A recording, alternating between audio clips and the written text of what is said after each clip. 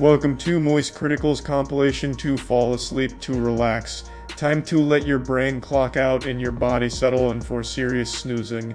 Grab your premium slumber gear and prepare for a lady tier drowsiness.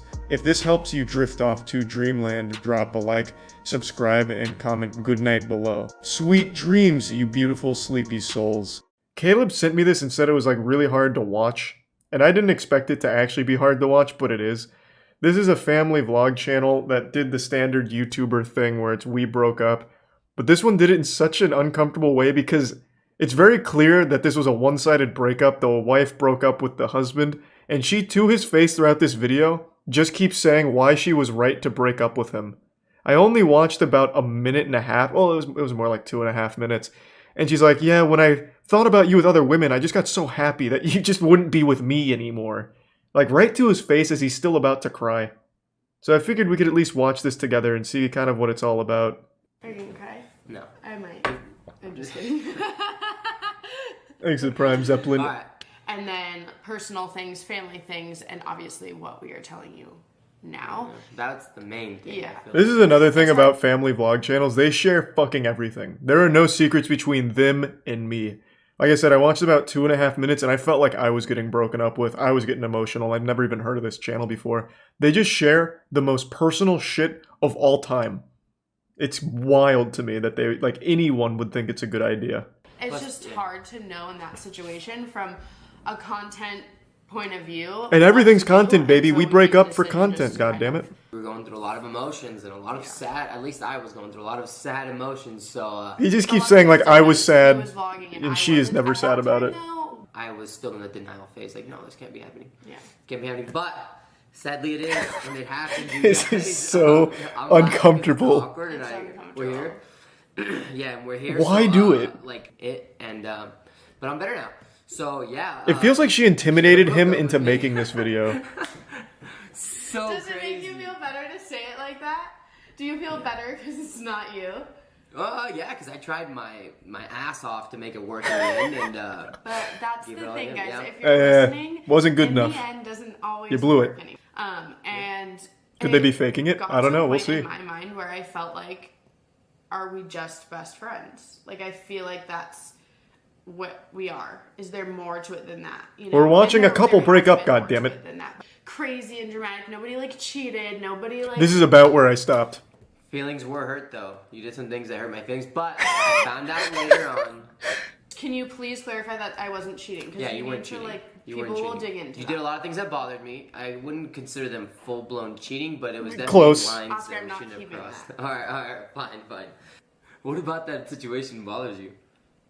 Yeah. It's not that situation. I just feel like... Yeah, that sounds like cheating to me, Oscar. Like specific things. Like, do we want to talk about when I had mental It was only health oral. issues, you were not there for me? And it's my fault. To, like, dig into all that. I wasn't a good enough husband. And I do think something like this, it's sad that it took this. It takes two in a relationship. Mm-hmm. And Oscar wasn't is pulling his not, weight. Like, yes, there are things he has done to hurt me or made us drift apart or, like, all the things, right? Yeah. It's all his fault. Thinking of Oscar being happy with somebody else, yep, there it and is. that made me happier, that's when I knew I didn't want to be with you anymore. Why say that to his face on camera for your audience? Like, why do that? You have sat this man down and are breaking up with him again and rubbing his nose in it like a dog who took a shit on the carpet, and you're like, hey, don't do that again. You know, like making him smell it. What is the point? You could have just said it in like a 1-minute video, like, hey, look, we broke up, it was mutual, we're fucking done, alright? The channel will go on. But instead we have a 15-minute dissertation about why she was in the right to break up with Oscar. This is where I stopped. I forgot about this part. But yeah, this is where I stopped initially. So this is going to be uncharted water for me. I'm going to go in deep. I'm going to be the couple's therapy here. I'm going to analyze everything because, god damn it, it's here for me to analyze. I want to take a peek and see what's gone wrong here. When I think of you with somebody else and that's what I want for you, I don't think you're in love with that person. Really? Yeah, can you handle that? You like that, Oscar? I've never heard that side, so it's a lot to take in right now. But Yeah, luckily we're doing it on camera. I don't like the things that you like. I don't want the same things that you want. I'm not interested in the same things that you want. And I want you to have that. So why am I like selfishly hanging on with a million other reasons? Like, guys, there's a lot. That's like the main. I love point soap of operas There's now. so many- This is good. So what triggered you to be so mean though this last month? Not that she was horrible. She was actually very nice to me during Jesus the actual Christ. breakup process. But there was a phase where like I was trying. My Once I best. had decided that I didn't want to be with Oscar, I'm about to anymore, watch a I couldn't fight. Tell him that because we were going on the. Like, I'm watching a this trip domestic together. issue. So I instead. You were doing a lot to push me away, not like in a. Subconsciously, I really was like self-sabotaging. Why would you do that? almost, Come or, on like, now. Trying to get you to break up with me, so it wasn't me. I don't know. Even the cat's upset back But, there. like, It's pissing on your I was couch. being mean because, like, as soon as I decide something, you know that. Like, I want to say it. I want to tell you. I can't just like. This is just an argument. Yeah, And this is so they're the literally second just I was arguing able to here. tell you. Yes, I did explode a few times, guys, and I've worked on it. I've actually gotten way better at it over the years. Why? They sat here and recorded this, and then edited it, and they're like, "Yep, this is how we announce it. This is how we do it. We go out with a bang." And for what it's worth, the vlogs have continued. He is still living at the house, and they're still making vlogs together, but they are no longer together, which makes it very uncomfortable. I tried watching the most recent one. It makes it very weird with that bit of context because you can see the kids are pretty sad about it. So, yep, I would say, as the unqualified therapist, the outsider here, the stranger you've invited into your lives, I would say you probably should take like a month, 2 months off from vlogs, would be my prescription here. And maybe like rethink how we approach the breakup announcement in the first place. Like maybe it could have just been summed up in a tweet. Said you're prepping for our breakup video. Yeah, this is how we do it. I'd start fucking throwing plates and then hitting you over the what? head with a frying pan like it's Looney Tunes. I thought you actually were saying that they were throwing things at each other. No, well, they're just arguing. She brought up how angry he gets and how he throws things, but then she just keeps piling on more and more things into this lore. Good. So it's not really a breakup. Owen in. This Yeah, is that's not the the point. thing about this video that I hate is it's like you did, I did, that like, about And you right? still chose to post it. That's what I said. Like, this is what's happening. Mm-hmm. I'm sad. I know you guys are gonna be sad. I'm sorry that we haven't She looks made heartbroken. a video about it for a minute. I don't know. Long story short, I do feel like we're in a really good place right now. We're still. It trying to looks do this, healthy. like, We're figuring it out. we Yeah. have a Yeah. whole life. This looks pretty together. healthy to We've been me. together for 7 years. It takes a minute to like know. 7 years. I'm extremely respectful of the breakup process. Nobody else, like I said, Well, like she said, no one else. I thought you said that she broke up with She did him. Nothing. Currently, no one. Yeah, she broke up with him. She said that the idea of him being with other women made her happier than being with him. So she got What? tired of him. She didn't like that he would get angry sometimes. So for like a year, she hasn't liked their relationship or something. But they recently just had a new baby last year. So basically, since they've had that baby, she's not like this man. See, So people, kids don't solve everything. no, probably not. But they're good for that YouTube paycheck. Oh, can I tell them Disneyland. All right. the funniest conversation I had with you What? in Florida when we were on the phone? Oh, yeah. I mean, I guess whatever. Yeah, just share yeah. everything. He went to. I want to hear it all. Club. Can I say that? Yeah, I don't care. The night before, and then we were talking about it, and I was like, "Well, did you like get a lap dance or anything?" And he's like, "No, I felt too awkward." So, anyways, long story short, I didn't go alone, by the way. I went with a group of friends. Right. Anyways, Oh, where's the story? didn't get a lap. I'm not gonna Didn't come Venmo now. me just as much money as the stripper. I Stupid. didn't. I barely threw anything, but sure. Tell them you barely didn't and how much it was. And Okay. you sound like an idiot. Hey, I just That's found out not I things was you just single, talk about in a okay? video. I feel like a baller. You for didn't that. even get a Yeah, lap he's having dance. fun. Okay, anyways, revert. Go back. So then To be he's fair, it looks like it was sleeping miserable with going girls through this and how is he breakup with gonna her. do that? And I was trying to give him advice on like how to sleep with girls or like know when a girl wants to. And all Jesus that. Oh Christ. my god, that is And so it was- you should They are see- literally still married. First of all, when you Oh. talk I just about think that. like I don't know, guys. Well, I are feel they like actually just, like, married, need or- that, like, Oh yeah, they often. are. They've been together for like 7 years now. So they're full on divorcing. It's not just a breakup. Like they're just Yeah, like. I think so. Like, Oh, I mean, like, they're goddamn. talking about, like, still doing their taxes together, so it made me think that they were married, but they haven't said anything about, like, divorce. They just keep saying, like, a breakup. Yeah. Thanks. Are for they, the- like, working through it, but staying married for the tax benefits? Like, is that... I have no idea.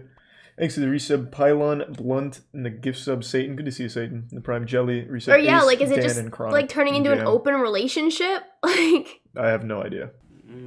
What happens if I have a 5th kid though? they have 4 Well, kids. that's your new person's problem, not mine. Yeah, let's go, Oscar. We don't care. Yeah, that's where we're at. Vlog. We're done. He's like, all right, Like I I'm just said, gonna end it here. like, living in the same house with 4 kids, what could go wrong? Right? Yeah. He looks so stressed. Well, I guess a lot of things, but He's very unhappy. He's not having fun. Leave your questions down below. We'll probably do a Q&A because why not? Yes, What? why not? You're already being open enough as it is. Everybody in our lives thinks. confidence, I love it. The fact that you think after everything you put me through, I would be like, Me, but you. This is so weird. I feel so bad right now. Besides some Yeah. attitude here and there. This is I don't know why they would And comforting upload another this. I don't know. oh, there it is. It's just two people that fucking hate each other pretending they don't. Comforting to Oscar. Yeah. Shut the But guys, that was early on. That was Wow. rough. Yeah, no, that got worse and worse and worse. It was just a full blown domestic dispute that they filmed. This is what I mean. Like, people literally live through YouTubers and their lives. Well, here, Oscar's glow up after this is about to be iconic. At least people are on his side on it. More of like a this is. Yeah, most people are. Well, it was pretty clear that she fucking hates Oscar. Yeah. He was definitely the one that was hurting the most here. Yeah. Yeah, like That- she looked. literally, yeah, she's so happy. She and looked he's- fucking thrilled. and he's just like out of it the whole time. Like Yeah. he wasn't there. Exit Tier 1 Wolf. He Mary looked Sub Momo. miserable. Like he didn't want to be doing that whole thing. I mean, I didn't see the beginning, but I'm sure he looked the same way. Yeah. They didn't do a Q&A yet. I already looked earlier. Oh my god, never mind, they did. How did I miss this? I saw this one. This one was very uncomfortable. But I didn't see this. Oh my god, It's 22 minutes. there's still so much more to learn. I don't You know. sound excited to be. Not watching really. another. I don't know. That was very uncomfortable. I just feel kind of dirty and slimy just for knowing that much about that couple for no reason. I don't really care about that. It was just, he clearly doesn't want to. Okay, And she's we're telling him back. how to I get did not expect girls, to be I making mean- this video so soon. I actually filmed. Oh, and one of their vlog kids yesterday, is and I wanted watching to this. upload That first, Oh. because there's so many questions, and we're like, all right, we need to address something. Oh. I think the next time that we film a video in the kitchen, it needs to be a positive video. Yeah. Oh, God. So I kind of thought that we would. Time start to watch with, like, Mom a and Dad bunch of fight on notes camera my phone, again. Like things that I wanted to. yeah, You I said stopped by, nothing and she the was whole mad. time. Yeah, and I had to say anything because these are awkward conversations to have. You don't really know what You to don't say. have to have these And you don't wanna say the wrong conversations on thing, camera. especially You on the really internet with don't. all the backlash. So Yeah, and like it's no. funny. We have like banter. Yeah. We're in a good place. Yeah. That sounds Yes, good. yes. No. Yes. Yeah. No. Are we in a good place? Yes. Tell I'm them. laughing because the nipple thing was out of habit, and I didn't squeeze. I just was like, oh wait. I Yeah, should he do didn't. that. He said, yeah. But like, Thank- we all have thank God, and we Oscar. have- this Your is honor what is I still know to do intact. to you guys. That kind of tends to happen. People also don't mean, like that's the when I whole touch point. you. Oh really? It's Why? mixed signal. Oh yeah. No, guys, it is done. Like. Whoa, whoa, whoa. I mean, it is, but relax. well, I hope Oscar's side hoe what walks was I in to gonna like say? help This is answer why I questions. interrupt, because I just I want to know he's doing was gonna okay. It was important.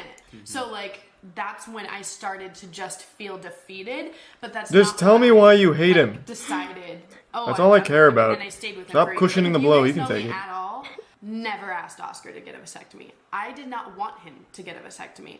I wanted more kids, and I see why he did it now. encouraged he didn't get the vasectomy.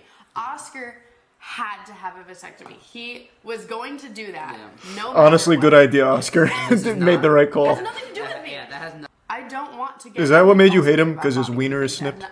It had nothing to do with having. I feel like I'm kids getting in to the future. bottom It of was this. more so just I mean, like, his wiener's I'm not weird snipped. about bodies. No, his the only wiener's reason why I cut in asked half is 'cause you were now. already- That's what a it vasectomy was is. already They gonna be split it in good half like a section. I didn't want meat you to stick. find a way to get- A little while ago, we've had a lot of people say like, are you guys going to get back together in the future? No. Or, like, Oscar's how done. Official is this? It's official. Yeah. I Oscar you seems so never know strong what the now. Future brings. Like, I don't want to say.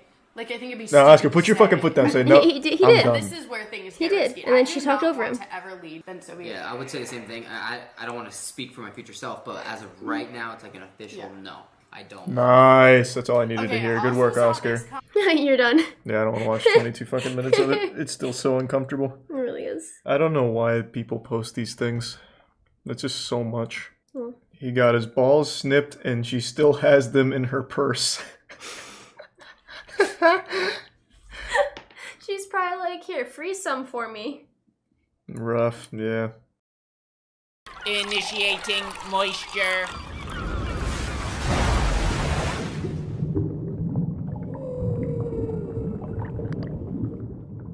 Welcome to the Moist Meter. Today we're taking a look at Dying Light 2, a highly anticipated sequel in a game that I was very much excited for. Recently replayed the first Dying Light just to get the juices flowing, get back in the swing of things, and get ready to put ass to face and hardcore parkour.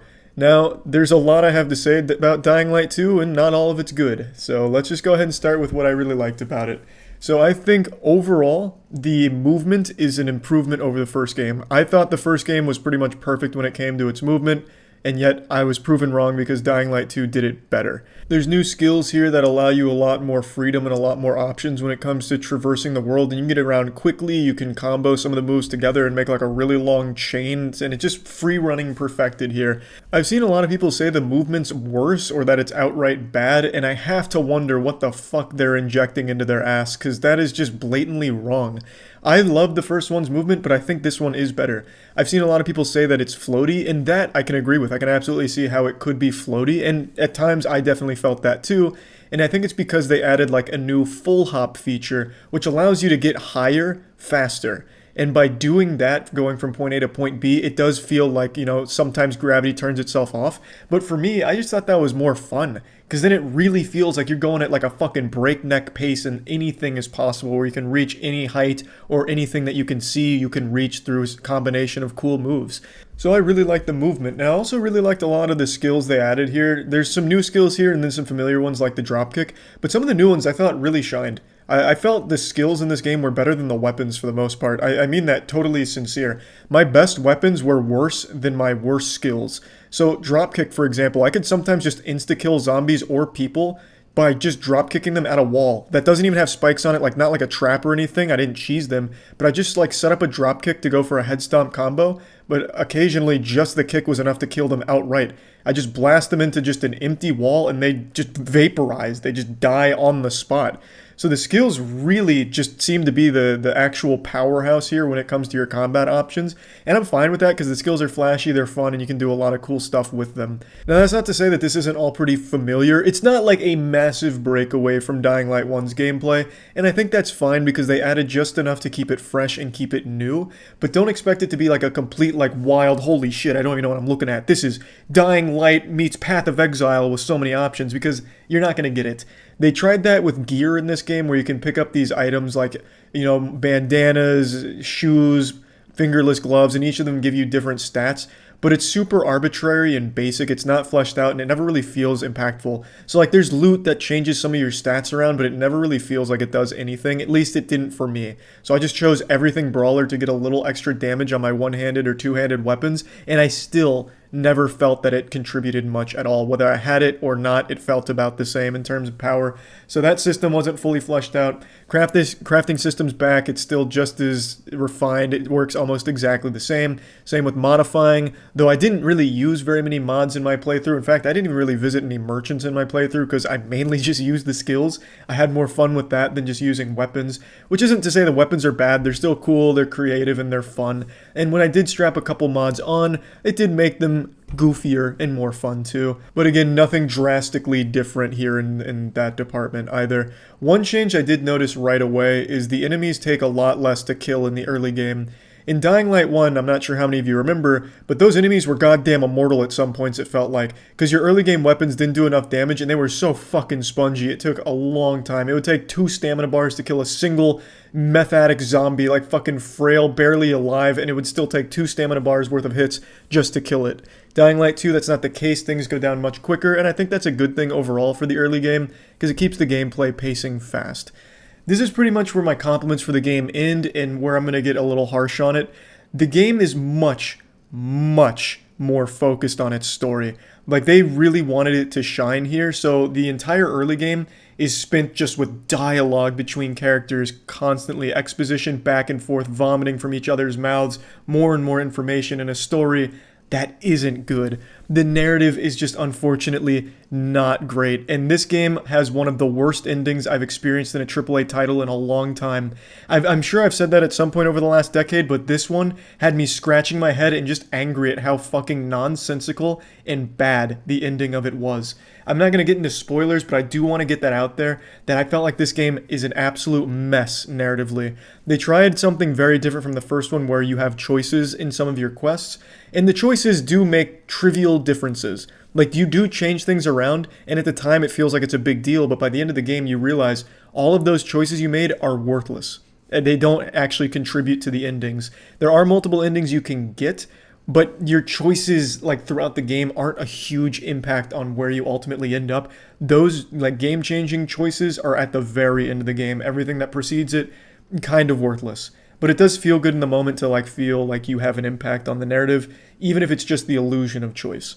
But the story is really abominable. The characters are super generic, super forgettable, and sometimes some of the characters just felt like the voice actors were just pretty lazy with them. I don't feel that way about the main character, Aiden. His voice actor, Jonah Scott, I thought crushed it.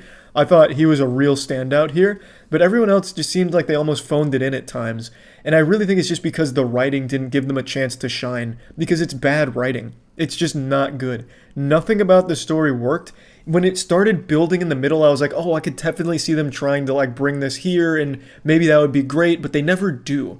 They never actually set anything up and finish it. It's just a bunch of, like, blue balls, and then it feels like they forget about characters sometimes, so then they'll randomly show up with no explanation. It's just so much is wrong with the story, and it's really unfortunate, too. Almost everyone agrees that the first Dying Light story was dog shit, and somehow they did it even worse this time around. And it's because I think they put so much emphasis on it. Like, every single thing you do in this game ties into, like, a cutscene or dialogue between characters, so you're constantly getting inundated with the story that is just not good. It is just not working. The side quests, however, I actually thought the side quests were better than the mainline quests. I didn't do a ton of side quests, but the ones I did do actually felt good. Like, the side quest, like, they had a complete story with these characters that you meet for a brief period of time. You get some closure on some of them, and it feels pretty weighty and impactful. And that was nice. The side quests I actually enjoyed a lot more than going through the main story, which is surprising. So whoever worked on those definitely wasn't on board for the main quests, I would speculate, because god damn. Now, moving on from the story, there's a lot of quality of life improvements that I really appreciate, but there's one thing they added in here that I just couldn't get over in the early game. The stamina system that they introduced here is different from the first one. When you're climbing shit, you have the stamina meter that is constantly ticking down, and it makes it so you just can't climb things you feel like you should because your character just runs out of breath and falls and dies. The stamina is unforgiving in the early game until you get to, like, level 3 or 4 stamina. Then you can finally start to explore what you want to explore. But until then, it just feels like it arbitrarily slows you down by not letting you explore these places because your stamina is not high enough. So I really didn't like that system that they introduced there. But most of the other quality of life things they added, I did appreciate. That one just stood out as a real not fun thing that got brought on board here that I'd like to just briefly mention.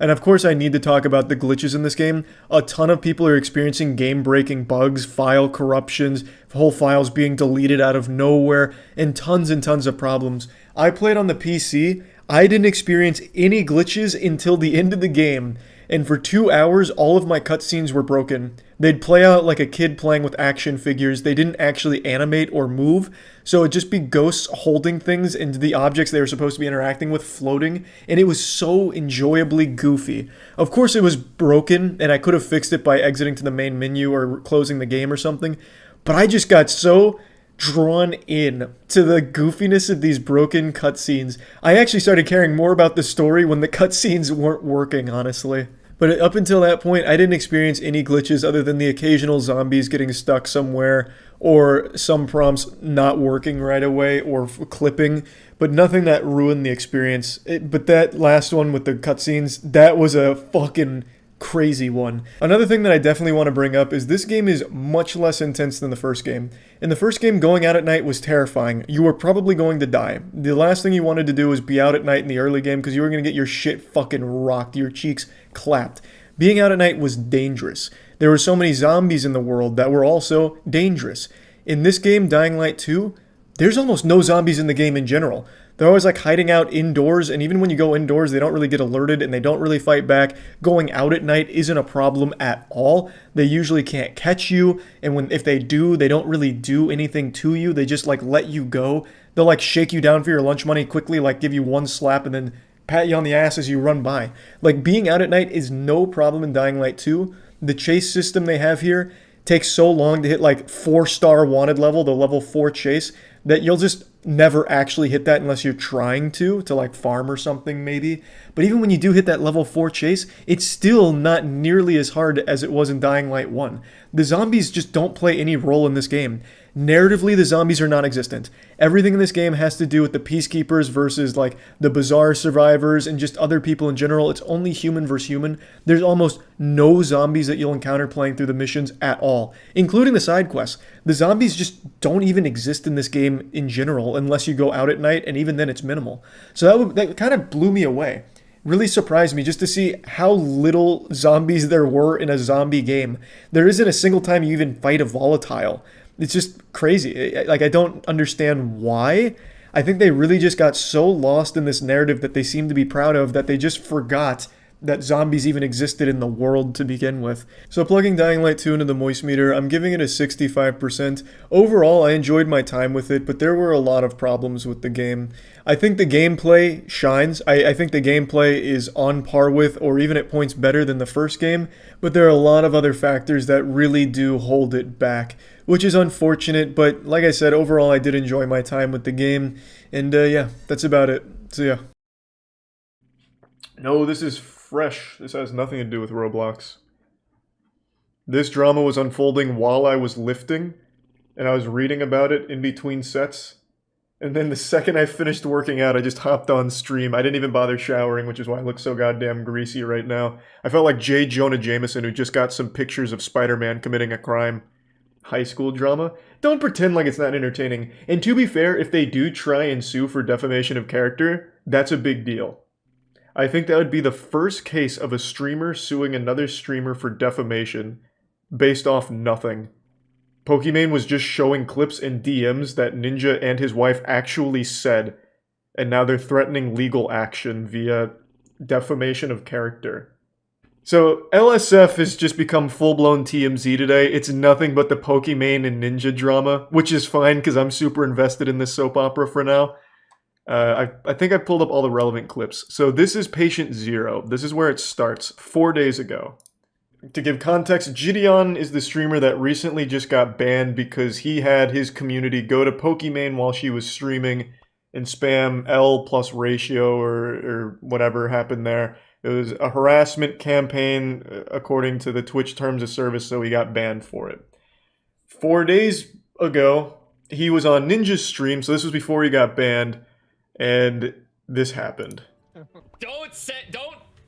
Nothing negative. No L's. Don't spam your chat to rate someone and spam L's. Don't rate. If you're gonna ratio bitches, and that's not. Oh! Bitch! You stick to Twitter. All right, maybe okay. TikTok L spam. You'll get away with it. Hey, say less, Ninja. Twitch, dude. Say less, Ninja. You didn't call her that. He didn't call her no, that. No. I said me. Me. That was my. I meant bitches in general, as in like you. The desperate backpedal. So, Gideon, this was right after his hate raid on Pokimane, which got him banned. This was right before that happened. So he dropped gift subs to Ninja and had his community in Ninja's chat. And Ninja said, you know, you can't send people to harass them if you're gonna ratio bitches, do it on Twitter or whatever. And Gideon took that as Ninja calling her a bitch. And to be fair, that's what it does sound like. You know, I don't think Ninja would say, you can't send a harassment campaign to bitches if he did it to like Mizkif or something, right? So Gideon took it as Ninja's calling her a bitch. And today, Pokimane was just going over this entire drama. She just explains the situation of this clip I just showed you. She doesn't take any liberties or spin it in other ways. She literally just explains it. You can't run around raiding bitches on Twitch. Which Dijon obviously immediately takes as Ninja calling me a bitch. And Ninja then says he meant bitches generally. I wonder if Ninja would have said bitches if it was a large male streamer that was hate rated, but I digress. I didn't even know Ninja then said keeps bad joking words. about it. He then says, like verbatim, "The most I can do is text my Twitch representative about this." And then he proceeds to do just that. So that's where it all started today, from an event from 4 days ago. And Ninja and his wife/manager were not too happy about it. So that isn't a baseless claim. On stream, he said that he can text his... Where was it? It's somewhere here. Here.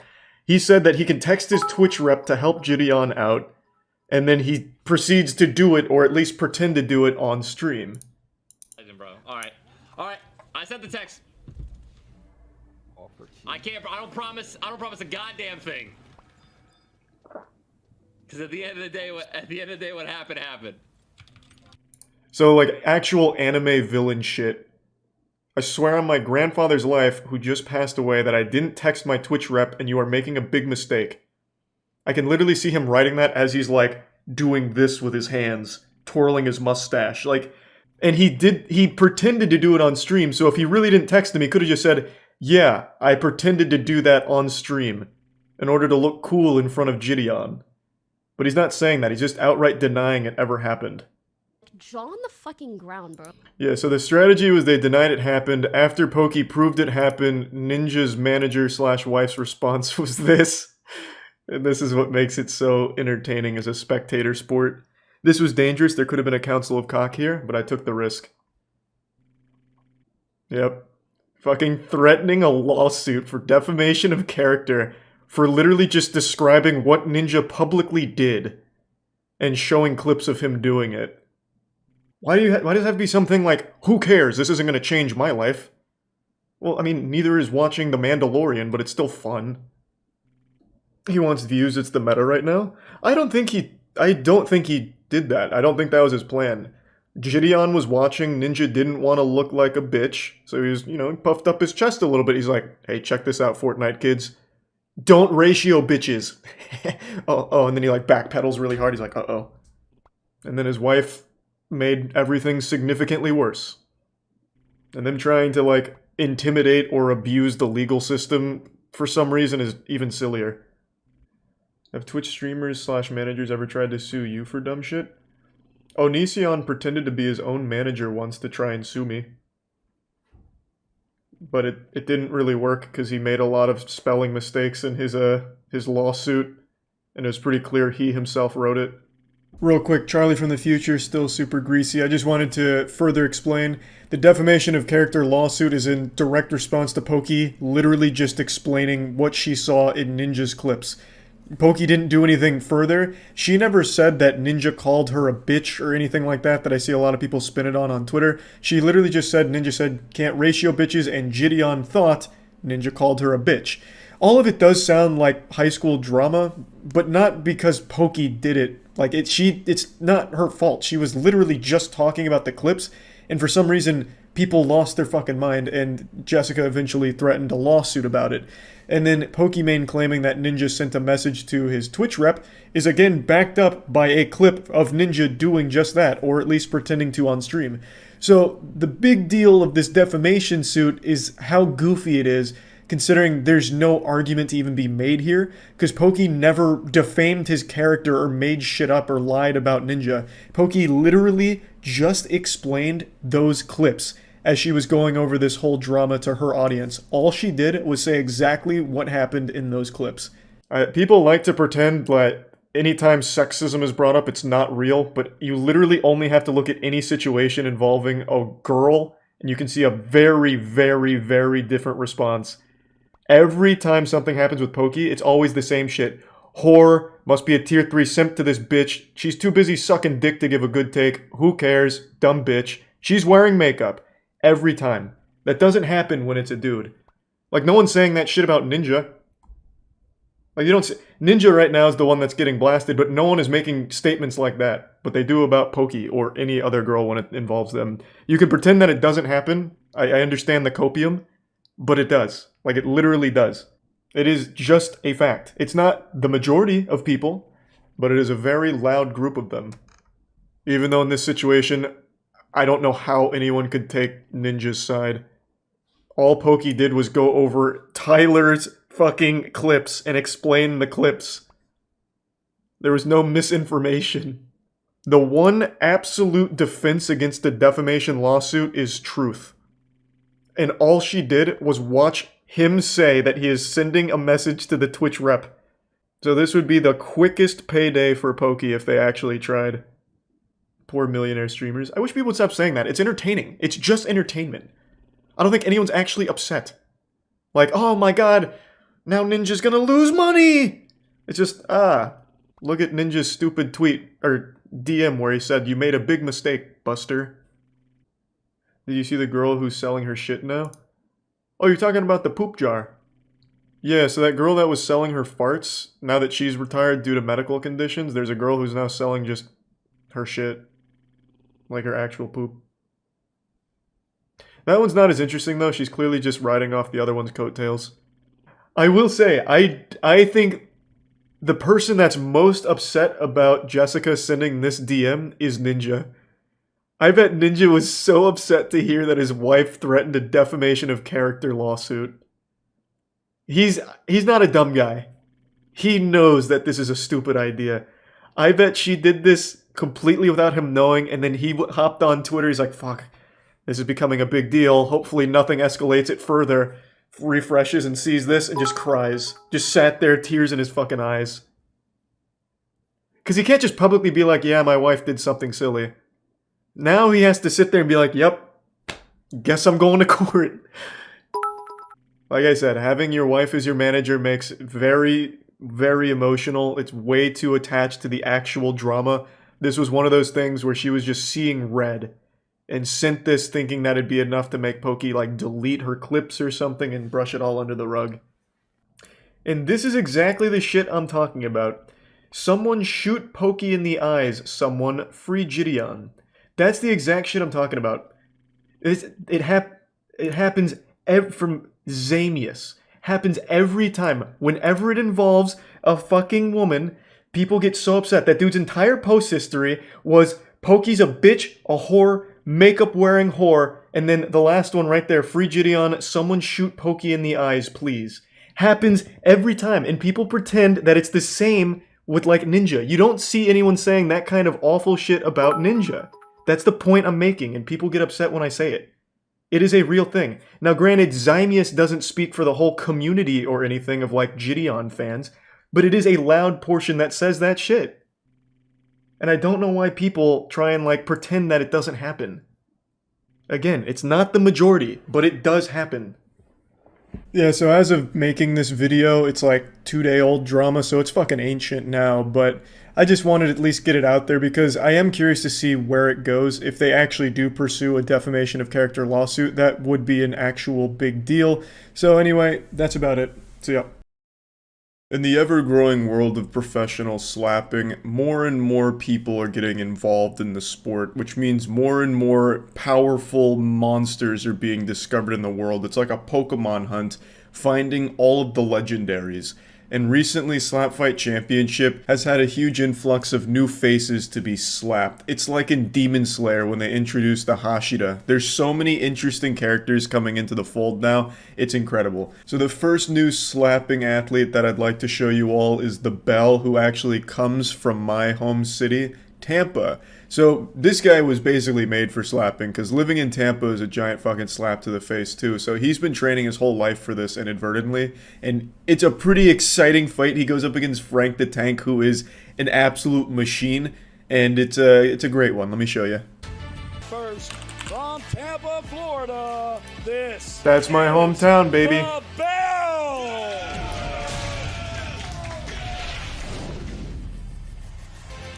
Pretty evenly matched. 6'4", If you close your eyes. heavyweight boxer, and there can be no pivoting or stepping when Short guy's striking. made of And lead. finally, no Frank the flinching. Tank's been on a Small crazy win reactions streak. are allowed, but any movement that affects So the power of the unironically, he'll strike probably is win. allowed. Even though he's like 9 inches shorter. All right, friends, we are back at the barrel with our He's like a little featured cannonball. fighter. Frank the Tank on your right, and the bell on your left. JT was telling me Frank pretty much takes every First thing you'll fight notice is ever. that there's a 5-inch height difference between He would the bell actually and just take a Frank. fight from The Bell genuinely is a anyone that massive, asked. Massive man. Fucking Mike Tyson in Another his thing you'll prime, notice is that Frank the Tank has sentient decided to garbage use truck, his left Optimus hand Prime. today. He'd throw You've down. not seen that before out of Frank. Okay. I guess that answers that question. That Frank felt like definitely knows Tampa, how I to bet. generate power. Frank did not think that it would be fair to use his right hand. What a fucking gentleman. That's just the type of guy Frank the Tank is. He's like an Such a anime friendly guy. character. Just a great guy to be the people's champion at Slap Fight Championship. The Bell is also a great guy. 1, 2, 3. Oh! But the Bell doesn't mind slapping the piss out of you. Not bad. Frank now realizes that he's in a fight. This is not his first time slapping. Good man. I tell you, last night at the weigh-ins, these two guys became friends That was quickly. crispy. They're both very funny. The Bell had us all in stitches. But today when he showed up for the fight, it was a different personality. Oh my goodness, Frank staggers him. Oh, he's fine. He ate that. Okay, the Bell had a tough time staying on his feet there. I actually didn't think that was a super great shot. I'm surprised it did Looks so like much he's going to damage. take a few seconds here, talk to his corner man. If Frank Today, goes the Bell right is hand, being though, I think it cornered just by ends on the undefeated spot. Puerto Rico. Oh, and another Ooh. fantastic shot from the Bell. Frank tells his corner man, hold my beer. This guy's pretty good. Oh, no. Wait, what? Okay, looks like we've got a stepping warning. Okay, I see it there. What happened is the right foot of the Bell pivoted. when he I'm threw still that probably strike. pulling for Frank the Tank.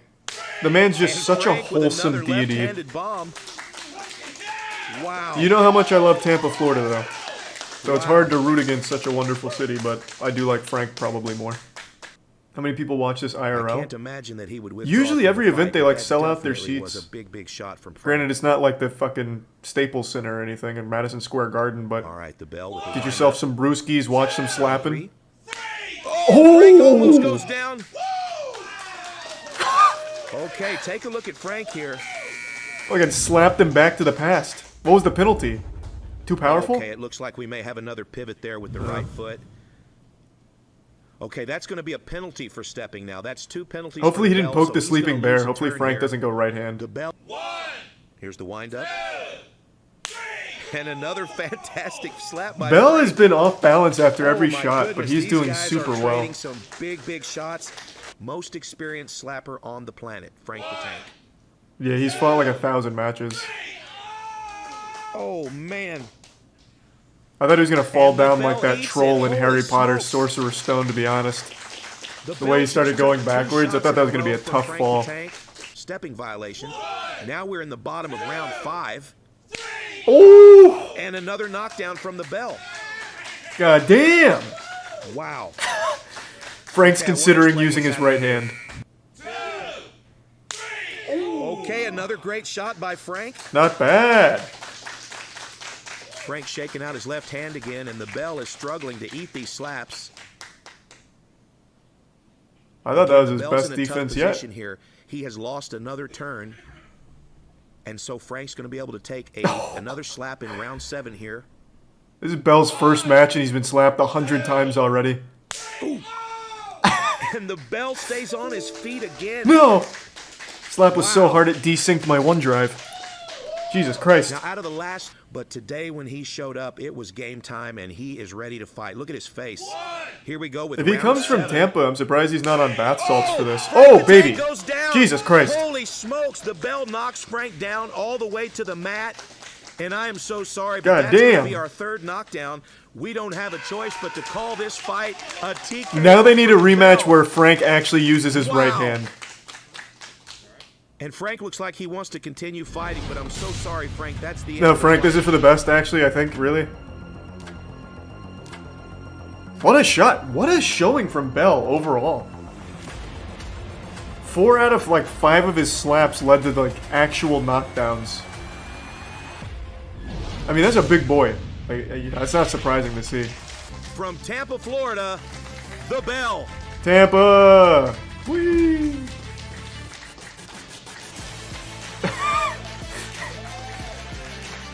No handshake? Sorry, I'm gonna go butt chug a brewski real quick. That was really good. Usually you don't see someone come out of nowhere and do that well. Because it takes a lot to eat a slap like that, man. It really does. That shit is unironically just CTA. Jesus, CTE. What's this? Generally, we shoot intruders on sight. Cool sound. But today is a special occasion. Good text to speech. Perfect day to join us, darling. Unfortunately, you won't be leaving here or this place. Whoa! Enjoy your last hours.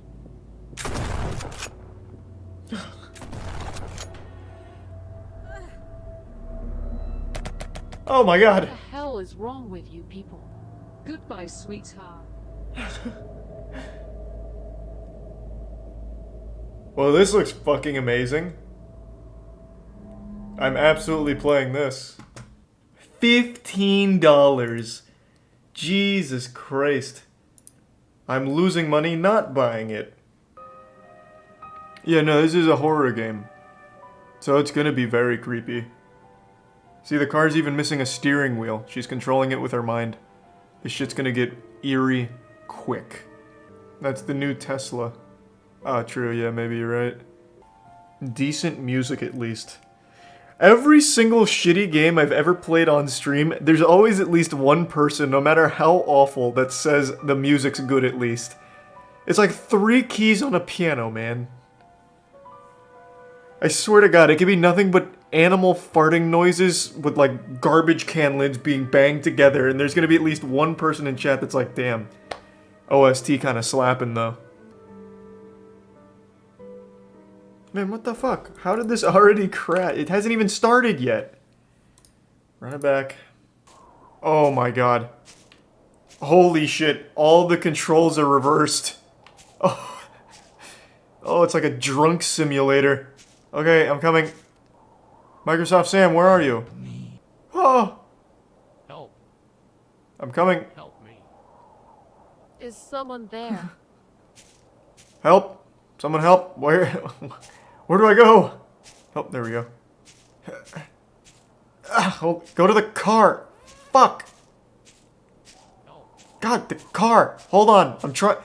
Everything is reversed. Is that really you? Who is it? No, there's no way it's him. No. No fucking way! It's that guy who works at an office.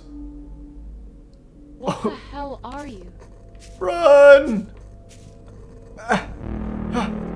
Maybe his controls are reversed too. Ah, shit! Ah, fuck! I'm stuck. I'm stuck. The controls, man. Oh my god. Go. Holy shit.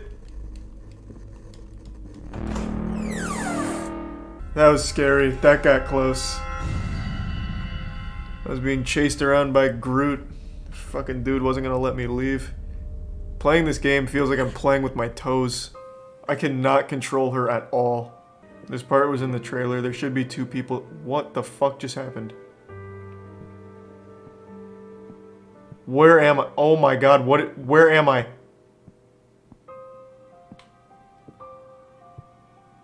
Okay, let's take it slow. Take it, okay. Alright, there we go.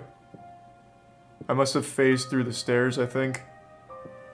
I mean, this was $15, so, you know, you should expect quality.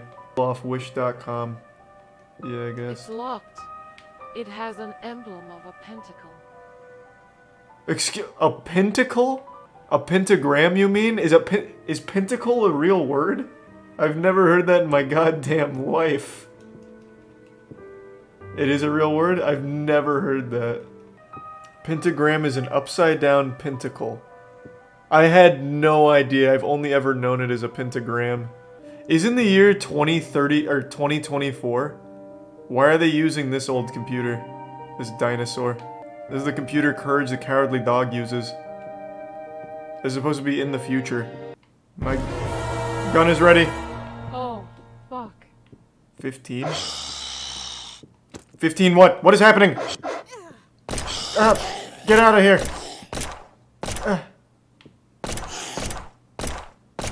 Gotcha. Well, I figured out how to change the camera angle. But at the cost of movement. The game was not meant to be played like this. When I try and go backwards, there's no, like, turnaround animation or anything. I just throw my ass at the camera. Ah, fuck! Off of me. Shake him off, shake him off. Shake him off. Ah, take this. I'm out of ammo. I'm making a run for it. Get off of me. Let go. Oh, goodness. I did it. Or maybe they just got full. I'm not sure. I'm out. Run for it. What else is amazing is the fact that they didn't think anyone would use this camera angle, so they didn't even bother to program anything over here. There's not even a wall. Just an empty void. I feel like I've explored everything here. Like, I don't think there's anything left. I already opened the wardrobe and got the horn. Well, there's this, but I think it's just a magazine. Ugh, please. Oh my god, stop. Holy shit, these controls are actually infuriating me. How the fuck does that help me? I wish the goddamn lights would stop turning off. By that I mean deloading. It's very clear that every time I go somewhere, the lights get stuck behind something and turn themselves off. Because they despawn. A tactical flashlight with a clip. Wow. Well, okay. It immediately just bounces off of the paper with a goddamn solar flare. My god. I'm just eating the fire. There's a prime pufferfish. Oh shit, watch out! What? Oh, are they? Ha! Get away from me! I have fire! Ha! You scurvy dogs! Get back! Oh, Jesus Christ. Oh my god, where have I gone? I've sunken into the floor. Alright, hold on. I can free myself. Or I can just play it like I'm Stuart Little, I guess. I'd like to pick it up, thank you. A pistol grip pump action 12 gauge shotgun. Man, this game's got everything. I really want to get to the cutscenes, but I don't know if I can continue with this tedium. It's so fucking boring. It's such a beautifully bad game, though, but it's so boring. Like, if we could just get to the cutscenes and then, like, a little gameplay, it'd be perfect. But it's so slow. The Siri voice acting is its saving grace. The text-to-speech is wonderful. The fact that almost nothing about it works is great. But on the flip side of that coin, it makes trekking from one side of the house to the other take literally 20 minutes. Maybe someone will come up with a cool speedrun route for this game, but it will not be me. I've recently been coming up with a lot of big show ideas that are absolutely horrible, just pure dog shit and maybe even downright criminal. For example, I thought it'd be cool to do a Fear Factor type show, but instead of just eating spiders or drinking bull cum, you'd be taking the contestants' most personal fears and making them confront them. Like, we'd get one of the competitors' high school bullies to come on, and they have to finally beat them in a fist fight at the lunch tables or something in order to make it to the next round. And I've also been very inspired by Japanese game shows, more specifically this one that I always think about where it was karaoke, where they were getting a hand job, and when they ejaculated, they lost. So it was all about stamina as well as like actual singing ability. And I just thought that was such a creative idea. But amongst all of these like stinkers for show ideas, occasionally we've come up with something good. And recently we had the idea of doing a Shark Tank type show, which of course, you know, that's not reinventing the wheel. Everyone's doing their own kind of Shark Tank. But ours would be more focused on people that have ideas that will never ever sell more than like 5 copies or 5 units worth. And we'd invest in that and like get it started. It was actually inspired by Atriox's show. I was on one of Atriox's Shark Tank shows where people would pitch video games. It was all focused on imaginary video games that will probably never exist. Our idea was to focus on things that can exist and invest in them and make them exist and see if maybe we're all surprised and they just go fucking Insano style and something good comes from it. But, either way, it was just like a goofy idea for a show just to have people pitch really silly ideas. So we shot a pilot of what it could look like, and I'll go ahead and show you that now. Welcome to the Shark Tank. Matt hasn't made me get off my phone yet. His presentation sucks. Boo. Bad. No tits. Nothing. Boo. Bad presentation. I'm locked into that phone. You gotta give me a second. Oh, boo. This sucks. I don't like your idea. Alright, here we go. I think I've got it. Yeah, baby, we're live. No, you're not. Presentation sucks. It's trash. You shouldn't need this to sell us, Matt, honestly. I don't. It just really helps. I could do it without if you Am I want. sitting like Mark Cuban yet? I'm going to tell you right now, Matt, I'm almost out. Matt, tell me about revenue. How is it generating Is that Mark Cuban? Gary V. That's Gary. I was like, what the? You said I'm sitting like Mark Cuban, and then you went into that voice. I was like, what the fuck is happening? This is gorgeous. This is All right. Right off the bat, Matt, I gotta say, I love it. Hey guys, Hey, Matt. I'm Super Spicy Matt, and I'm here to present an idea to you today. Do any of you have kids? No. Can't afford it. We get him out. Alright, so none of you have kids, but that's the problem. Kids. And what do kids need to do if they don't sleep? We know they have a lot of energy, but if it's not bedtime, what do we do with them? Teach them Latin. I don't know, man. This doesn't say anything. Just it's or stop for 1 second. Matt, focus. Come on. I see the problem. I can't understand the slides. You can't read lorem ipsum? It's not bedtime, but you need them to rest. What do you do with your kid? Knock him in the head with a frying You pan. put them down for what? NyQuil. Oh, Jesus Christ. They nap, okay? Right. Sometimes it's hard to get them to nap. And parents need alone time, we need to let them hang out together. So we've created a solution to that. The kidnapper. So our revolutionary product is a box that your kid goes in to nap so that you as a parent can get alone time with your spouse. Now, if that's not enough, we have a subscription model where our revolutionary kidnapper will come pick up your kid to take its nap so it's outside of your house. Here, so you're the kid in this scenario. Come take your nap. Here, I can see you're struggling with it. It was made for 4-year-olds, but Can I get one of these for my wife? Caleb's not invited to stuff anymore. why is this how you would get in? Man, I don't like the product very much. Is this regulated by OSHA? Oh my god. I see a few problems. Are you getting out of it now? Yeah. I'm not tired. Matt, make your product work. Come on. I'm not tired anymore. Let's scrap this whole thing. I'm out. I'm done. Well, after I've tried it, I can see a lot more use for it. Here, Danny. No, let Chelsea do it. Okay, I can't fit in that. Just make sure I don't die. Oh god, I'm gonna die. Pretty safe. You're fine. Okay. So you're in it, right? Nap time. It's nap time. You're going to bed. Out of your house. Oh god. Oh Jesus. I'm falling. No, I think you're. All right. Matt, she's caught on the couch. And now she's out of the house. Couldn't they just? They could just come take the crib though. How are you gonna move a crib, Charlie? The same way on a dolly. The same way you just moved. There's no way that would work. You gotta think bigger, man.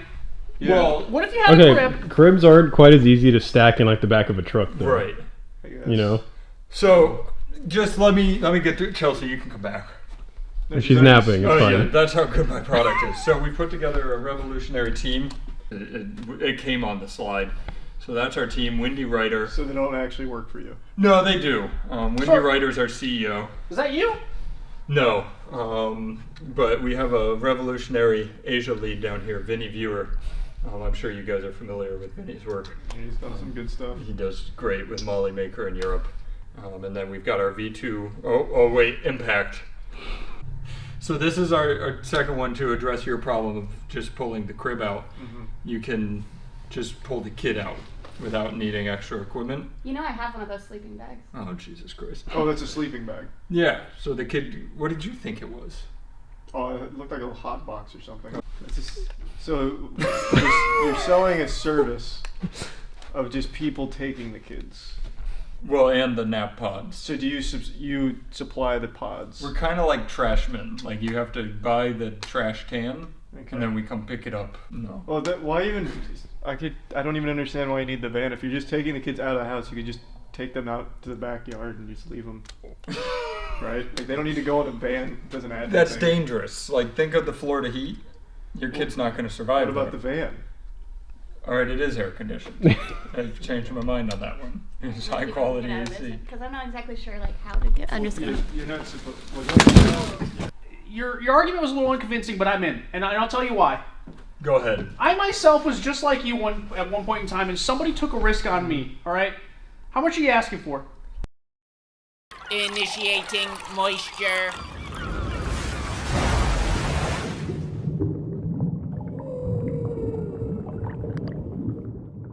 Welcome to the Moist Meter. Today we're taking a look at Demon Slayer Season 2. And god damn, by the end of this season, the hype was so unbelievably high, I had to control my own breathing to stop myself from coming in my pants so much. I was the embodiment of the ejaculation Hashira. It was crazy. The animation here was on a totally different level than pretty much all other anime. And I didn't think they could really top Season 1 in terms of visuals and like how smooth and incredible that was. But Season 2 did it, I would even say, better. Like the second to last episode, right before the finale, was some of the most incredible animation I've ever seen. Like, just straight up in any show. It was fucking unreal. The budget for this, I can't even imagine. It has to be astronomical. I don't know who's funding this, but Ufotable must have unlimited deep pockets, like Tommy Wiseau, you know, like where is it all coming from? The mystery of where they're getting the money to make this kind of high quality animation is absolutely astounding. The entire season was incredible though. Like, I will say, it got off to a bit of a rocky start in my eyes because the first 7 episodes are dedicated to just breaking up the Mugen Train movie into 7 episodes. Except for the first episode, that one was fresh, but after that it was just the Mugen Train broken up into episodes, which, again, I knew it was coming, but still didn't really like that much. But they did announce it beforehand, so it didn't ruin the show for me. Christmas wasn't cancelled, the Grinch didn't come in here and wipe his ass with Demon Slayer or anything. But I will say, since Demon Slayer's 18 episodes and 7 of them are dedicated to content we've already seen in the movie, it was a little underwhelming, but those 11 episodes of the Entertainment District arc are fantastic. It'll put some hair on your chest. Like, the last 5 or 6 episodes of the season are almost non-stop action, full throttle, nuts to butts, never stopping, and it is beautiful. Just when you think they're reaching this crescendo, the climax, it just keeps going and keeps ramping up, and it's so good. Even my least favorite character in the show, Zenitsu, had moments here where he was really badass and did some cool shit, and not only when he was asleep. So Zenitsu, when he's awake, is just a whining, bumbling imbecile and just constantly screaming and yelling, and to me it's super grating because it's all he really does. But when he's asleep, that's when he enters like the goddamn avatar state of ass beating, and it's great. But every time he's awake, it's just, I don't really like him as a character. But this season, when he was awake, he did more than just snivel, cry, shit his diaper, whatever. He actually participated and was able to actually contribute meaningfully and have moments where he was badass when not asleep. So that was good to see. Hopefully he'll continue to grow as a character because I think he is a very cool character. Or at least half of him is. It's a full-blown Jekyll and Hyde thing where when he's asleep, I think he's a cool character because he does cool shit, he says cool shit. But when he's awake, man, I can't fucking stand the guy.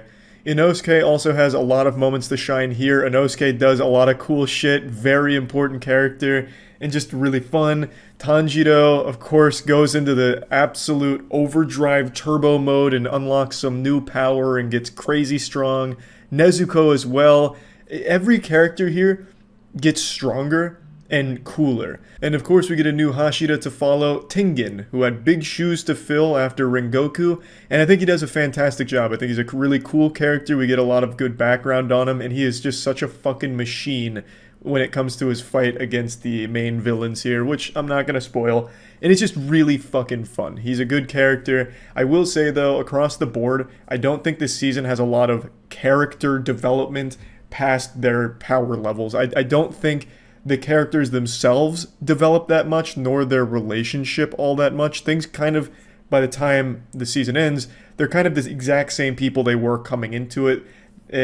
Maybe a little bit closer, and we as the viewers get more details on some of the background, but other than that, I don't think the characters themselves reach some kind of new level of enlightenment or development, apart from being able to really beat more ass more efficiently. I mean, it's Demon Slayer. Just like in Season 1, it's a super simple plot, and there's nothing wrong with that. The narrative is simple on purpose. It's unapologetically shonen. Pretty standard stuff, so most people aren't watching Demon Slayer to be drawn into the lore and the storytelling of it, because it's all very simple, and I think that works to its benefit. Most people are here for a really light, fun, over-the-top, beautiful action show, and that's exactly what Season 2 continues to deliver, and I think even delivers better than Season 1 at certain points. So I was super pleased with it. Yes, the characters aren't getting a ton of depth or anything like that, but now they're able to really put their ass in someone's asshole. They can go absolutely nuts with all of their newfound powers and abilities that are just amplifying the intensity of the show to new levels, and I really appreciated it. So plugging Demon Slayer Season 2 in the Moist meter, I'm going to give it again a 95%. I think it kept the momentum from the first season, built upon it, and made it even better. So I had a lot of fun, and I'm sure if you already like Season 1, you'll have a lot of fun with this one as well. That's about it. See ya. John Christian 2 came out? No, you're lying. You're fucking lying. There's no way there's a John Christian 2. That story wrapped itself up. No! What? John Christian 2! Alright, we're playing some John Christian. This is... what a night. What a blessed night. Straight from God himself. This must be from, like, Heaven Labs Inc. What a beautiful fucking gift. Oh, a sequel. I didn't think it was possible. Space required is 21 gigabytes.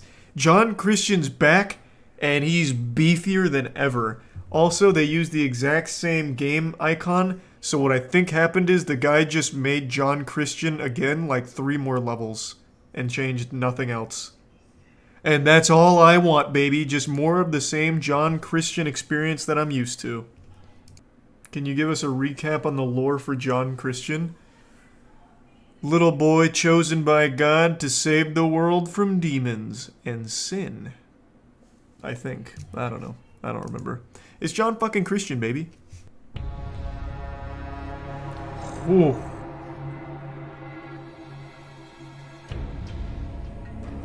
Here's the resub sheety. I don't remember his armor looking like Aquaman. So maybe he's upgraded. It's like nanobots now. 0 life saved so far. Gotta really pump those numbers up though once we make landfall. Alright, here I am. How do I transform? Was it... oh.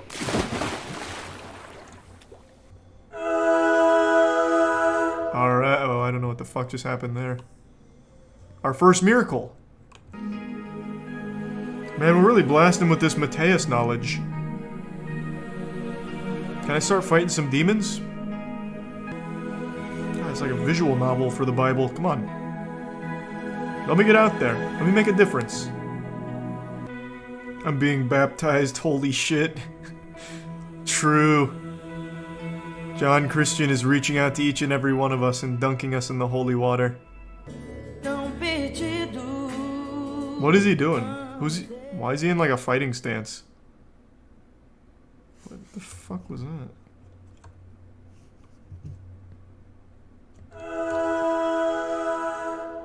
Alright, we're doing it. Evil sin stands no chance against John Christian.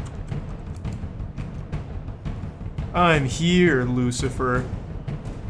And I brought the Holy Army with me. Death Spirit, what is that? I feel like there's supposed to be an enemy here. Maybe not.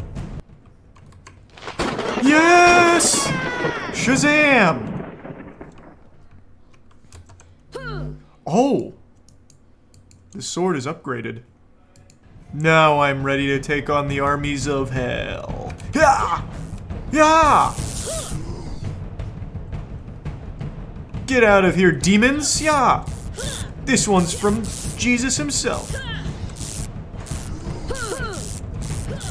Let he who is without sin get fucked. I don't know. I don't know enough Bible sermons. Come here, yeah! Get out of here, sinful men. Yeah! Unction attack. What the fuck is that? What is an unction? Alright, unction attack inbound. Hiya! Damn, that's nice. That's good. Oh, unction is a real word. So anointing someone with oil. Alright. I've never heard of that in my life. Oh, I'm getting fucked up. Okay, unction, unction! Jesus. Alright. You need to upgrade your faith, man. That might make it. Come on. Yes? Hold on, I'm kind of cheating it here. Yes! I'm a fucking genius. I'm just an actual genius. Okay. Now I think I can make that from up here.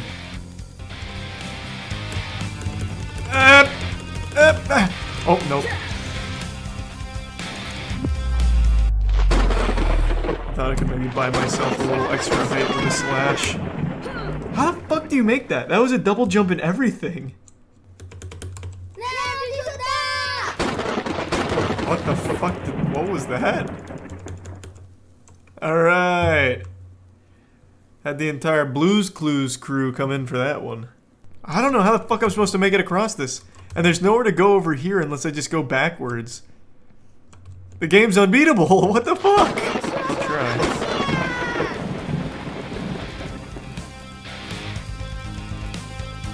Alright. It was worth an attempt. Oh, maybe this is it?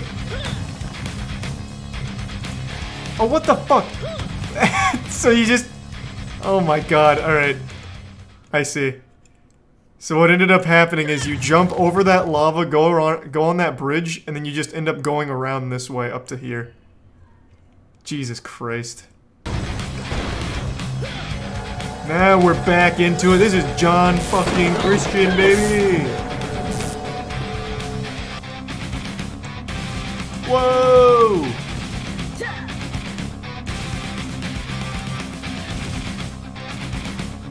Speedrun shortcut.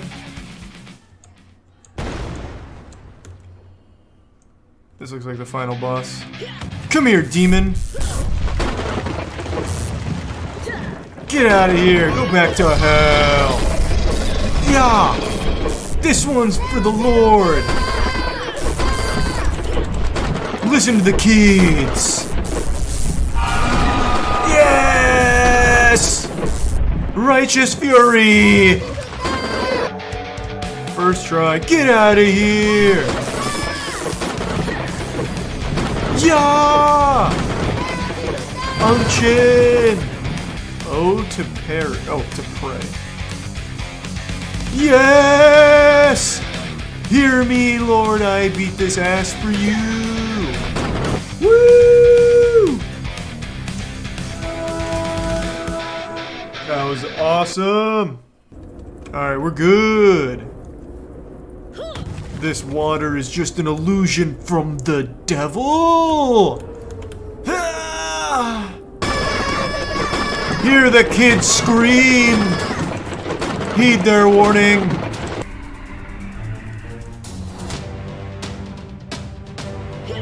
Fuck! Another one! Beelzebub! No! The demon of trickery! Nothing John Christian can't handle.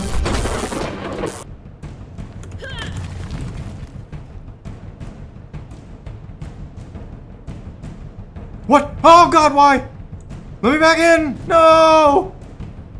Why is my faith being tested? Why did that happen?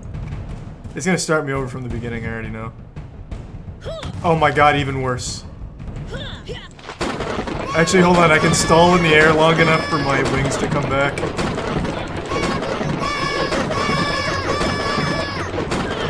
Come on. Give me my wings back. Come on, you son of a bitch. Give me back my wings. Who am I killing now? No.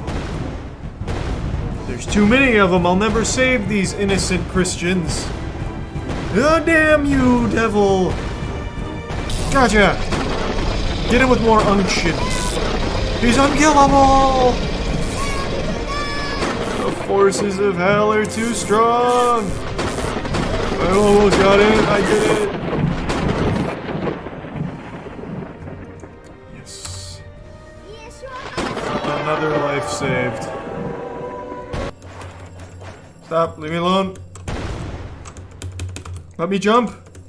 Holy shit, let me jump. Okay, it's that way. Fuck, that's so far. It's not worth. We all know how this ends. We've all read the Bible. John Christian slays the devil, and we all get laid. It's such a powerful story, though. I'm so glad it got the sequel that it deserved. You know what's awesome? I have almost the exact playtime for John Christian 2 as I do for John Christian 1.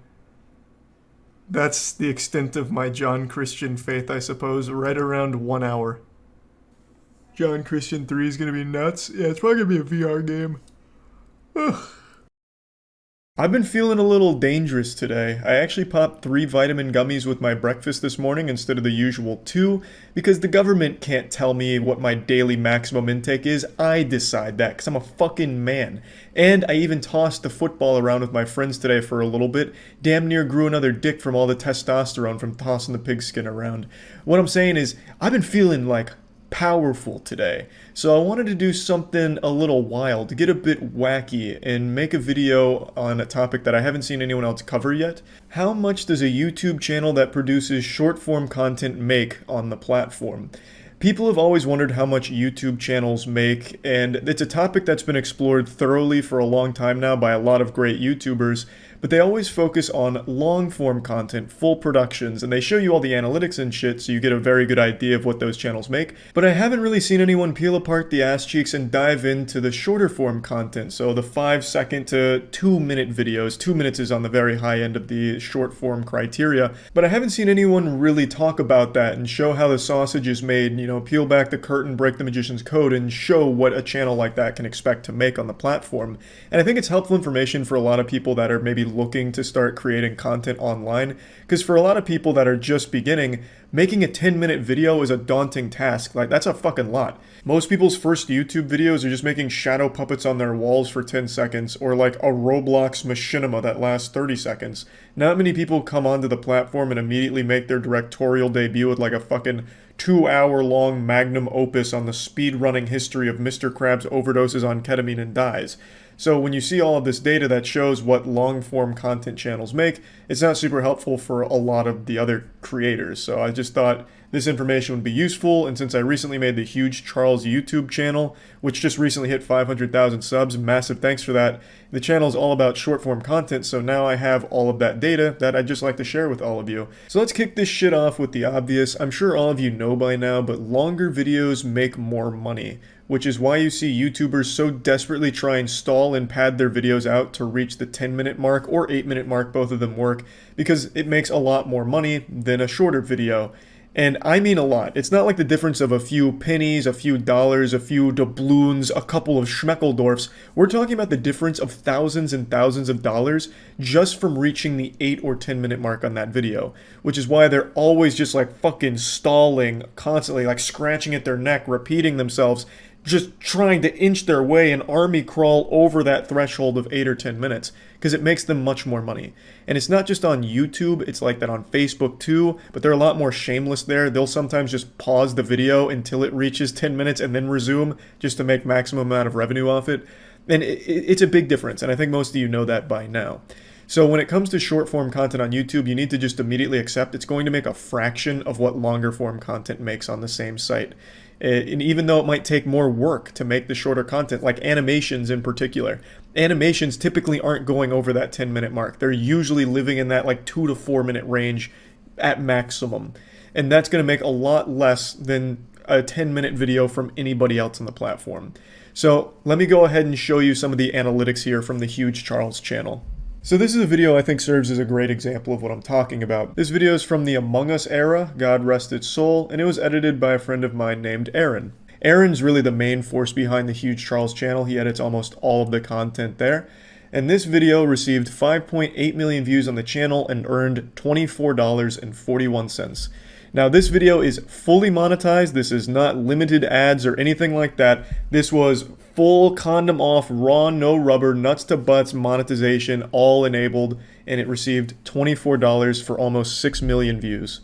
Now, as I mentioned earlier, there's already tons of other YouTubers that have covered their analytics for what views equal what amount when it comes to long-form content, so I'd encourage you to compare this to those figures.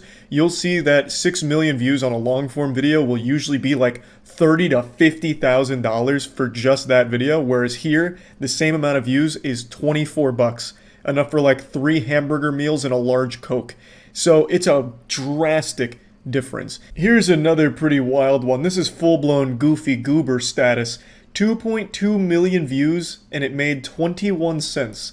Just barely over 10 cents per million view. And yes, it is like this for every short video posted to the Huge Charles channel. And not just specific to YouTube Shorts in particular, where it's the vertical videos, and mainly what you find on YouTube Shorts is the shit you find on TikTok, where it's people busting their asshole wide open to a pop song that's trending.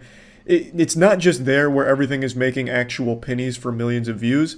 It is just any piece of content that is short. It doesn't have to necessarily be specific to YouTube Shorts. Now this is all AdSense. It would be irresponsible to not mention a program YouTube has, which is the YouTube Shorts Fund, which is a fund of $100 million, I think it was, where if you reach X amount of views on your YouTube Shorts, they'll give you a bonus.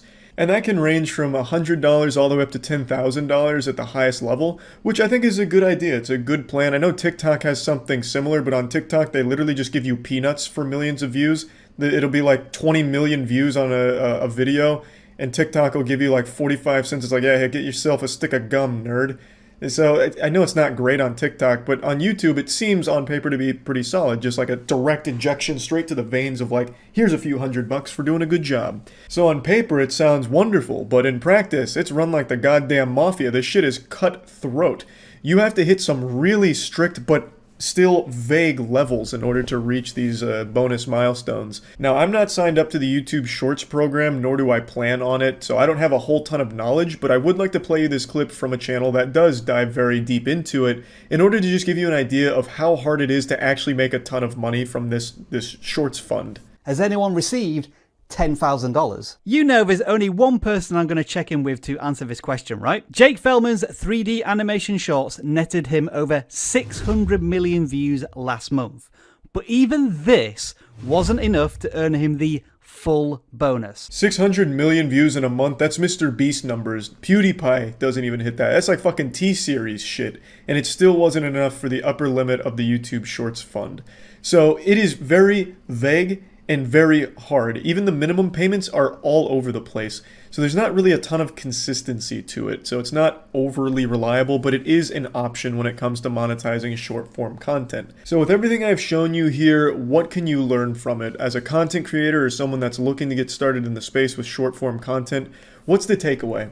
And I would say if you're someone that's looking to make a career out of making short form YouTube content, I would recommend also practicing your hand jobs, because this shit will have you homeless in a hurry. This is a speed run to bankruptcy, and you will be on the streets giving over the pants hand jobs for some quick cash. You can't really sustain a business by just doing short form content. The Huge Charles channel, I operate at a loss. Aaron needs to be paid for his great work. And with the videos earning $20 and sometimes 20 cents, it's not exactly enough to cover that cost. Unless, of course, Aaron just says, hey, I don't mind being paid in M&Ms. That's about all you can afford to buy with the earnings of short-form video content on YouTube, it seems. And I want to make it clear, it's not just YouTube. I know it's the same way on TikTok, which is why I see so many TikTok creators also always plugging like their podcast, their YouTube channel, and all kinds of other platforms where they make more money on it.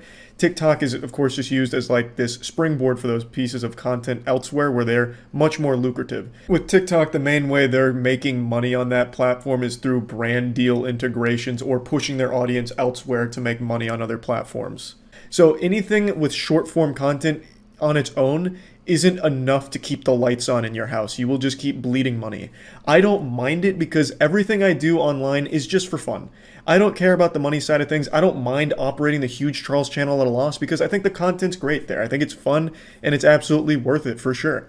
But for a lot of people that are trying to make a career or a business out of producing short content, it's not viable unless they can somehow really blow it up and translate that success into other avenues where it's more lucrative. So to sum everything up, I would highly recommend, if you want to get into content creation and feel like focusing on YouTube shorts or shorter content is where you'd like to be, make sure that you go in there with the understanding that it's not going to be putting fucking fat stacks of cash into your piggy bank, but you can use it as a platform and a springboard to launch other things off of it. And that's what most people on TikTok and YouTube Shorts and all that are doing for this very reason. Or you can just wait until you feel confident enough where you can make that 10-minute video and then put that out there, because once you're making that long-form content, you do stand that chance of being able to actually make a living from that content. I just wanted to talk about this. I found it to be an interesting topic that I haven't seen really explored that much on the platform, so thought it would be interesting for some of you to see. That's about it. So yeah. When you look at me, the first thing you probably think to yourself is, man, this guy likes to party.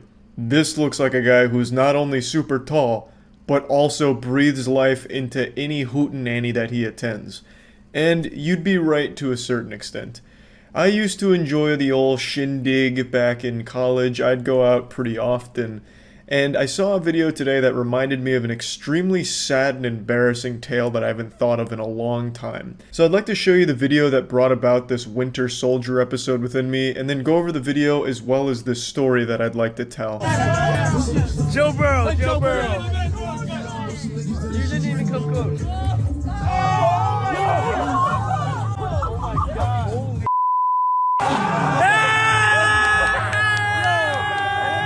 That's where the video ends, but I imagine he ran down the stairs, ran behind the house, started crying, and then just buried himself. Just fucking died there. It was so sad to see a man super excited to be getting tossed a beer. The local frat dudes were like, hey, this guy needs a fucking brewski. So they, fucking Amazon primed one. Now, it wasn't a great throw. That was definitely not a Joe Burrow caliber toss. And it nearly killed the guy. Fucking sent him over the rails for it. Because that guy was thirsty, right? And the only thing that quenched that thirst was butt chugging a Miller Lite across the street. So yeah, dude went ass over face, falling off the balcony, then hitting the deck and flopping like a fish down below. I'm gonna go ahead and toss this instant replay up on the Jumbotron, because I'm pretty sure this man exploded midair, like Mr. Potato Head. Just bits and pieces flying all over the place. His hat just got blasted off. I'm pretty sure he lost both of his shoes there. The G-forces damn near tore his clothes off as well. He was almost butt-ass naked by the time he hit the ground. Like, I don't know what went wrong, but there's just like so many clothing items that get lost on the small fall. But anyway, this brought out a repressed memory deep within me. It's something I haven't thought about in a while, and it made me very yucky feeling. I just cringed and thought it'd be something worth sharing with all of you before I once again locked that away forever, never to think about it again. This happened back in college before I retired from partying. I now no longer believe in fun at social gatherings, I guess. I just don't really party or anything anymore. And it was one of the first parties I had went to after getting to college. And I didn't really know anyone, of course, and I had already established myself as the weird, mysterious anime character, so I'm sure people had recognized me as a fucking psychopath before going to this party. So the fact that I showed up there probably already made people uncomfortable. I would have been in my sophomore year here, I imagine. I can't quite remember, but it was one of the first parties I went to, and that was like the only time I started going out. So I'm at this party, it's a house party, and there's a pool. They have a keg, they even have like a live band performing inside. It was just some like butt rock band that I'm assuming the members were students at the school. It was you know, going all out, and as the night continued, I didn't really interact with many people, pretty much anyone aside from Andrew, who I went with. And, you know, it wasn't getting a whole lot done, it wasn't drinking that much or anything, but towards the end of the night, as people started getting a bit sloppy, they started doing beer-catching trick shots. And it was cool. And I, at this point, thought, this is my chance. This is my time to shine. I can stand out and make friends by being the guy that makes a cool beer catch. Even though I'd never, like, caught a fucking Mach 5 thrown beer, because they were going hard. They're doing like behind the back tosses, behind the back catches, and just fucking throwing that shit as hard as they possibly can and seeing if someone can catch it. And I was like, this is it. This is how I finally make a name for myself here. And one of the tricks that they did that I thought would be, you know, my time to hop in is they were doing it over the pool. So they were doing like cool between the leg tosses over the pool, and someone would go in, do like a 360 and catch it before hitting the water. Then they'd come out, pop it open, and chug it like Stone Cold. They didn't shotgun it, so kind of pussy shit, if I do say so myself now. You know, hindsight's 20/20. But anyway, I thought, this is it. I know I can front flip into this pool. I knew I could do it, and I thought it'd be the coolest thing those eyes had ever seen. I thought everyone would be like uproariously cheering me, going wild, like, holy fuck, this dude just front flipped into the pool and caught a beer. I was running through this fantasy in my head. I was like, yep. This is how I do it. I'm gonna be the coolest fucking dude on campus. So I teed up at the end of the pool, you know. I'm queuing up, I'm ready. Everyone's still around the pool, cheering on cool catches, booing misses, and I knew that this was my time to shine. No one's paid any attention to me up until this point. No one is looking at me on the end of the pool there. So in order to get their attention, I start like clapping, you know, like, hey, I'm ready. Toss me the pigskin. Give me the rock. I'm ready. Feed me. So I'm clapping, trying to get like their attention. The dudes that are tossing the beers, like setting up the trick shots. And then eventually one of them does look at me. And without a second thought, the second we lock eyes, I just do a front flip into the pool. Barely, mind you. And I have my arms straight up and I don't finish the whole rotation. So I end up on my ass with my hands up in the air. And no one throws a beer. So I just fucking shittily front flip into the pool. It looks like I'm probably drowning, like a ship going down as the sails slowly keep sinking because my arms are above the water. I've already failed my front flip, so now I'm just sinking in shame. I pop up, there's no beer, and no one's even looking at me. I don't even get a boo. Nobody cared at all. It was the saddest fucking moment of my life. Like, if someone had just given me like a pity, woohoo, or like, aw, something, I would have been like, okay, not all is lost. But I got literally nothing. Straight up crickets. And then some other dude did a trick shot into the pool and they loved that. Meanwhile, the fucking socially inept turbo virgin on the other side gets fucking nothing. And I don't remember exactly what happened next, but I can't imagine we stayed much longer. Because I do remember getting into the taxi soaking wet. So I didn't have a whole lot of time to air dry. I imagine what happened is Andrew felt my pain and was like, Charlie, let's get the fuck out. But I guess I just blacked out from cringe at that point because I can't complete the story. I just remember that, and man, it was sad. So yeah, this video really brought that demon back, brought that evil out of me, and I just wanted to share it with all of you because, you know, I don't want to think about it again past this point. So yeah, that's really about it. So yeah. I still haven't been able to fix this webcam. I know the video looks like I'm trying to catfish you off Tinder with a filter on my pictures, but I can't do anything about it until I go get another one, which I haven't been able to do today. So for now, we're just going to have to deal with this here. I want to talk to you about what I consider to be the most embarrassing crime ever committed and also leading to significant jail time. A man in Georgia was recently sentenced to 3 years in prison for using his COVID relief money to buy an expensive Charizard Pokemon card. This is actually a story I've been following for quite some time. I'm not exactly Dick Gumshoe, but I was able to sniff out the truth in this case pretty early on and knew for a fact this would be a disaster he'd regret for the rest of his life, just like all of those dumb characters in the Darman universe. This guy made a really stupid decision that he is now paying a big price for. 3 years imprisonment. In October of last year, he actually pled guilty to a count of wire fraud after reportedly filing false information to the U.S. Small Business Association. He claimed that he had an entertainment service that employed multiple people and brought in like 235 grand before the pandemic. He applied for a COVID relief package for some money to keep the business going, and he got $85,000 from it, and then spent over $57,000 on the Pokemon card. Now, there's a bit of a discrepancy on what card he exactly purchased. Some people are saying it was a PSA 9 Charizard. Other sources were claiming that it was a Beckett 9.5 Charizard. It depends on who you ask and what dumpster behind Walmart you're talking to your dealer at. But the one thing that's for certain is he bought a graded Charizard card because at that price it had to be a graded card. If he just bought a raw Charizard, no rubber, it'd be like 3 or 4 grand or something, depending on how beat up that shit is for a first ed Charizard.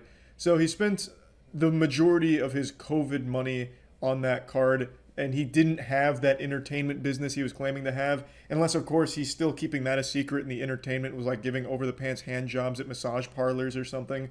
I don't really know, but when he got busted, he had to give up the Charizard. So in the end, after all of that work and committing a crime, he still didn't even get to hold the holy grail of collecting for very long. He led them to a treasure he himself couldn't possess. Now, of course I don't agree with what the guy did, but I can kind of understand where he was coming from. As most of you know, I used to suffer from the cardboard rot as well. The addiction to collecting shiny cardboard. My fucking caveman brain just loved it. Still do. But I understand how to control myself.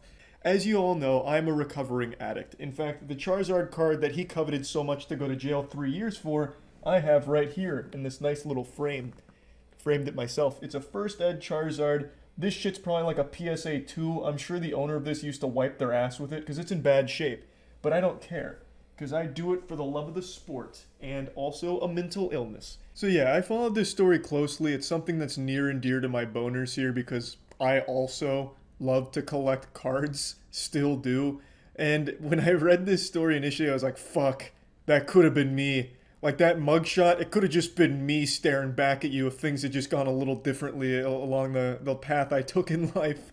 So, I mean, the story's sad because he's losing 3 years of his life to a really stupid decision.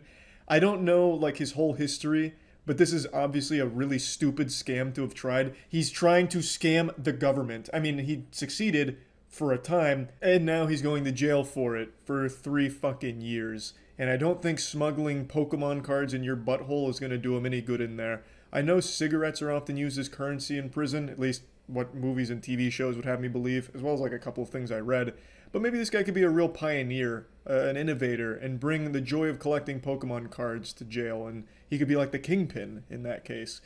But anyway, I do find the story sad, because it's obviously sad that this man's losing 3 years because he bought a Charizard. But I mean, this is the dumbest scam you could have done. If he had just stuck to crypto scams and NFT scams like the rest of them, he would still be out there today funding his addiction to rare Charizards, and he'd still be shitposting on Twitter about his new Bored Ape that he's trying to peddle, and it would have been fine. But instead, he chose old Uncle Sam to go after, and that was just a recipe for disaster. So yeah, I just wanted to talk about this because I think it's probably the most humiliating crime that has led to significant time in jail. And yeah, not a very happy ending here, but it's a story I followed, and it just concluded, so wanted to go over it. That's about it. See ya.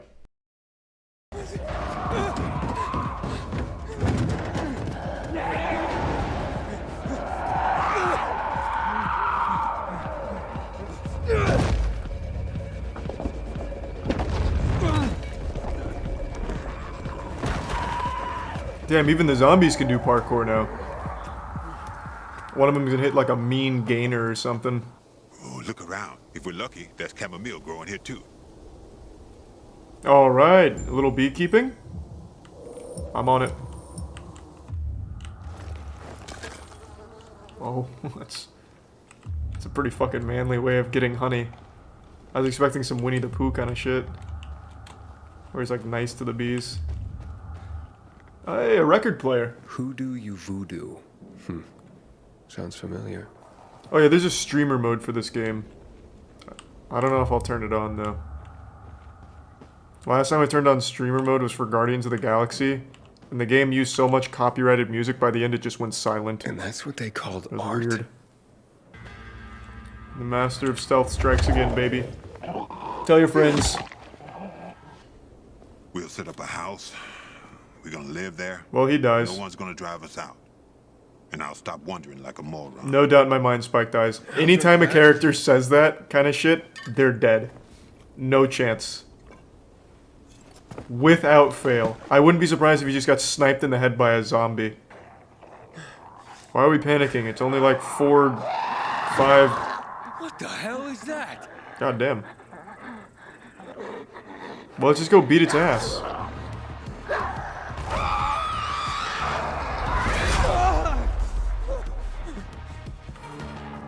Oh, hold on, wait. Excuse me. Jesus, let me ignite it. Move, move, move. There we go.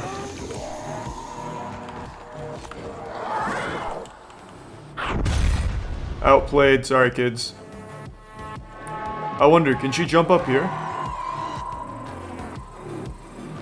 She like flew through that window like she got shot out of a cannon. Surely she can reach this. Come on. Coward. I have the high ground now. Oh shit! Almost killed myself, but we're good. Whoever lived here set up a nice little network. Zip line straight to the church. Well, God is dead. Okay, wubba lubba dub dub. Alright.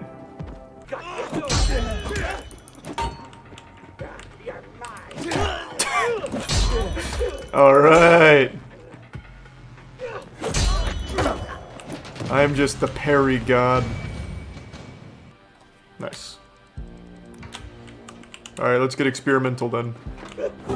Okay. Sorry, I forgot to bring out my weapon. I tried to parry with just my bare hands.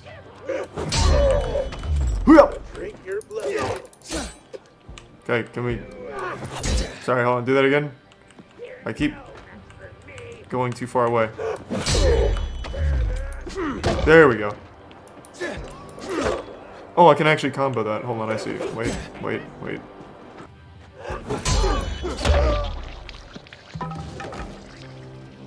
Hold on, hold on, hold on, hold on. Stay, stay, stay.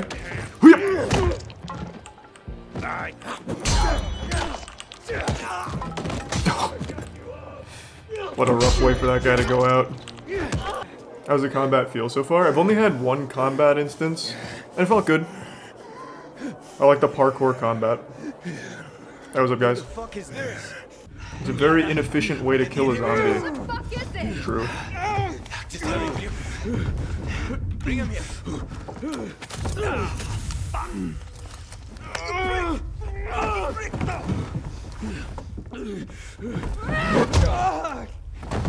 Yeah, this guy's kind of fucking dumb. Why are we like turning on the people that just saved us? You fucking asshole, you should have just let me hang. How dare you save me? That was just the first time. But then it gets better. If you survive, of course. Oh, I see. You can't just hang out here like in the last one. Hey, that was very thoughtful. Thank you, Hakan. I'm right here. Stop. Oh. No! Oh, wow. They saved her. So, you have an army here?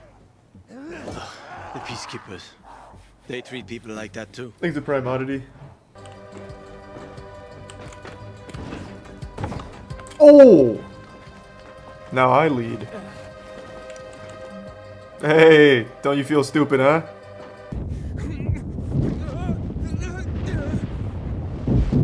Yeah, this guy saved my life so many times in such a short time span. We need to find a UV lamp. The bazaar. We can make it. Follow me, quick. I'm coming. He's with me. I have to see his biomarker. Let us just inside the door at least. I need to see his biomarker. How about some electronics, huh? Well, what? Fucker! It didn't really seem like a strong bargaining chip to me. Doesn't necessarily prove that this guy's not gonna. Oh. There's no time. Run, Ethan. But I can. All right. I think I could win. Oh, immediately just got hit by that guy. There's more and more of them, Ethan. What the fuck is he doing? Can I make this jump? Yes, I can. I'm nuts. Speedrun strat. Stop panicking. I can handle this. Take this! Oh, I immediately just got hit.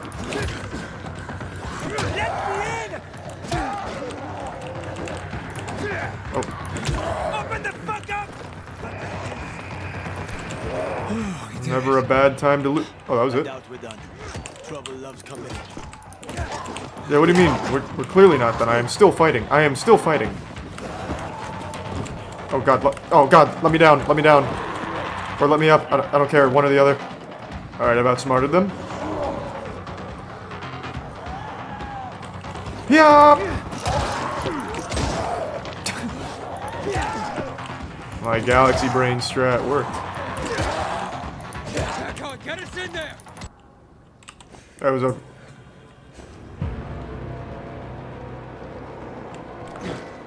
He's on to me, shit.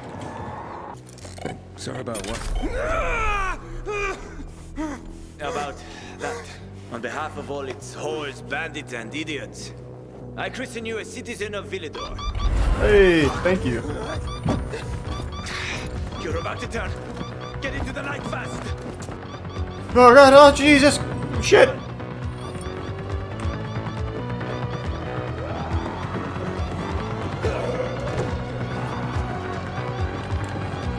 Oh, this door's open now.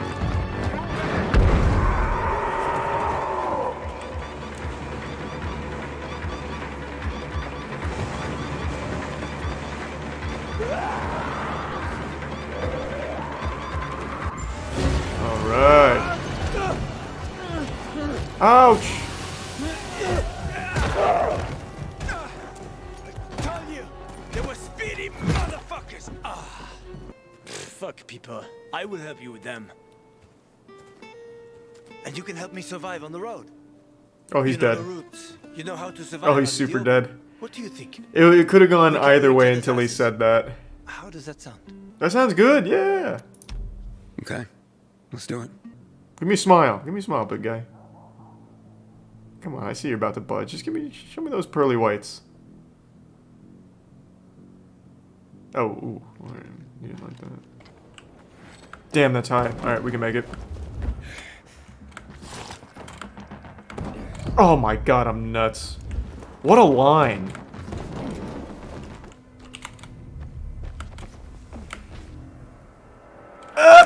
I'm nuts. Oh, I missed quick, sorry. Oh, I'm throwing coins at him? Hey, good teamwork. I owe you my life. Why did that happen? But will this do instead? Alright, thanks, man. We return Thomas to you.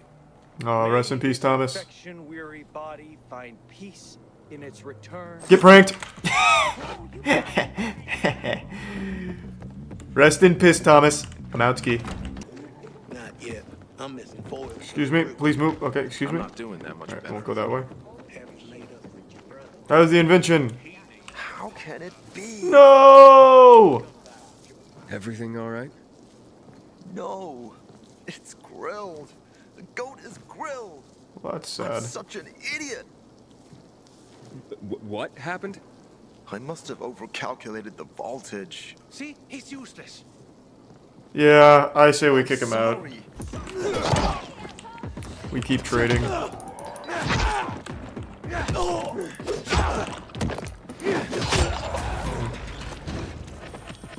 Bandit caught. Yeah, caught really wouldn't be the word I'd use to describe that state. But fair enough. Okay, why can't I kick? Okay, oh my god, it won't let me kick him. Jesus Christ, I'm out. Sorry, didn't mean to disturb. Come on, boys. Oh, I hit the other guy. Oh, Jesus, I cremated him. Come on.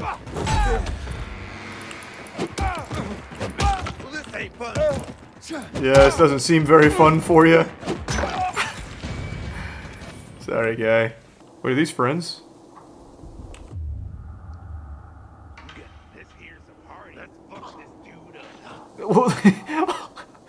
Oh, I feel bad for the zombie. Come on, you can do it! What are your thoughts on the game so far? It's pretty good. There's definitely less zombies in this one than the first one, though. It seems like they're going much harder on story, but the story hasn't really blossomed yet. So right now, like the first, how long has it been? 3 hours have mainly been like exposition and set pieces. But to be fair, I haven't done very much exploring on my own. One thing that I absolutely noticed right away, compared to the first one, the enemies aren't as tanky. Which I think is nice, because in the early game of Dying Light, it takes so many shots to kill an enemy. So I think this is a better pace. I got my own skin to save. So that's a story you ain't going to tell. You really think you're gonna beat me in a fight? Oh, whoa. Okay, he really... Okay, he put the moves on me there, I'm not gonna lie. What? Oh my god, wow! I couldn't even get the block up in time for the parry. He kinda went wild on me. It's a Sindel-like a game nowadays. Yeah, it's super weird. Like, it's not very different from the first Dying Light. Visually, the style's a bit different, but not even that much. But it's pretty similar, and when I recently replayed Dying Light, everyone was like, this is the fucking best game I've ever played, I have 10,000 hours, and now those same people are like, man, this game looks like shit.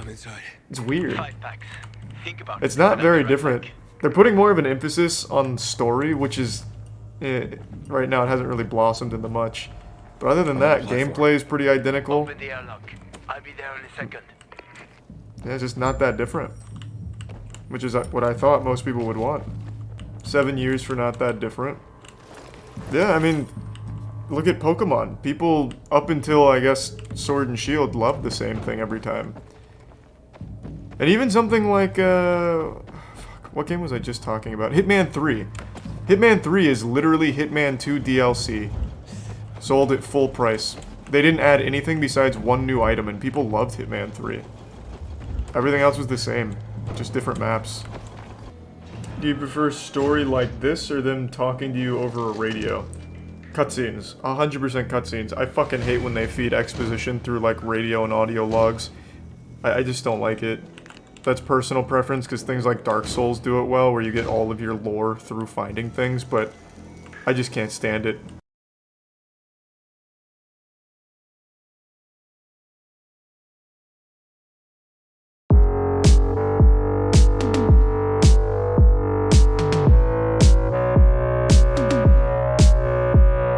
Detroit Rivers Levels running here in Florida, hunting the penguin. I just want you to take me to the nearest gas station. Okay, no problem. But in reality...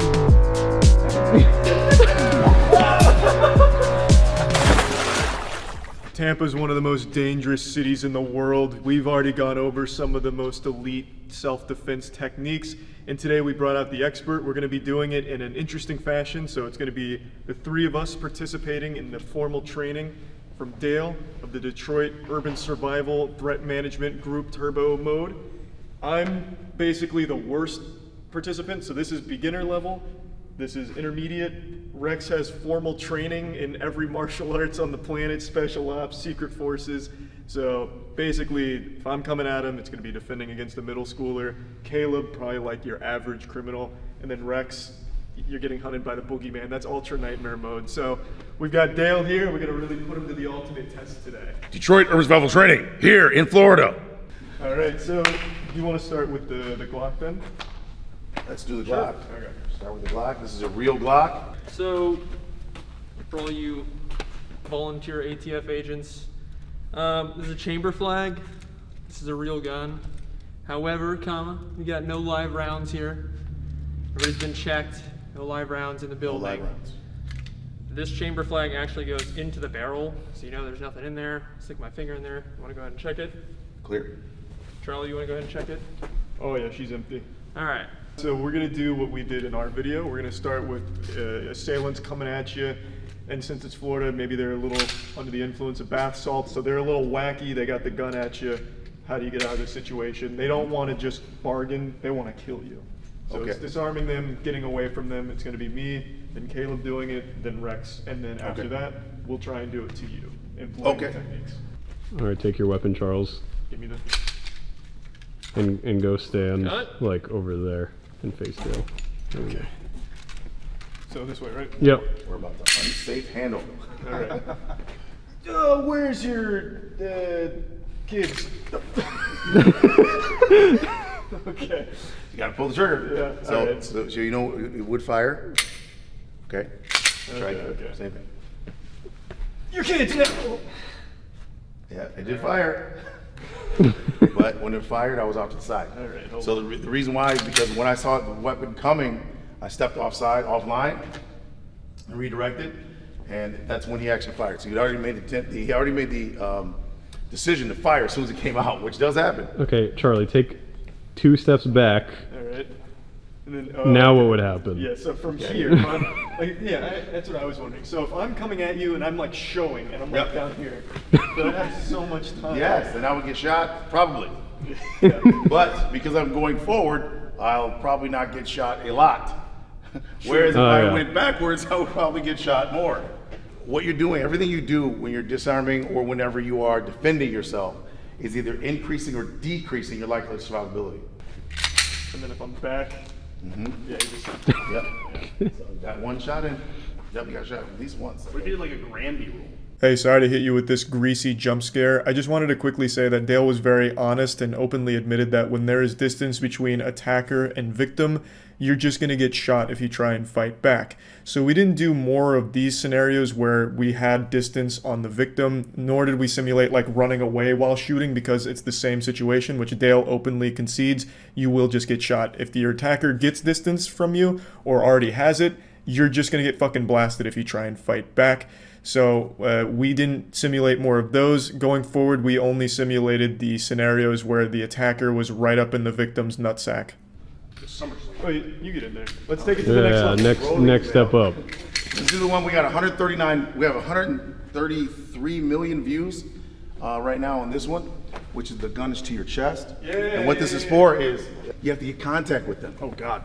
You have to get contact, and you have to make sure they don't go away. Otherwise, they'll just run away from you, or they'll pull out a gun or knife. So you go like this, and that's how you get their stuff. You take things from them, and the other reason they do this is because they don't trust you. So they're not going to sit there and go, empty your pockets. I trust you. I'm not going to touch you because I'm scared you'll take my gun. Criminals are not scared you're going to take the gun ever.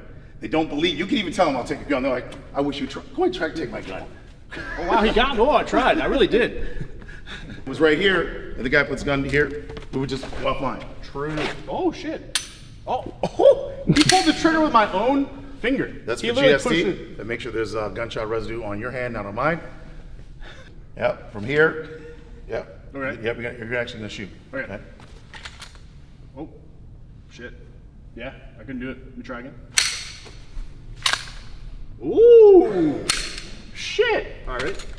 Okay. All right. And then But I'm pretty much screwed. Yep. And they try to bring. If they try to bring it back, like they're trying to pull back. Yep. Tell me what you want. What do you want me to do? Oh, give me your money. I got you first. He tried though. He did try. That was close. When we run that back in slow motion, you'll see. That's one penguin down. We're light one penguin. You didn't even shock him a little bit. He was ready for it, dude. He's like, I know there's a second Glock there. Flat of the back. This is the one that we critiqued heavily, the behind the back one. I will be genuinely surprised if I don't pull this off, yo. I'm gonna be honest with you. All right, I'm your hostage. Take me wherever you want to go. This is usually what you do at ATM. That's pretty good. At this point, I'd be backing away. I would use my Dillman skills on that one. That one right there, I just go like that, and it would just drop. Lucky I didn't use that on you. Let's step back so I can lead you somewhere. All right. All right, take me hostage, like grab me up so you can move me against my will. Yeah. All right. Ooh, oh shit. Here. Boys, I'm screwed. There's your medulla shot right there. Yeah, yeah. All right. Now, let me resist a little harder. Yeah, Caleb, I thought you were good at this. Back of the head.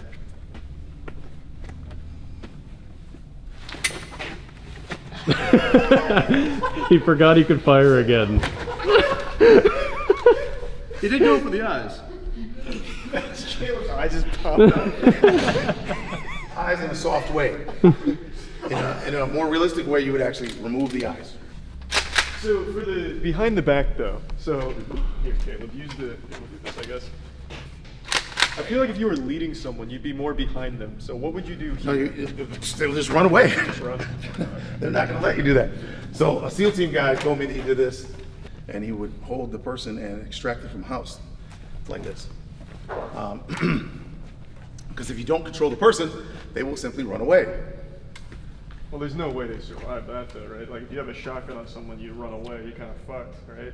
Well, again, you would have to, number one, have the intention to shoot. True. If you are a professional, you'd have to have the legal reason to shoot. Or if you're surrounded by other officers or civilians and the person runs, you can't shoot because your field of fire is not clear. Right, so there's lots of reasons why a professional wouldn't shoot. When a person has the person hostage in the rear and they do take off running, they usually probably are getting away. Not that they go around telling people, hey, I ran away from someone with a gun behind me yesterday, right? But the reality is, it's just really hard to shoot someone moving laterally. It takes a lot of training. So the reason why you have to have contact when you have a weapon is because they will leave, or in the case of initial contact, it's because you want to limit what they can do. Guns, knives, they can grab a chair, they can grab a weapon, grab a brick. There's a lot of things they can do to attack you. Yeah, let me do the shotgun into a takedown. My eye's pretty Let me fucked. see it go. How fucked is it right now? Stop Caleb for us real quick. All right, so let's do, want to do third person rescue? Stopping an active shooter. There's the, if I try to do anything, you're gonna fire that gun, okay? Yeah, I gotta be honest with you, I got a mirror. You do? Yeah. I gotta be completely honest with you, Dale. All right, if I try anything, you can see me in the mirror. Yeah. Oh, you're blocking it. Yeah, there's a human wall here. Right. The dancing area. If I try to do anything, you're gonna shoot the gun, okay? I think you shot yourself. Well, I was trying to go like this. He was really trying. He was really trying. So all you internet experts, he knew it was gonna happen. He is a tough guy. This guy's actually strong and athletic guy, a wrestler, and I'm telling you, most people have been thrown onto their face with that. Just that little bit of pressure I put right there, they slammed down. Look at Caleb's eye. My head. Ready? I'm ready when you are. Oh, your eyes.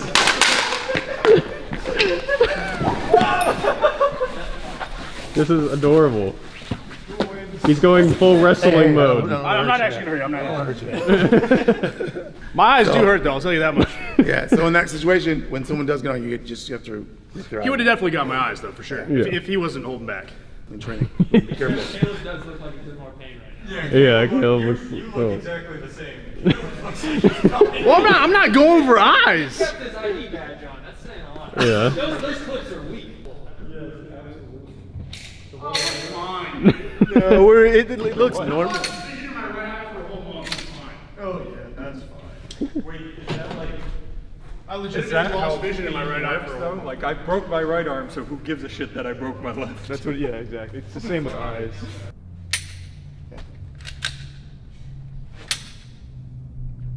That's first movement. Okay. That's good. You had to think about it. So what we do, the full disarm, is like this.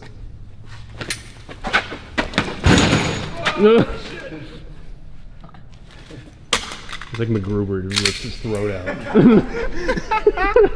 Nobody is gonna have eyes where. I just want to point out Rex still has his eyes. I'm pissed. We made an agreement prior to our arrangement, which you failed to do. I get it. Only criminals deserve to lose their eyes. What's that? Let me see your taxes. You said, let me see your taxes? Yeah, I'm the IRS. You said criminal. I don't know. He's a white collar criminal. Yeah. I know you avoided taxes last year. Are you wearing this vest in real life? Do you wear this out in your... I wear this at all times. Okay. So, This never comes off. In the shower. Shower. With your wife. I have a sleeping one. With my wife. Does your wife have one too? Got it. Got it. I have a sleeping version. It's Got a softer material. All right, so you're a criminal and you're robbing. Okay, let me see your taxes. Yeah. Here. And I'm going to show you what...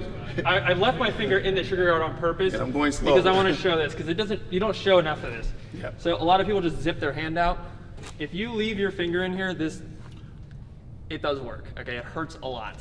So if we go here, push hard. This gives you leverage.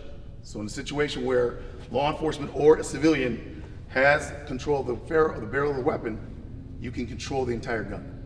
As long as you have this, you can control the gun. If you try to grab the hands, you can't control anything. You can actually drop back, yep. So the criminal will always have the upper hand if you grab the hands instead of grabbing the barrel. So in your training, do they also teach you that same thing? Because I know that you... No, they don't do that. This is for criminal. Okay, so... No police officer is going to be like... All right, here's the thing about what I do and what this is for, okay? All right. My world is completely different than everybody watching this video right now, okay? I go into a restaurant, I know where I'm sitting, how I'm sitting, what I'm looking at. I don't sit with my back to the door. I don't put myself in any situation where I am at an extreme disadvantage. I probably wouldn't ever be in this scenario because I would be drawn before they ever come to me. And it's just that simple. However, people don't live their lives like that. They don't live in like condition yellow. They're all like kind of walking around like nothing's the problem. That's fine. However, this is a worst case scenario. Dale is absolutely correct when he tells you, hey, if somebody is threatening your life, asking you for something, material possessions, nothing is worth your life. Your credit cards, you can cancel them on your phone. They stole your phone, who cares, okay? Give them whatever they want. If somebody is going to kill you, there is no question of material objects anymore. Now, when it comes to being in somebody's space, when he talks about like, hey man, what's up, let me talk to you real quick. This type of stuff is absolutely real. I deal with it all the time. Stuff that he's talked about with like wound channels. I've seen people get shot in the head at point blank and live. And what shocking to see people live, wasn't it? Weren't you shocked? Like, wow, how can you live with a bullet in your head? You never know. Just bullets do crazy things. Yeah. No, the bottom line is this type of scenario, I am a professional. I'm just going to say it. I am trained. I would never do any of this stuff. Everything that I do is verbal commands, and I'm going to take every precaution that I can before I ever make contact with him. So this is strictly based on people with virtually no experience. All right, so I hate having here's the training. All right, so when someone pulls the gun and they put it in the vehicle, and the only reason they put it in the vehicle is to add emphasis and power and control over you. They could do it here, right? It's pretty scary, but this just feels so much better. Right. To put it on you. Oh yeah. And get this. I feel better about your fear right now. Oh, I feel I'm so liking good. it. I'm happy about this. Right. I feel powerful right now. And then you feel very scared, like, oh my God. Now again, if you could just let him have the car, you would. Right. But you get the feeling like this guy is going to kill you, or he's not going to let you take your family with you. Like, hey, can I just get my kids? My child needs to be protected at all costs. Yeah. Yeah, he plays with the computer too much. This guy. He does. He Your does. son needs I to be can't with get you. him off You the cannot. game. He's addicted at this You point. have to keep your son with you. You should see how many Pokemon cards he buys. It's Oh terrible. my God. So. We'll do here, we'll do here. Okay. Yep, you're neutral. All right. Wait, whose kids are we? You're Dale's kids. Yours. Papa Dale, save us. You guys are Thumbnail. Those kids, what a Jesus. Oh, my fingers. That doesn't feel good. All right. Same thing. If I try anything, he's gonna shoot. Oh my God. Papa Dale! Jesus. You killed your I will avenge you, son. When disarming gunman, you still need to have your seatbelt. Yeah, seatbelt Don't break the first. law. Okay. Click it or ticket. So you don't know what's coming? Yeah. No, you got the gun on me. You're controlling me. Tell me to go wherever you want me to go. Take me to the cop. Papa Little Dale! Jimmy has a hole in him now. Alright, there is absolutely nothing I can do to take that gun back. What do you want? I just want you to take me to the nearest gas station. Okay, no problem. I got you. I mean, you don't claim that they're 100% effective anyway. It just gives you a best chance. Well, all you're doing is increasing, decreasing likelihood of survivability, right? Like a seatbelt. You know, you're increasing or decreasing. Like if you don't have a seatbelt on, you decrease survivability. That was a lot more painful when he did it compared to when you did it, Matt. I'll tell you I'm right shocked. now. I can't believe that. This stuff actually hurts. Doesn't that crazy? Didn't feel good at all. When you're roaming the streets of Detroit now, do criminals see Dale and just like turn and run from whatever they're doing? They're They like, come you up know, like, hey! walk down the street They got and a everyone starts selfie. fleeing. Let's get a selfie, man. I love your videos. I stopped robbing people last month just because of you. I turned away from crime. I'm straight and narrow now. Man. Charlie, you got to come try these so I don't have to hold it again. I think my shoulders out. No, you should come try it. You'll love it. Oh my god. The pain is good. It's a I'm good. never gonna It's a good pain. commit crime. I want the jet ski, Dale. The jet ski. The jet ski in the back. You can have it. Oh. Ooh. Okay. Are you a convert, Charlie? I'm not convinced a normal person's gonna pull it off that efficiently. No. But if you're going for Dale, I think he's got a good chance at beating your ass. But you have to admit, If he's got the a pencil basics are there. mustache, leave the car alone. I think that If you see the mustache, you know what time it is. Especially the ID earpiece. Yeah. If you see bone conduction, this is okay. First of all, this is not from Star Wars. This is not from Star Wars. Bone conduction's pretty sick. This is bone conduction. This is the future. God. You could use it underwater. Would you start wearing this, man? Did you start wearing? I don't think so. I haven't earned it. It's bone conduction. So you're gonna shoot if I try to do something, Oh, sorry, Danny. You're dead. and then we have the gun here.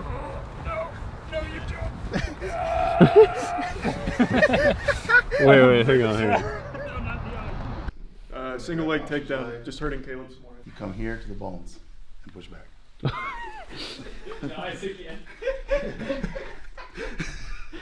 It seems like the most important thing you can do as a criminal is wear like goggles. You would need a helmet. I'm gonna get some steam. I'm gonna wear just a welding helmet, honestly. That's what we needed. We have to do something like that. Yeah. So this, and I'm sure. So there was a viral video, and there was a guy who went to his course like a month ago. No, he's a demo. He didn't go through the course. He just came for one day. Okay, so for a free class. Okay, and then he was backing up, shooting on the way. Right. So in that situation, there's not a whole lot you can do, right? So if someone's coming at you, No. So we were right here, okay? And so what happens is you're the robber, and you're gonna back up, and you're gonna pull the trigger, right? If I try to grab the gun, Right. Okay. So you're the robber. What do you want? I want your wife and kids. Oh my god. All right. So it's never gonna change, and it didn't change for him. Well, that's not fair. If you've seen Charlie run, we know he's not getting away with it. So that's what happened in the video that you saw. Now what you saw later, what you saw when he backed up and did that, is what he did was he went like this. First of all, he'd already tried that. And what I just did to you, right, is exactly what happened to him. There was people in the room. So there's seniors back here, there's kids over here. So we're not gonna be doing a full-on gun disarm with people over here training. So we're just doing the basic, gun disarm. I said, well, you can back up. You're still gonna lose the weapon. So what he did was he backed up on the second one, and then he shot like right here, and then I went in and took the gun from him. He edited the film so that part's not there. So it just shows like he goes like this, boom, on the second one, and then it cuts. Because I feel like, and I've said this before too. Here, we'll do it this way. No, you can face me. Like, so if I'm a criminal and I'm like super super trigger happy, if I'm just faster and I see you move and I am, You can't see me move. You just saw it. Look, let's do it again. We'll do it again. Well, hold on, not on me though, because that hurt. Caleb's faster. This would be probably more efficient, I think. I could have slipped one. My argument is my action is a lot smaller than your action. Right. And that's, So I have an increased percentage. Right. You think of that's possibility. not possible. Watch. Put it up there. So what you're doing right now is you're concentrating on what? Shooting you. Because I intend to kill you. So that's not going to happen. This is that. Right. And so now I'm anticipating you're trying to pull back instead of actually rob me or something, which that's what this is for. And so from here, it wouldn't matter. Hey, Charlie from the future here. This is one of those situations where I feel like I just wasn't fast enough, nor was Caleb, to actually make it work. This is one of those situations I feel is quite unrealistic, where you're assuming the victim is as fast as Dale, whereas the attacker could very well be able to react to your movement. The guy in the video is a jiu-jitsu student, so he's already pretty trained, so he's definitely got quicker reaction speed than we do, and I feel like this would always happen if you were just going up against someone faster, where they can just back up and pull the gun away, as it happened in that video, and there's nothing you can do. You're just chasing them getting shot the whole time. So one of the reasons why people say, well, they'll say things like, oh, I could use the other hand. Okay, now that's true, except when a person has a weapon, they really believe in the weapon. So that's why you don't really see people have a pistol and go, oh. They could. Because they're not smart. They could. I'm 6'2". That was a good kick. Was a really high That's kick. a good That was nuts. They can come up and go, That's a good kick. Oh, I kick you in the face. Okay, Right, but in reality, guess what? Right? They could. They could come up, they start with a pistol here, right? But in reality, So I have a scenario for you, Dale. I want you to role play with me right now. All right, you're out with your wife. You went to Troy. You're in Somerset Mall. Okay, you just went shopping. You had a great time. yeah, you know this area. Yeah, of course. And I'm an armed assailant. I got shucks. How are you gonna disarm me? Where's my side? Goes over and grabs a gun. You gotta grab a gun. Are you guys perhaps in a sewer with a rat and some mutant turtles by any chance? What are you gonna do? I would let my brothers know that I have the shell, and they would come and rescue me. You have a side. Where'd you get the side from? It's Detroit. I always have a side. Yes, of course. I already said in New Detroit. Everyone has these. Give me your side, Dale. Oh shit! Damn it. The only way to beat nunchucks. So yeah, these are these legal here? That's a good question, actually. Oh shit! Oh! Well, that came out of nowhere. You know, when we bought them, I thought there was a 90% chance this was going to happen. Where the fuck has this been, Dale? That's the on my website? No! It's on his second channel, how to defend yourself in feudal area, Japan. You were in feudal Japan or China? Here, we have something for you. You're just gonna impress the criminal away. Oh, that works, really. No, seriously. So you wanted my wallet, do you? Looks just like me.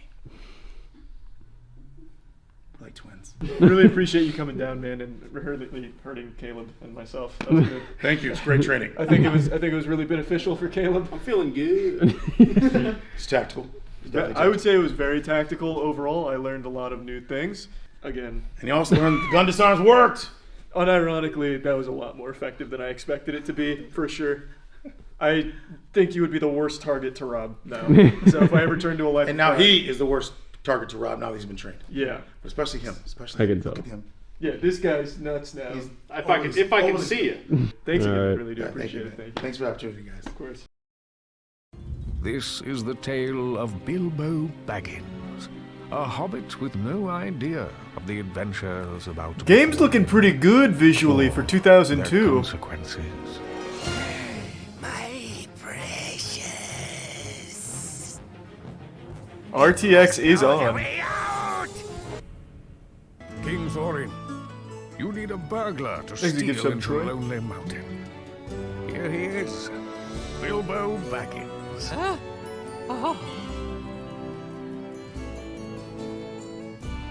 Excitable. Gee, is that Nigel Thornberry in the bottom? In a pinch. God damn. Which dwarf is that? Jumping, all that stuff. But the two important things are slash jumps. Oh yeah, how do we do that? Yeah. Which is when you perform a grounded attack, like a slash, and then jump right after to cancel the slash animation. Okay, let me practice. I'm gonna get this first try. Watch. Ready? Okay.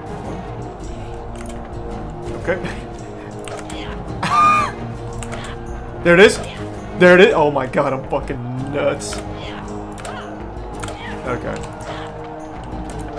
Whoops.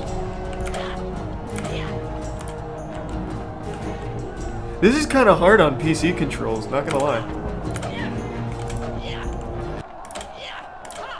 I'm starting to get the hang of it. Yeah, I think I will turn the music, like, very close to off. Alright, we're looking good now. Thanks to the resub Faye. Yeah, I'm not gonna do the menu speed run. It's fucking boring. But then again, maybe I will just for the sake of getting on the leaderboard. So okay, hold on. Before we learn like the actual fun Hobbit speedrun, I'll do the menu speedrun, which is like I think 1 minute. Let me check. This is just for the sake of getting on the leaderboard. This is more of a vanity thing than anything. I'm just gonna go off instinct. I've done menu glitches before on these old games, and I think they usually pretty much work the same. Have you done a casual playthrough at least? Nope. I've actually never played this game. Is actually supposed to be connected to this ladder. I imagine it's actually a fun game. It Seems like it would be. outwards. But the speedrun what's got me interested. But since it is... Okay, so I just need to remember my keys.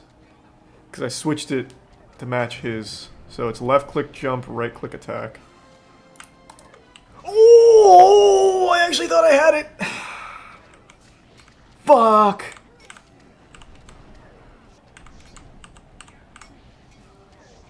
I don't think I was far enough to the left.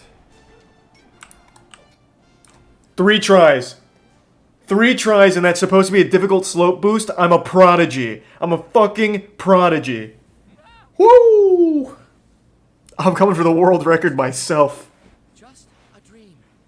But what an adventure. Oh, that feels good. That feels real good. Okay, so like I said, what I'd like to do first is grab a top 5 record for the menu glitch. So for those that don't know, PC version of Hobbit has a menu speedrun where you can basically skip to the end of the game through menu manipulation. It's really boring, but it's a sub 2-minute route. And as long as I can get like around that 2-minute mark, I'll be top 5 global. So I want to do that. I keep forgetting that I've changed this. Okay. So now, I'm going off pure gamer instinct here. I don't have like the menu tutorial anywhere here. So I'm just going to try and match what I see. So it looks like it's save. Then reload the save endlessly. Maybe I have to count how many times because it's probably pretty precise. Let's see. So like in Psychonauts, for example, it uses a glitch similar to this. I'm going to try and use those fundamentals here, see if the fundies pay off. So I think it's save, back out, go to load, and I should have an auto save or something too, so it should have 2 saves. Let's see. Yep. No, that's not it. Okay, how the fuck does it work? Hey, Amy. Yeah, we're doing the Hobbit speedrun. This shit is just as technical as Super Mario 64. What I'm doing here isn't, though. This is kind of cowardly, but I just want a top 5 record for this category. Let's see. I think this is right. No, it's not working because I can't get the save to go off again. It's gonna be like when chat solved the Rubik's Cube for me. Okay, so now I'm on the different menu. Did I store this menu now? This is tough. I'll figure it out though, I swear to God. Copy the save menu. Copy the load menu. And then he said, fuck! How do I do? I feel like I'm on the verge of a breakthrough here. Here we go. Okay, hold on. I should have checked the comments. Alright. Loading with more than one load menu open will cause the game to keep... Okay, so we store load menu underneath a bunch of pause menus. Okay, how? Oh my god, he doesn't say how. Man, what the fuck? So, copy the save file, or copy the save menu, copy the load menu, and then copy... How? How? He doesn't say how! Does anyone know how? I don't know how to save or store them. Also, every time I get out of the menu, I get like locked onto that thing. Call GameStop. Hey, you guys do Hobbit speedrun tutorials? And then this is P. Well, I did I last time. Let's try P. You're genius. Okay. So we've stored those 2. And now I store 10 pause menus, right? Okay. I think so. This is 1. I hit P again. Oh.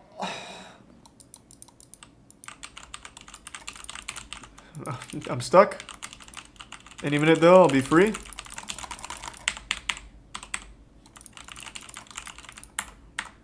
Come on. Be nice. Be nice. I'm like really hard stuck. Okay. Jump scare noise. Why am I stuck? Crick sent a new link. Oh, here. Alright, Critikal. Custom tutorial? It's my birthday. Oh, fuck yeah. Crix was just sitting in chat like, oh my god, this guy's so fucking dumb. Alright. Specifically catered for the dumbest, lowest possible common denominator. Now, can you release a tutorial on why my game won't start? Never mind, fixed it. Alright, all my settings also saved, which is good. Alright. So I've saved to this pedestal. I'm basically exactly where I should be. Looks like my audio settings went back to extremely loud. Can't wait to do that every time I reset. And that does work in every level. Like, if you go to here in Rust Mutton, make a save, you can do the same thing. Load game, delete Q, exit game P. Okay. Thank you, Crix. Alright. You were not highlighting yes or no. Yeah, I see, that was probably the main problem. So, let me just go back one more time. So I come to the pedestal, I make a save, and then he said don't go to load game, right? Save it. Now once you press Q, it brings you to this menu. Okay, so then this is when we do R10. So I've saved here, so I'm coming here, load game, delete. I'll highlight yes, Q, back, exit game, P1, 10. So then in the main tutorial, it said that now I need to go back to the main menu. But let's just see if I did it right. So he just raw loads this bad girl. Click the left arrow, menu, and it should just end the level. Let's see. And then you just load your save, and it should. Okay, so yeah, he just comes on here. He just says, "I'm loading that save." Oh, I'm time traveling. I'm translating through the dimensions. Hard crash. Okay. Didn't make it out the other side of the wormhole, I guess. He regretted leaving home. You're right, he only did 3. Okay. Alright, so we've traveled through the vortex now. Good, good, good.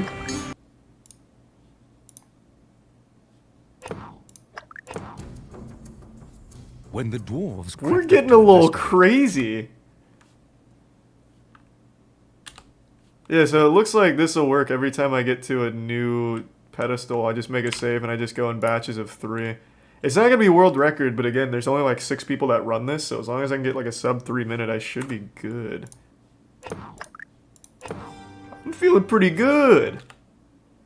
So theirs takes them all the way to over and under hill, so I'm very behind on world record time. But with the training wheels on here, I will eventually get there to the end of the game. I don't know how he's able to navigate menus so quickly. But we're gonna get there. We're about to have our first completion. 1, 2, 3. Looking pretty good. Barrel's out of bond, which means we're getting close to the end. My movement's so clean already. I was born to speedrun this. 1, 2, 3. Clean. The people of Lake... We're already up to inside information. We're making such good time. I wish there was a faster way to... Well, there is. Oh my god, I just blew it. I just blew it. Oh my god, I blew it. Oh, shit. I don't think that counted. Just exit out. Get me out. Get me out. Reset. Reset. Reset. He doesn't use the mouse. I tried not using the mouse and it didn't work for me.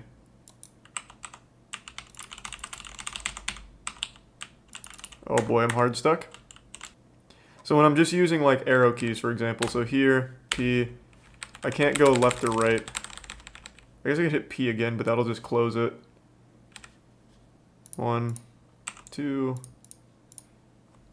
3. Almost had a catastrophe there on Warm Welcome. But the AGDQ safe strats paid off.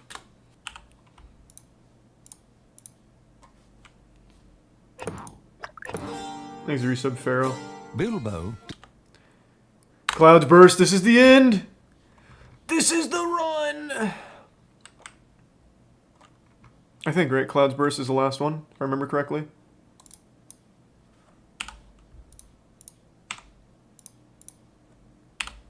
And game. I think. Bjorn crushed Bolg, the Goblin King. What? I thought that was the last one. Oh, it was. Whee! Easy game. Okay. So now, let me try again using like the actual world record strat and see if I can just get sub 3 minutes, and then we'll learn like the really fun 80% route. 8, 9, 10.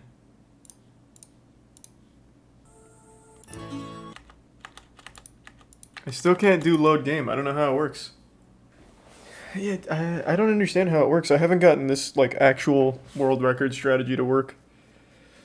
He skipped the cutscene on the background first, then clicked load. I did that. That's what I did on that one. Save edit.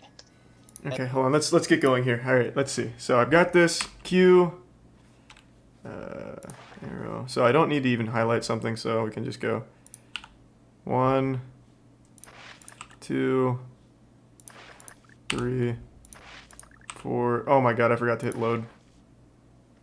Got a little too lost. Overwrite, Q, load. Ah!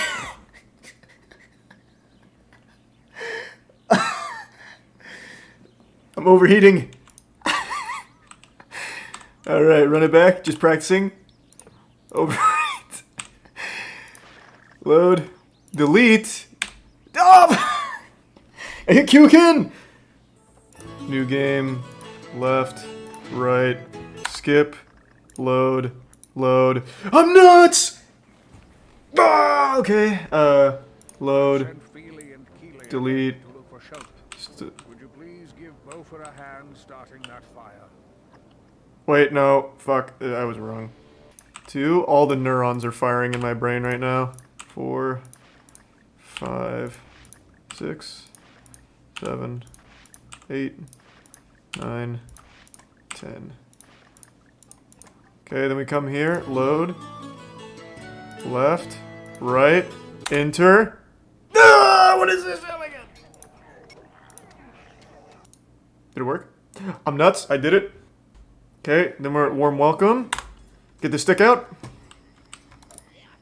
I'm actually cruising. Just like that. Fuck yes. Alright. I can do this. I can do this. So I can absolutely get a record run here. Well, it doesn't need to be world record. It just needs to be a top 10. So now I need 11. So 1.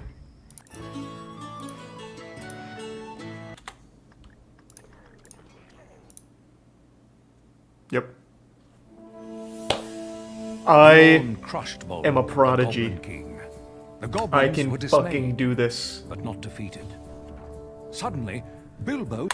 And then I can learn the actual any % route, which is really fucking cool. I just want to be on the board. That's all I'm looking for. So I need to beat 4 minutes and 22 seconds, I believe, is the number 5 spot. And I am very confident right now. I think I'd go as far as to say I've mastered it. So here comes real runs. Yeah, if I can get anything sub 430, I'm on the board. Let me double check to make sure I'm not wrong. Oh yeah, 433 is all I need to beat. That's so free! 4 years ago, what an idiot. Move over, the zoomers are here. Okay, give me 1 second though. I'm gonna go tinkle real quick and prep. Maybe splash some water on my face, hype myself up in the mirror. Give me 1 second. Oh fuck, shit. Everything's going wrong. Run it back. Getting a little too crazy.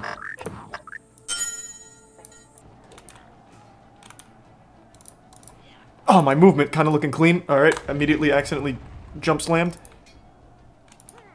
It's fine. Move. Move. Ready? No! Run it back. This is where most of my time is going to be spent, I think. I got this in 3 tries first go of it, so I'm pretty confident. Forgot to slam.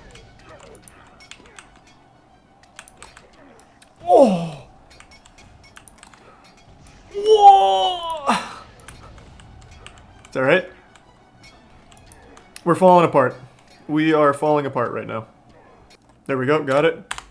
Can still get top 5. Move, Gandalf. Can't you see I'm busy?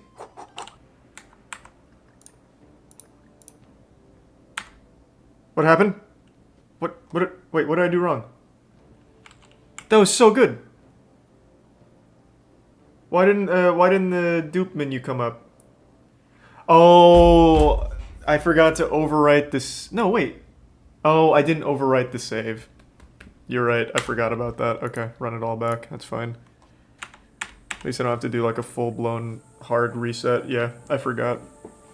Okay, that's fine though. Hey, for the first run, we were on pace to break top 5 immediately, so no shame there.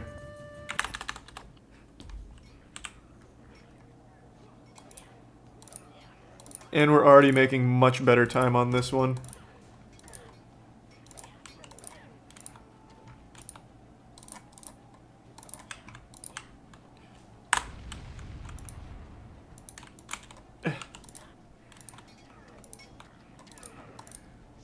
First try for my city. Forgot to slam. Sorry, I'm getting a little crazy. Oh!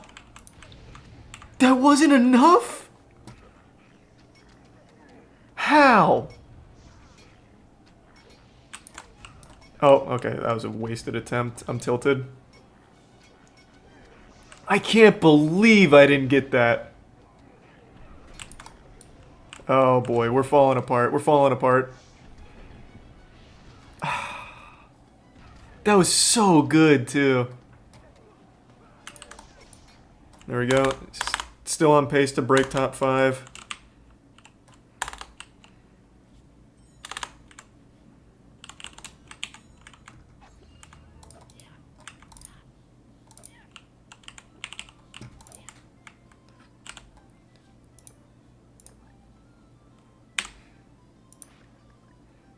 Okay, and then it's... Oh my god, I did it again!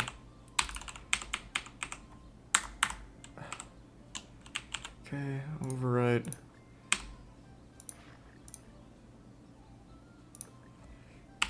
Okay. Bit of a time loss, we'll be alright. 1, 2, 3, 4, 5, 6, 7, 8, 9, 10.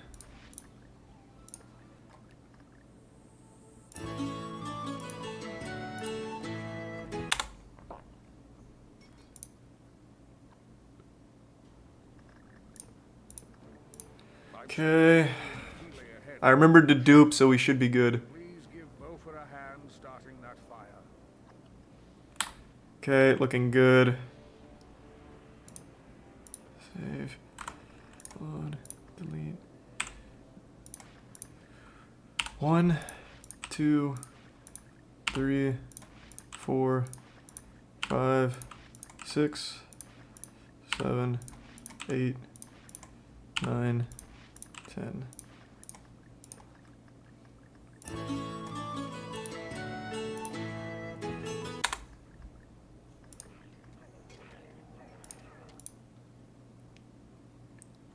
Fuck yes.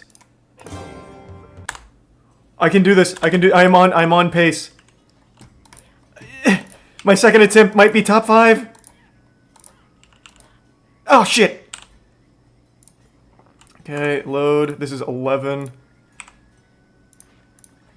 1, 2, 3, 4, 5, 6, 7, 8, 9, 10, 11.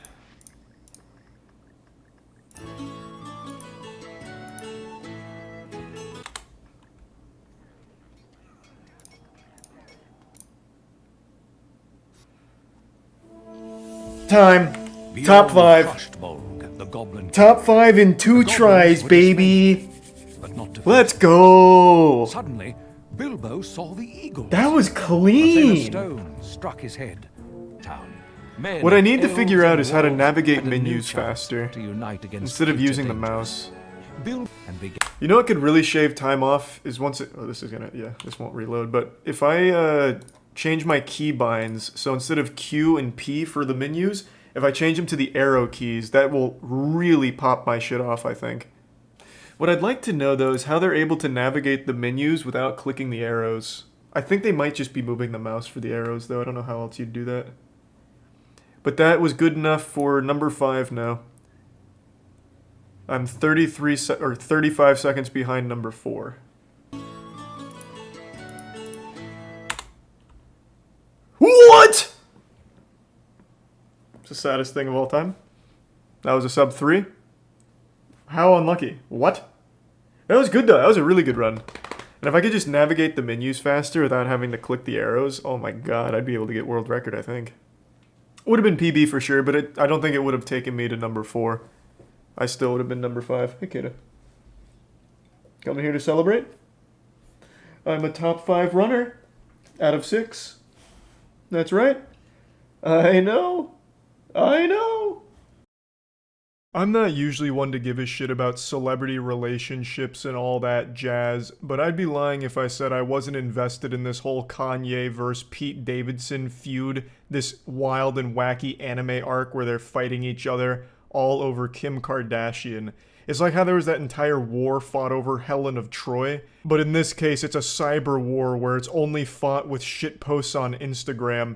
Like when Kanye had that music video where he like buries Pete Davidson alive or decapitates him or whatever, that shit had me giggling. This whole thing has been super silly, but like in the best possible way, to the point where I can't help but care about it. I'm like a middle school girl just glued to this gossip. And it really is the gift that keeps on giving. I can't help but feel like I'm being lied to and it's all fabricated because almost all of this shit always is, but it doesn't take away from the entertainment value, goddammit. As a spectator sport, it is still thrilling. Like even just yesterday, those text messages between Kanye and Pete Davidson that came out, where Pete Davidson was like, "Hey, let's meet man to man, you're being a pussy." Kanye replies saying, "Where are you right now?" And Pete says, "In bed with your wife," and then puts a cherry on top of the cake by sending a fucking selfie from like his belly button up to his nipples, and he's got like Kim's name scribbled on there in Sharpie, and he's sticking his tongue out and giving him the finger or whatever. It was one of those really awful angles. It looked like when Ricky Gervais used to post those pictures that looked like he was pushing his face through his own asshole. Like, it was so goofy and so entertaining. But the thing is, I can't help but feel bad for both of them because Kim Kardashian is just not worth all of that under any circumstances. I'm not a big Kim Kardashian fan, but I actually do like Pete Davidson and Kanye. I don't really like a lot of Kanye's new work. I think it's a little lackluster compared to his older shit, but I digress. I still do like Kanye as an artist, and I do like Pete Davidson's work outside of SNL. I think SNL is absolutely unbearably fucking awful, but Pete Davidson outside of that is a genuinely entertaining guy to listen to. But Kim Kardashian, I have nothing nice to say about her. So I feel bad that these two dudes are, you know, going through this whole song and dance at the circus here over Kim Kardashian. And you know what, dare I say it? I'm just not a fan of any of the Kardashians. That's it. I said it. It's a hot take, I know, but it needed to be said. I'm not a hero. I'm just letting my whole cock flop out here and hitting you with the truth. I don't like the Kardashians. So come hell or high water, I'm sticking to my guns and I'm letting that opinion be known in the public eye. I'm not a fan of the Kardashians. I don't think that's something that's ever been said before, so I think you should all appreciate my bravery in sharing that opinion with you. In fact, there's a clip that I keep thinking about that's playing in the back of my head rent-free like every day for the last week, where she just calls out women who don't want to work, even though she herself is the product of just being born lucky. She had a good spawn and just lucked out. She just got very fucking generous with RNG, and she has the audacity to shit on people saying that they don't have the drive to work anymore. I'll play the clip for you and we'll go over it a bit. I have the best advice for women in business. Get your fucking ass up and work. It seems like nobody wants to work these days. That's so true. You have to surround yourself with people that want to work. Have a good work environment where everyone loves what they do because you have one life. No toxic work environments, and show up and do the work. Pretty inspirational advice from someone who was literally born rich and their first major breakthrough in the public eye was with a sex tape leak. A very hard worker though, for sure, Kim. This is like that meme of how to draw an owl. Step 1, draw a circle. Step 2, draw the fucking owl. That is basically Kim Kardashian. Step 1, be born. Step 2, you're rich. It's fucking silly that she would have like the gall, the chutzpah, to say something like this totally unironically and just shameless. And then even more embarrassing is her sister who chimes in like agreeing with her, like, yep, that's true. And what is she wearing, by the way? I'm not exactly like a fashion icon myself, unless of course you're a huge white t-shirt enthusiast, but her outfit is actually just 2 Pokeballs over her titties. It looks like the Tron suit, but only for boobies. I know there's nothing brave or groundbreaking about saying you don't like the Kardashians or making fun of the Kardashians, but with this whole celebrity drama thing, it just does make me feel bad because it's 2 people that I do appreciate fighting over someone that I don't think deserves it at all. But at the end of the day, I'm not their dad. I have no say in their relationship nor how they handle it. I'm just that creepy weirdo huffing down Cliff Bars in the corner, enjoying the show with a smile on my face. And yeah, I just wanted to talk about this a bit because this whole Pete Davidson Kanye shit has just been super interesting to me, full of so many wild and wacky moments. So yeah, that's really about it. So yeah. I've got a confession to make, and it's something I'm not proud of. I am deep into the TikTok rabbit hole of desperate attention-seeking behavior. I'm so embarrassed to say that, downright ashamed. I'm like an 80-year-old woman, and TikTok has become my soap opera. It's just this captivating train wreck I can't help but look at. These aren't even like people anymore. They're just clout zombies. An insatiable appetite for internet attention, updates, and increased follower count. Bigger number, better person. And they will do anything to get a bigger number. And nothing is off limits. I swear to God, they would dig up their dead grandmother as a devious lick challenge. They'd fucking shove a Tide Pod down the throat of their dog if it meant more views on their TikTok page.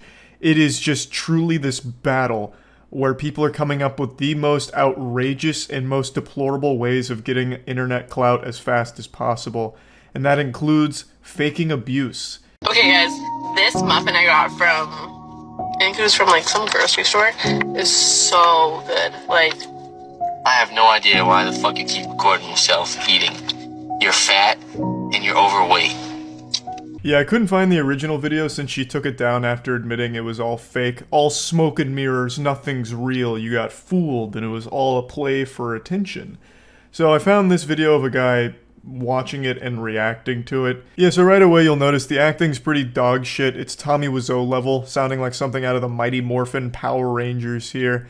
It actually just comes across like a Darman video for real. Like, stop eating the muffin, you're fat and overweight. Dude fat shames his girlfriend, lives to regret it.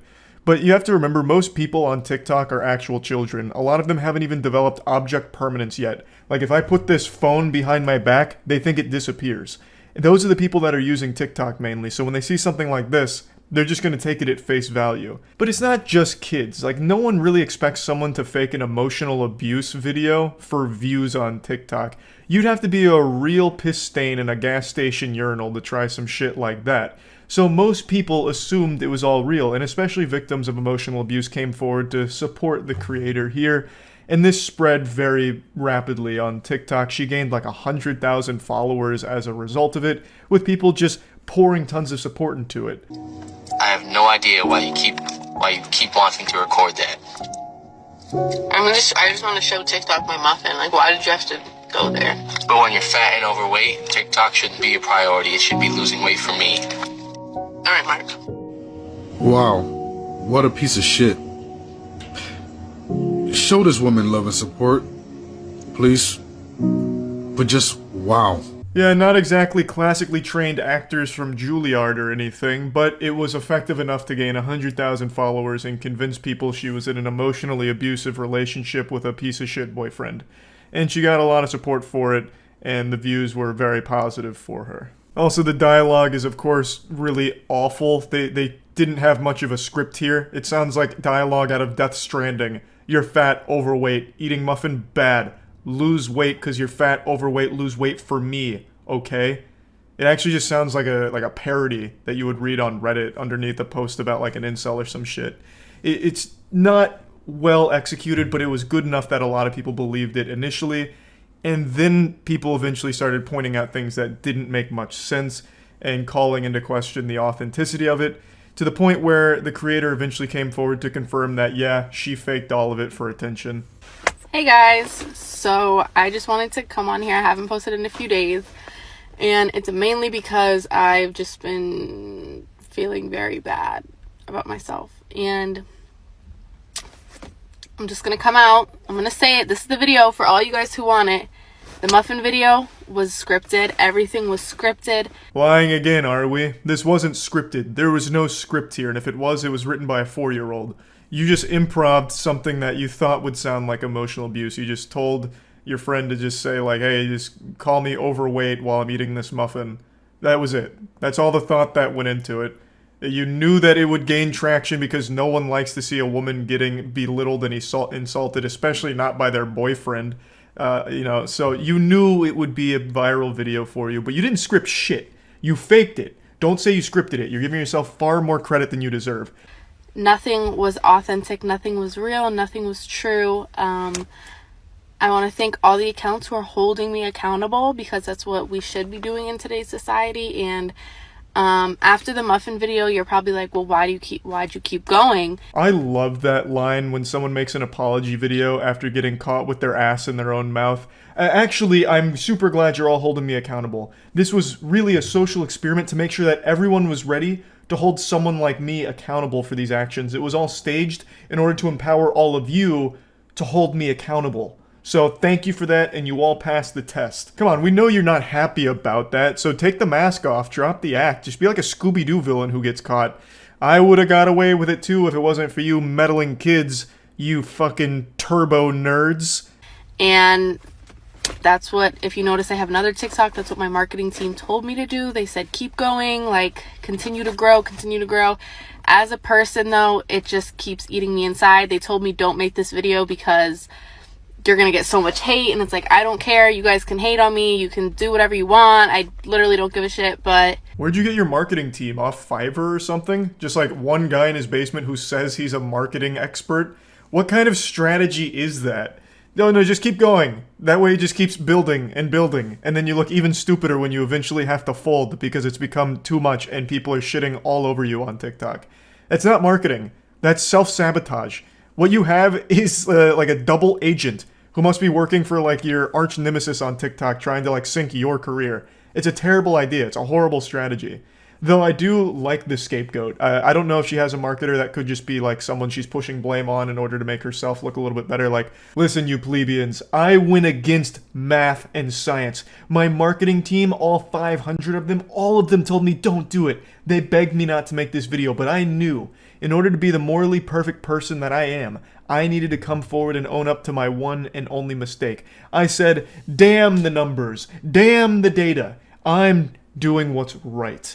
Even though it was probably just her and her friend that hatched this idea as just a quick viral video, knowing that they'd be able to capitalize off an emotional abuse situation in order to get like some pity follows or just some supportive messages and validation. It's just really disgusting all around. And I do wonder if there is a marketing team here at all. I just want to make it clear that if I lose 150,000 followers, that's fine, as long as everyone knows that this video was not to hurt anyone. There were no bad intentions.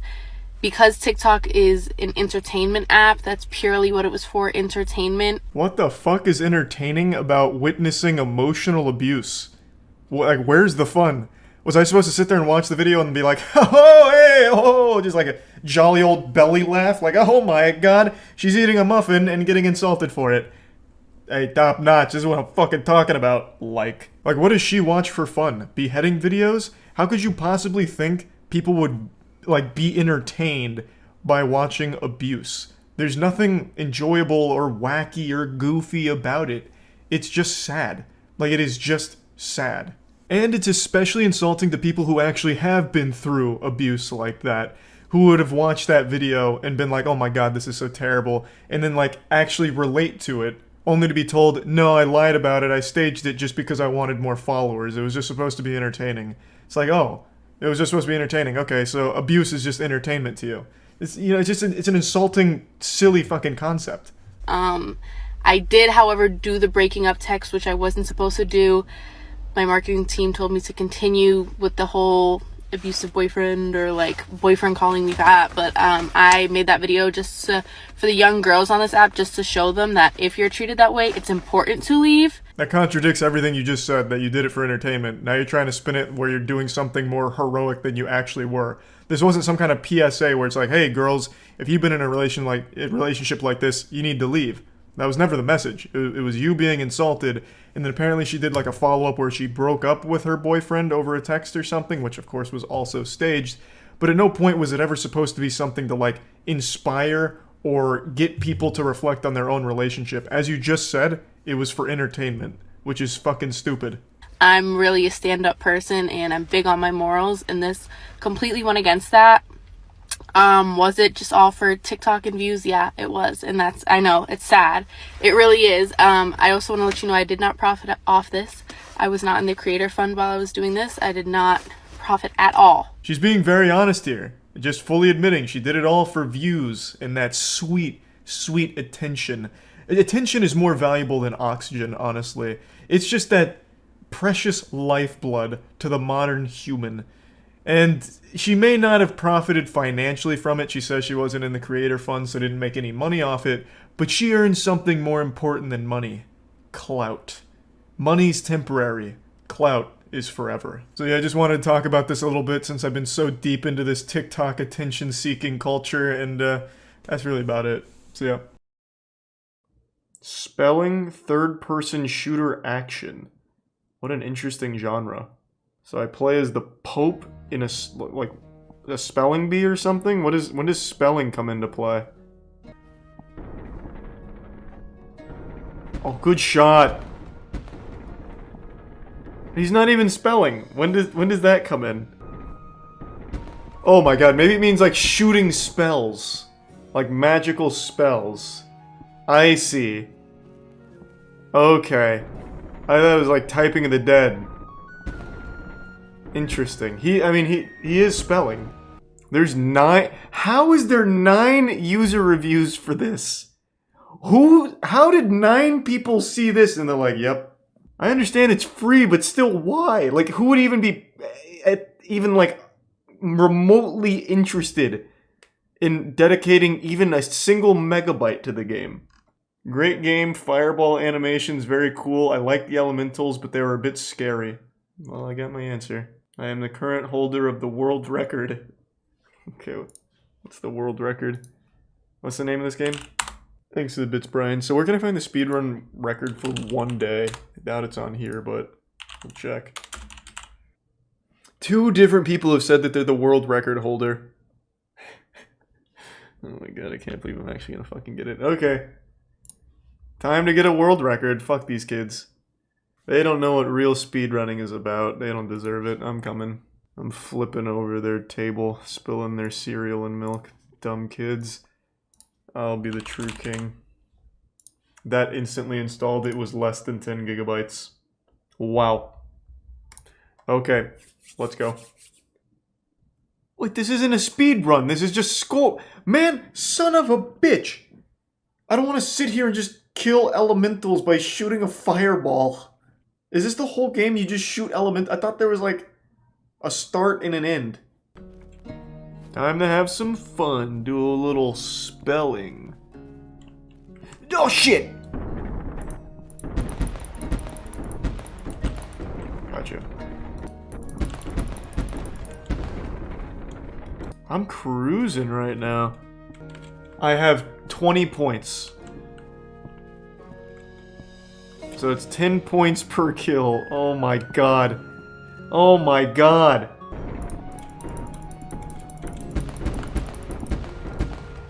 That fucking maniac killed 230 elementals here? Just for the world record?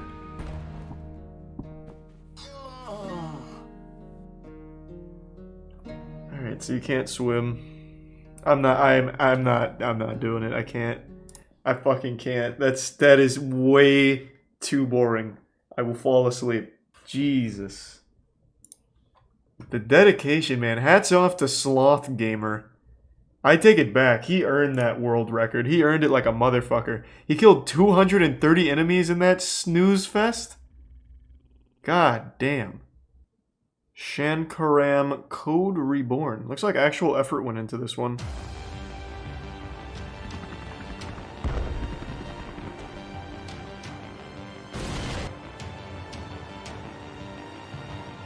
This is looking pretty good. There's a chance this game's not even like actually shitty. Looks like there's some serious heart put into it. But it definitely looks like one of those games that's not going to be good, but will be, you know, cute. Like, you can definitely see effort. Shankaram out here with the green laser beams. This is giving me, like, PlayStation 2 era gaming vibes. Wait, where are the reviews? There are no user reviews. The reason there's no user reviews is because no one's been able to complete the game yet. They're all still playing it for the last 11 days. They're addicted. Trapped in the virtual world of Shankaram. The code has truly been reborn. There he is. What I'm doing. I'm still confused. Don't be confused. It'll all make sense. So does he become like the Green Lantern? Whoa! Get out of there, Sean! But the war has already begun. Whether it's now or never. God, there's a whole fucking AMV here. Anime music video going on.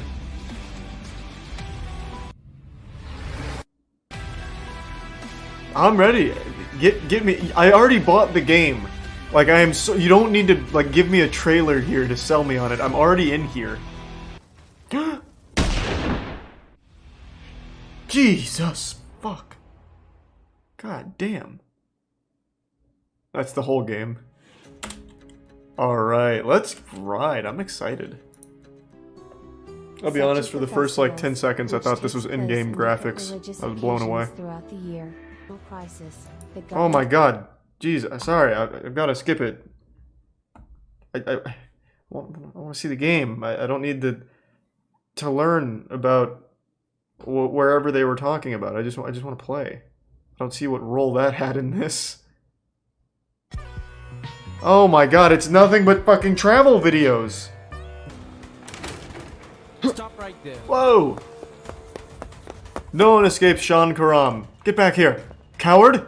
Wait, or you will get in more trouble. Perfect posture. रुको, इतना जल्दी क्या है? Yeah! Get him with the meat. Oh, that guy's got like a Mario mustache. Yeah! Yeah! Whoop, the Shankaram special.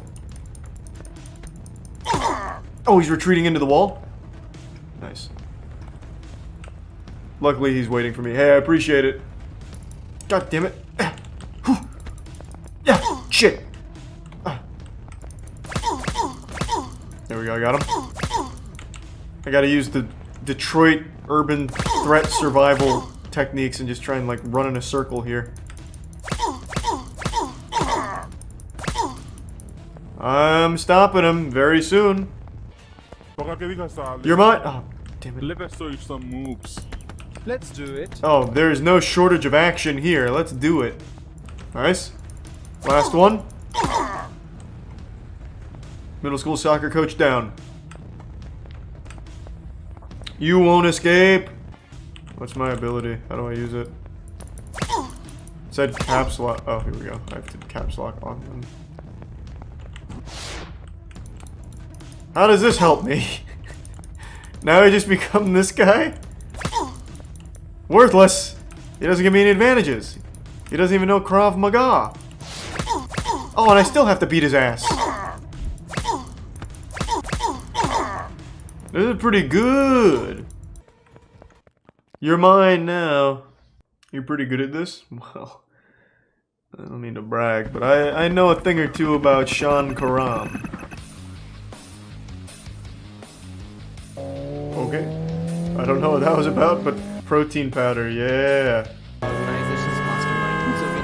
This is fucking awesome. Yeah. Let's fuck them up. Oh no! Yeah. Jesus Christ. It's chaos in the streets. I'm coming in.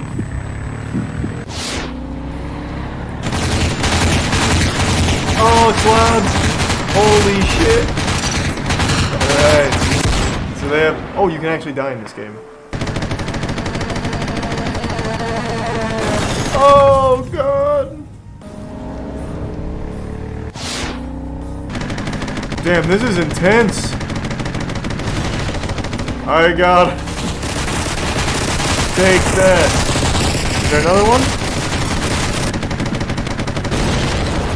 Get out of my city. Oh, Jesus Christ, there's another one.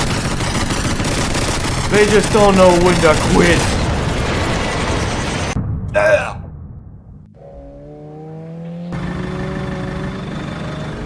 Yeah, it's fucking loud. But that's what Sean Karam's about. It's about guns. It's about possession. It's about gore, action, and titties, baby. That's Sean Karam. We play loud. Knocked him out. Let's beat him into shape.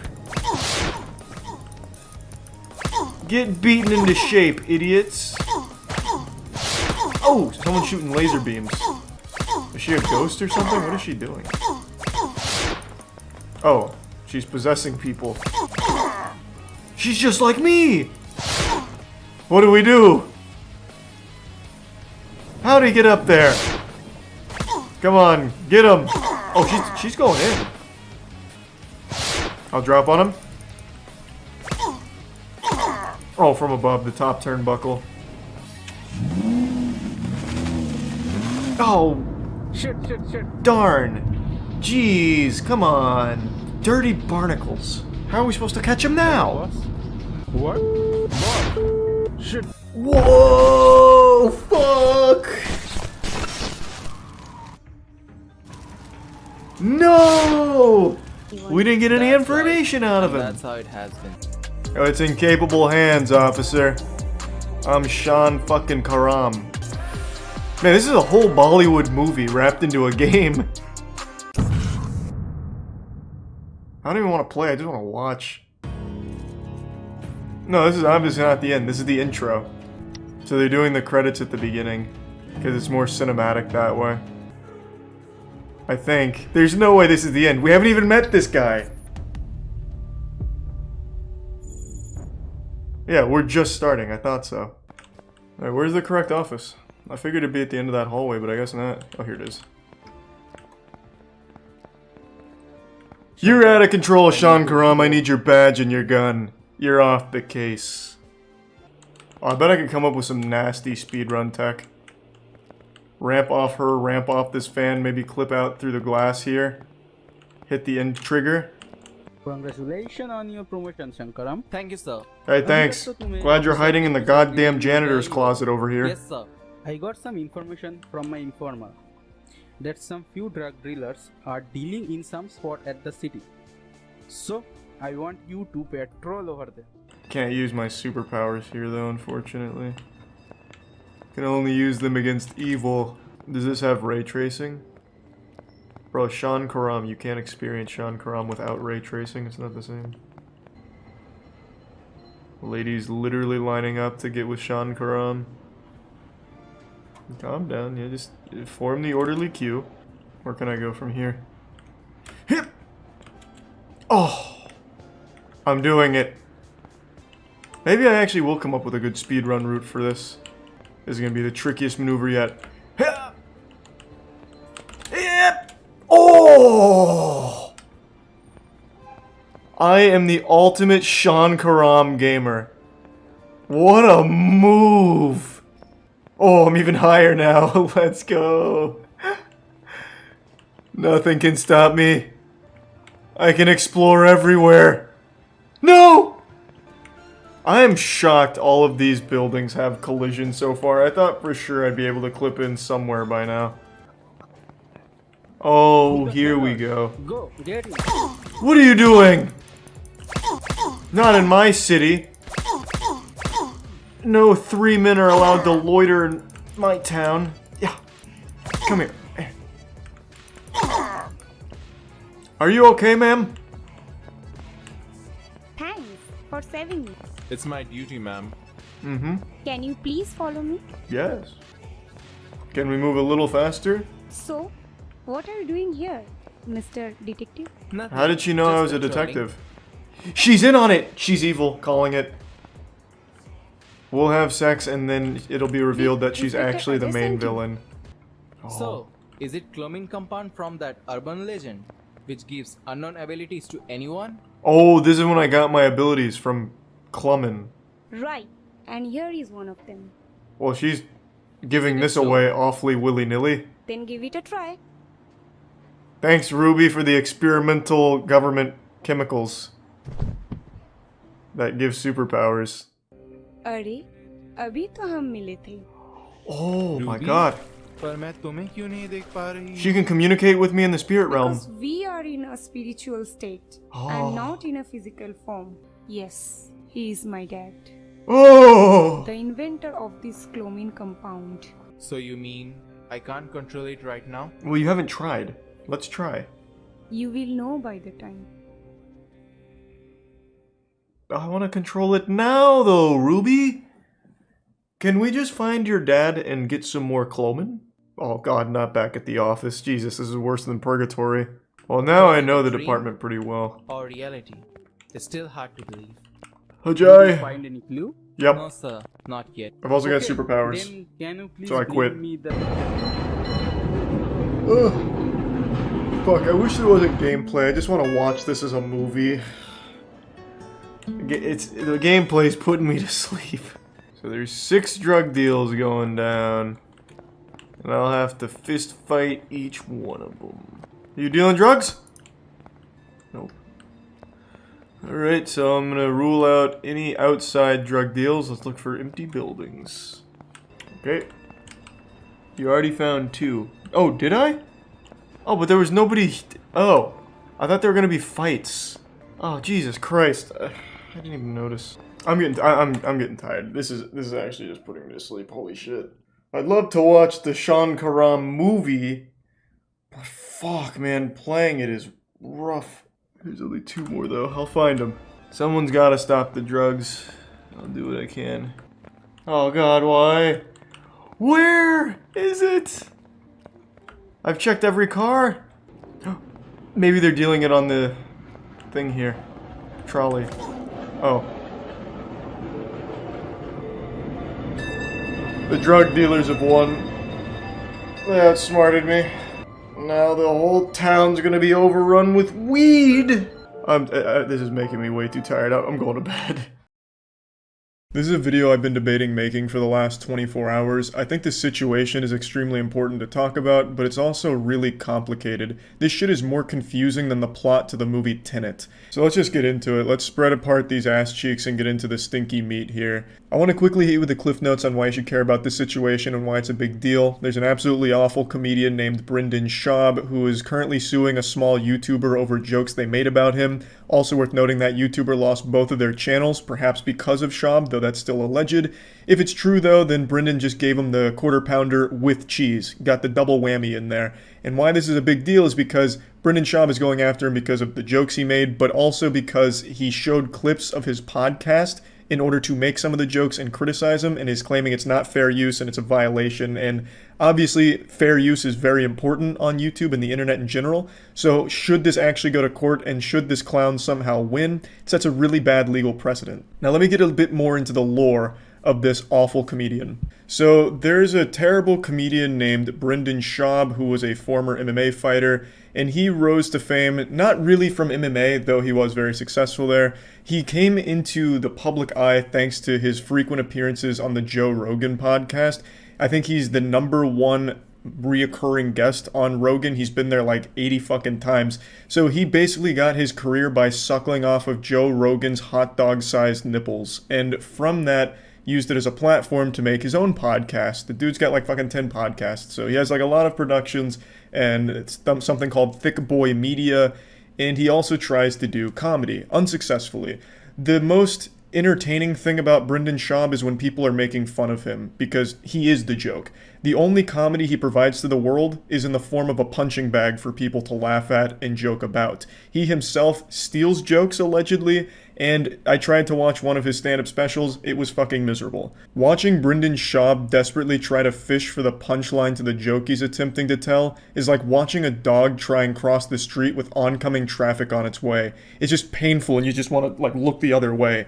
It's miserable. And half of the stories he tells are blatantly just lies. Like, you can tell he is making it up on the spot in order to one-up someone. Like, I was watching him interact on another or actually it might have been his podcast, I don't remember now, but he was talking with Chris D'Elia, and they were talking about being out of gas. And Brendan Schaub just comes out of nowhere, like, raises his hand, "Oh, wait, actually, I was out of gas like you guys, but in a much cooler way. You see, I'd actually just won a fight, and after winning a fight and having 15 threesomes, I was in my Hummer H2, he makes sure to specify, brand new Hummer H2, and I was running low on gas. I was like, I can ride this bitch out, but I couldn't. I ran out of gas. So then I had to, with my Hercules-like strength, push this Hummer myself all the way to the nearest gas station. And then the gas station guy said, didn't I just see you on TV? They need to pay you more.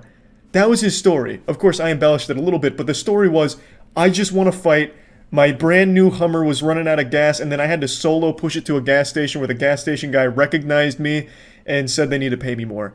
That obviously didn't happen. There's like no reality where that ever fucking happened. I wasn't there. I wasn't like tapped into the NSA security cameras nearby or anything, but I can say with a high level of confidence he made that shit up in order to just one-up everyone around him for no reason. Like, there's no moral to the story. There's no like good jokes in the story or anything entertaining about it. It's just him being a fucking douchebag.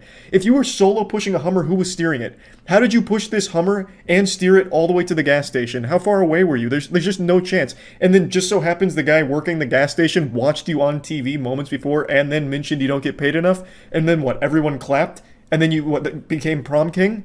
Like, he blows my mind. He is quite literally that frat douchebag everyone knew in college that would tell the worst jokes of all time, but no one bothered to stop them because no one cared. No one laughed. No one gave them any attention, but they convinced themselves that they were super entertaining in their own mind. That is him. That is Brendan Schaub.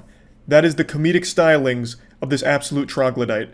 But anyway, so he is currently suing a small YouTuber over jokes that they were making about him. He's very sensitive. Brendan Schaub may look like a big tough guy, but he's actually a really soft, insecure man, if you can believe that.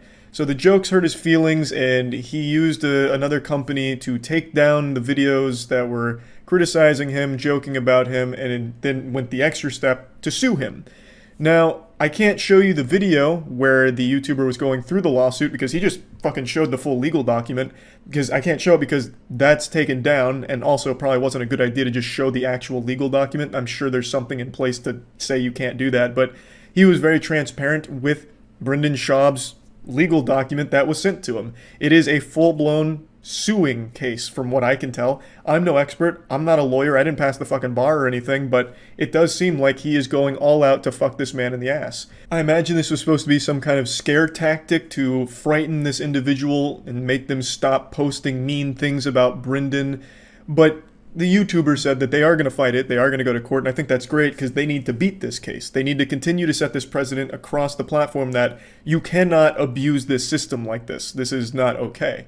This is very clearly an exploitation of the system. This is just a slam dunk victory for the YouTuber being sued because Brendan Schaub has no case. If Brendan Schaub somehow won this, then it actually hurts Brendan Schaub too, because from what I understand, he also reacts to videos and uses clips from other things in order to joke and criticize. So if he wins this case, he fucks himself too. It's like mutually assured destruction from an absolute goddamn supervillain idiot.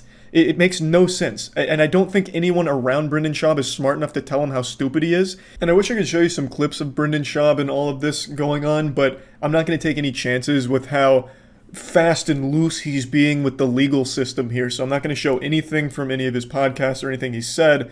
But what makes this situation really complicated is the fact that there's no real hero in this story. The YouTuber that's being sued is someone that I wouldn't really root for under normal circumstances. I don't want to mention their name, and I don't want anyone to harass Brendan Schaub or this YouTuber. I'm not going to mention their name, but I've seen a lot of archived live streams from their channels where a lot of very disturbing shit was happening. This individual sometimes would get drunk on stream and have incoherent ramblings and say some really fucked up and tasteless shit sometimes. And in one case in particular, I saw a clip of them leaving the stream and then arguing with their girlfriend, and it did sound like some type of domestic violence was occurring in the background. This is all alleged, and this is only based off of live streams that have been archived, but over the course of like the last 2 or 3 years that I was able to like look at this person, I saw a lot of people talking about frequent domestic violence on stream. I saw a lot of clips of him and his significant other constantly arguing, yelling, shouting, screaming, and just a lot of really disturbing things. Playful retard. Has no idea what's really happening. Oh, she annoys me. Kyle, it's her birthday, man. What is it? Yeah, stupid. You didn't get banned. You just were irrelevant. And I gotta handle the kids because you couldn't, stupid. Ban him forever. Yeah, whatever. Yeah, you're a fucking retard, fuck. We're going to handle the fucking kids. This fuck. What am I doing with you?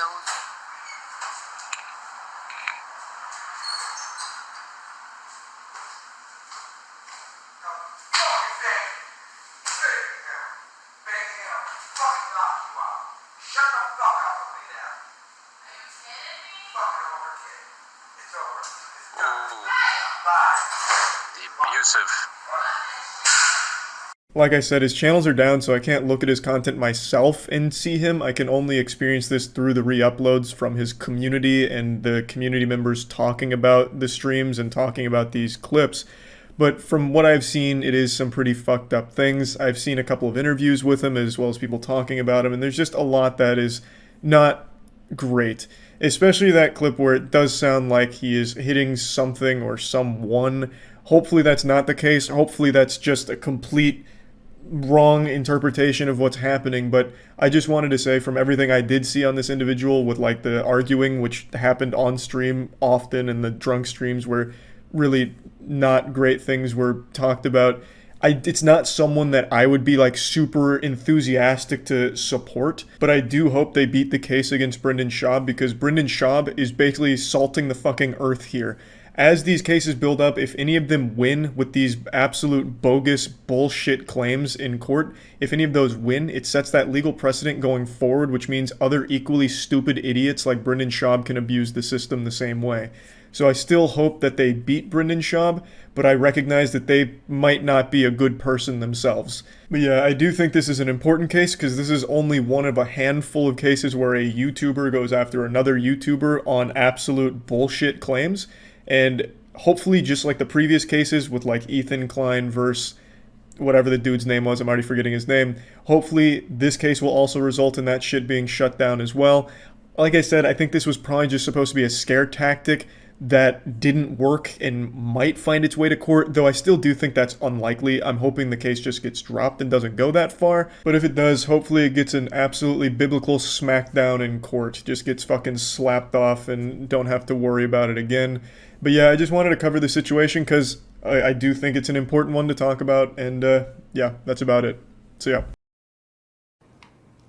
Alright, we're in the right spot. There we go. So this sword is apparently just fucking nutty. So we're gonna respec so I can use it. It's a faith-based intelligence sword. And faith is... oh, Jesus. I forgot about these hands. Faith is my lowest stat, so I'm gonna have to respec for that.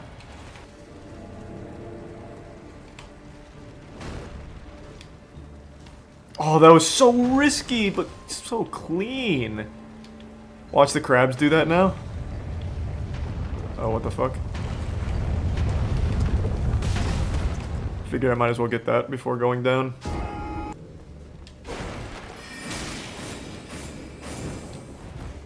Can you parry a magic attack like that?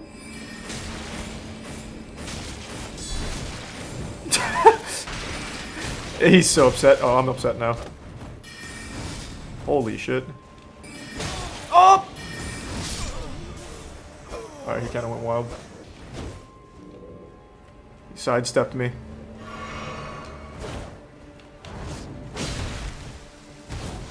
Nope, not today. Sorry, baby boy. Outplayed. Moongrum. How are they still hitting me from there? What the fuck? Great, great. Outplayed by Elden Ring servers. God, I look cool. I look like a early founding father with a giant powdered wig. That's so nice. You sucking my toes? Alright. Looking like Jimmy Neutron up there. Oh, whoa, whoa, whoa. Oh, what the fuck? Okay. Let's just make this pretty simple. Oh, I need to kill. Oh, maybe not. God, they just throw everything at me. Which one looks different from the others?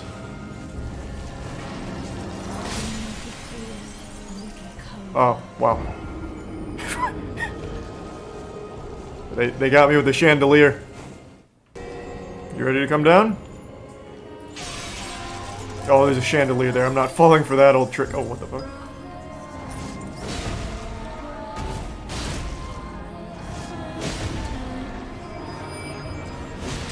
Oh, I got a little too bold. Just throw them. Oh, they thought of everything.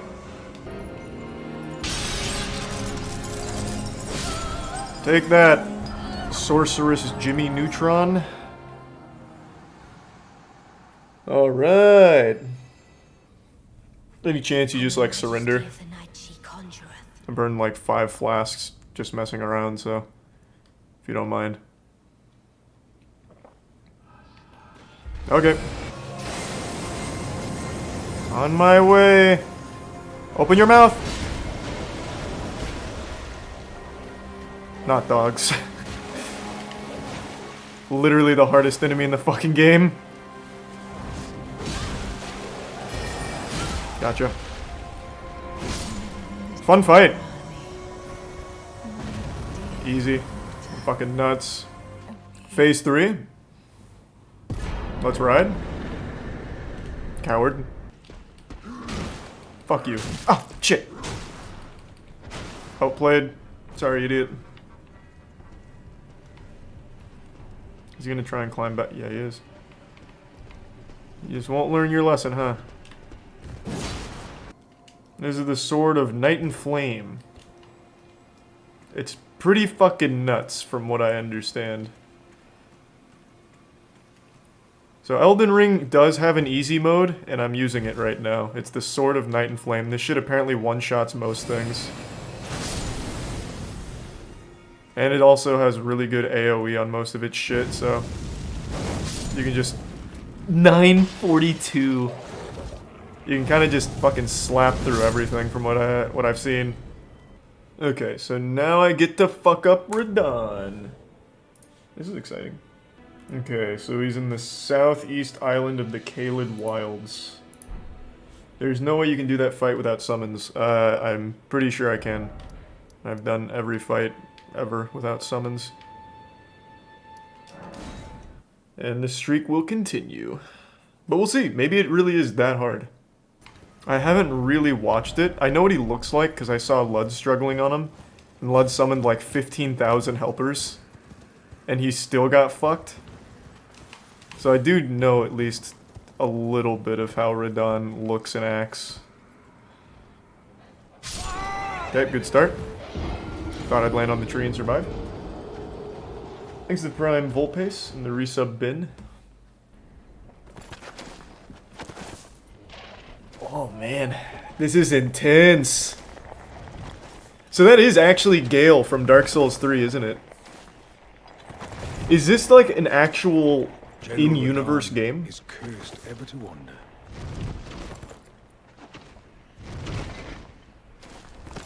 Eaten from the inside by Melania's scarlet rot, his wits are Please long resub gone. Obi-Log.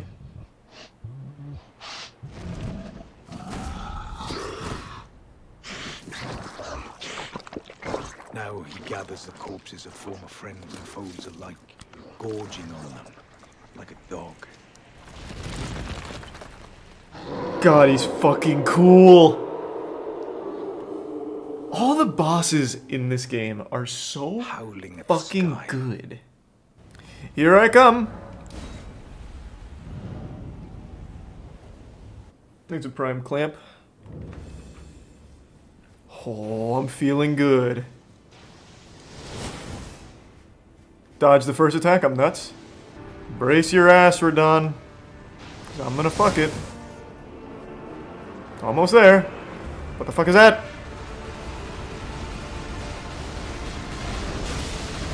Jesus. Oh! Whoa! They follow me. Okay. Well, I was gonna do this without a horse. Let me see if I can use a horse. Because that's a long fucking run. Oh, I bet he can just easily snipe me here. Yeah. So I'll probably save the horse for that attack. The, Rain of Arrows one. We're learning.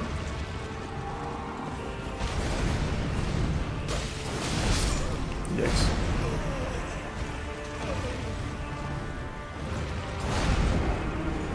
Okay. 52 with the dinky little stab. Not feeling great about that. He seems pretty fast, so it's going to be tough to get like a full weapon art off, but we'll try. Worst comes to worst. Oh, I forgot to upgrade my sword. That'll be alright. Worst comes to worst, I switch to Bloodhound. Going for it. Not bad. That's decent damage. Oh! He held onto that for a while.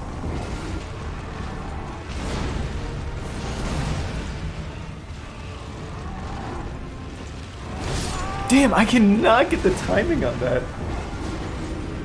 Seems variable. I can't tell.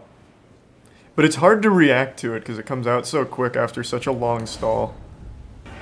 Thanks to resub Speed and Rin. Need to wait for an attack that I can easily punish. I'm gonna play it really safe. Shit, I got drifted. Yep, unlucky. When he started turning, he started pushing me. Unlucky.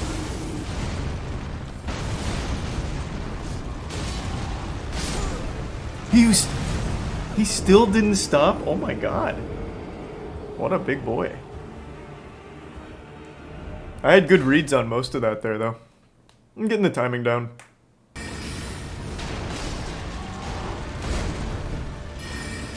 You could absolutely cheese the fuck out of this guy with that. Oh my god. He takes so much damage from magic. Nice face, too. He's gonna do a giant gravity pull. Oh, nope. That's new. Oh! Was that like a change-up pitch? Rock Sling will literally melt him, I'm telling you. I don't see how Rock Sling would fucking melt him. I mean, I'm down to get wacky. I'll put Rock Sling on, but that attack sucks. It is a terrible spell. I could just keep spamming Pebble. He's pretty weak to magic. Rock Sling. Whoa, that really does a ton of damage to him. Wait, you weren't kidding. What the fuck? You could easily kill him with this. That is outrageous. Oh, what the fuck? He did another? What is going on? Oh, fuck, another! Okay.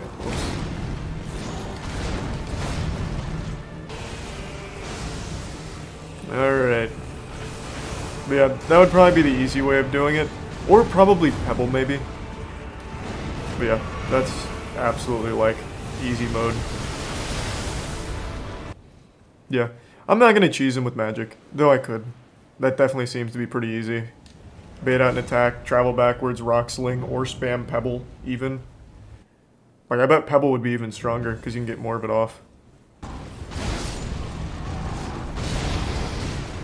Don't do it. I shouldn't have gone for that. Whoops. I didn't think he was going to turn around there. My bad, boys. I let us all down.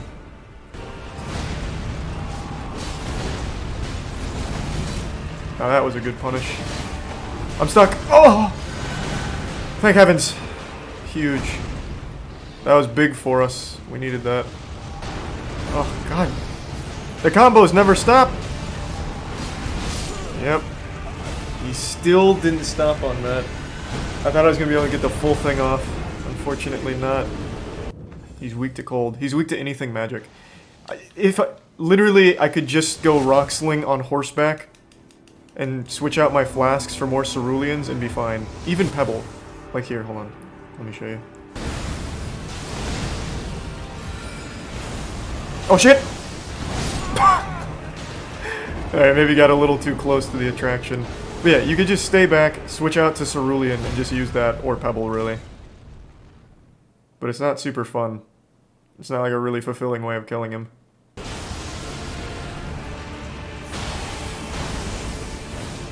What the fuck is that?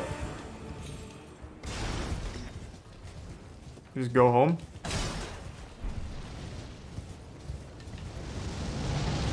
Holy shit!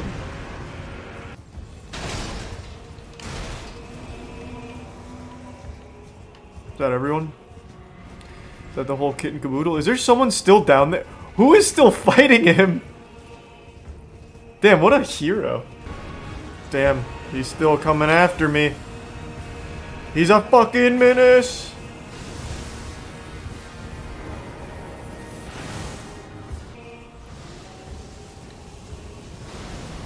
Whoa! Holy shit! Alexander's leading the charge. Oh, that was close. He changed trajectory. That's so upsetting. What a combo. The grav pull into those so I couldn't dodge. Tactical genius. Alright, let's get the flask out and finish it. We're cruising. Is he out of range?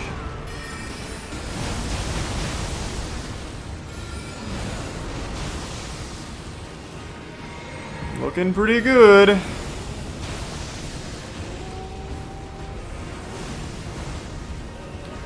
Oh! What the fuck? Oh. So he actually can throw those. Oh, that... Jesus. That came out of nowhere. Oh. Nope! Oh, it's gonna be close. Man, my reflexes are nuts. Jesus Christ! Oh!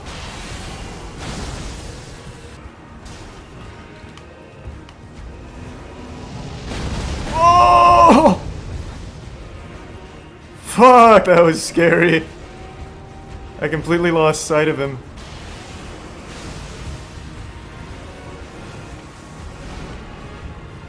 Lock on, please. Please lock on. So I can finish this. There.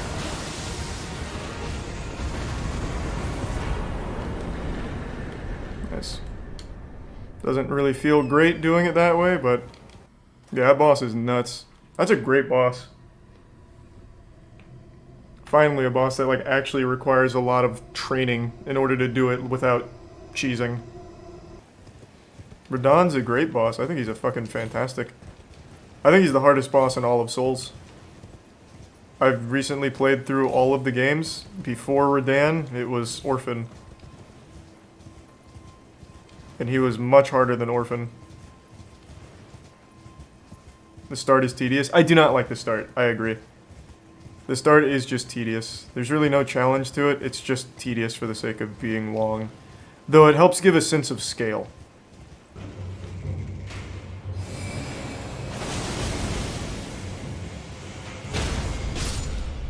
Damn, that guy got fucked up.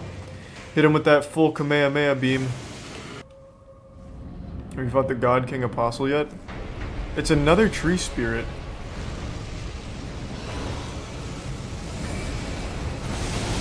Oh!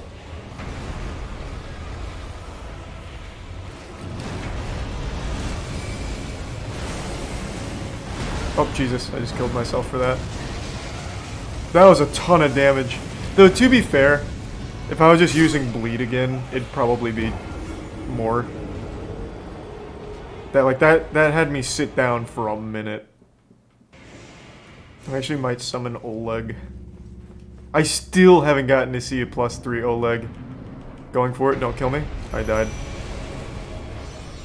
Never mind. Got lucky. Go with the slow attack.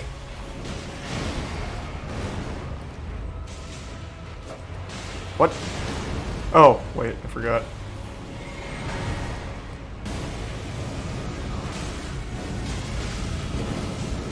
Woo! That's so much damage. God, this thing is gross. Oh shit, I'm dead. It was a different color, so I didn't know it was going to be the explosion. Whoops. Sorry, Oleg. What? How is this happening? Help! Why is this one so much faster than the other tree spirits? Or why does it feel like it's so much faster than the other ones? I had no trouble against the other two. This guy's so nutty. Come on. Where's that next bleed proc? No, fuck! Oh, I wasn't paying attention to it glowing. Oh. Could have had that. You enjoy using strength weapons? Yeah. Another dragon. Oh, this one looks different.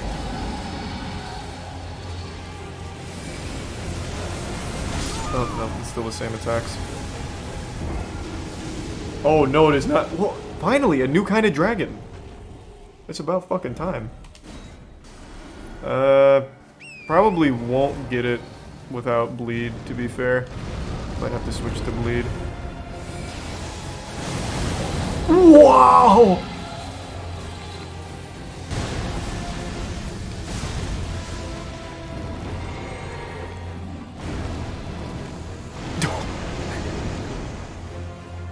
I'm going home, this guy's too real. Fuck! He means business. Get me the fuck out. Alright folks, there you can see the tournament bracket completely filled. Oh, spoilers, we didn't get to see this one. Incredible tournament it has been. That hasn't been posted yet. In our quarterfinal matchups, oh shit. 4 big matchups. Our final round between Shamokin Thunderclap, 5'6", and White Simba, 6'5". Oh, that's like me versus Matt. What? Holy shit. I didn't realize that White Simba was that tall. I mean, I knew he was tall, but I had no clue he was that tall. Oh, they didn't even post the Shamokin Thunderclap versus Battle Axe. Battle Axe might have like withdrawn. 5'6" versus 6'5". David versus Goliath. Okay, okay. Yeah, it looks like Battle Axe didn't come back, which is why Shamokin went straight through.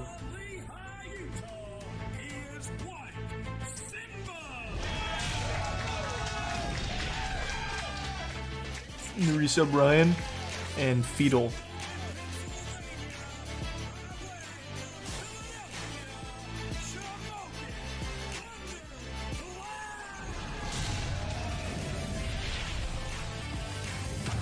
Yeah, for being 5'6", Shamokin wears 190 pounds really well. Simba only weighs like 20 more pounds than him. What the fuck just... What in the fuck just happened there? What a catastrophe. Oh no! What the fuck is this? This is a crime. This is illegal. Come on, boys. Dude, my lord, this is a disgrace to the sport. Alright, here we are with 10 gift subs, Gorski. Thank you for that, Gorski. Fight Redemption Tournament Final. This is going to be an incredible matchup. We've got Shamokin looks just so happy to be there. White Simba on your right. Oh, he's having such a good time. You'll notice when looking at these two fighters together, it's hard not to like White Shamokin. Simba is 6'5" and Shamokin Thunderclap is 5'6". That makes for an interesting combination. Now Shamokin is a former SEAL, right? If I remember correctly. So there's definitely a chance. Shamokin Thunderclap is not afraid. Look at his face. He's ready. He's having fun. Can he take one of these crazy slaps from White Simba? We're gonna find out. Oh now. boy! Every slap Simba has thrown has been like a knockout or rocking someone. Going up top. Oh Jesus! No! Shamokin Thunderclap in the first round, and Shamokin Thunderclap goes down. Oh, he's alive. He's alive. He's okay. Oh, he's good. He's still having fun. There's a smile on that face somewhere. Or he's having flashbacks. Simba with a big shot to start the final round. Oh my gosh. Let's listen in here. Holy shit. Bro, that's like getting shot with a shotgun. Bro, White Simba's scary. Okay, Thunderclap's corner man's gonna pick him up here and help him get to Actually, his feet. 10 gift subs greens. Thank you for that, man. Thank you for the generosity. He's gonna have to get his Maybe bearings some and Joshua. get back to barrel in 60 seconds to continue the fight. He has to relearn how to Simba's walk. talking a little trash here, telling him it's okay to quit. Oh no. Shamokin Thunderclap doesn't remember the first Wait, is round. he? I think he's just playing. Okay, it looks like the doctor's going to stop this fight. Ladies and gentlemen, unbelievably. Oh my god, he actually just slapped the fuck out of him. His opponents to become the slap fight redemption. Slapped him so hard he got psychosis.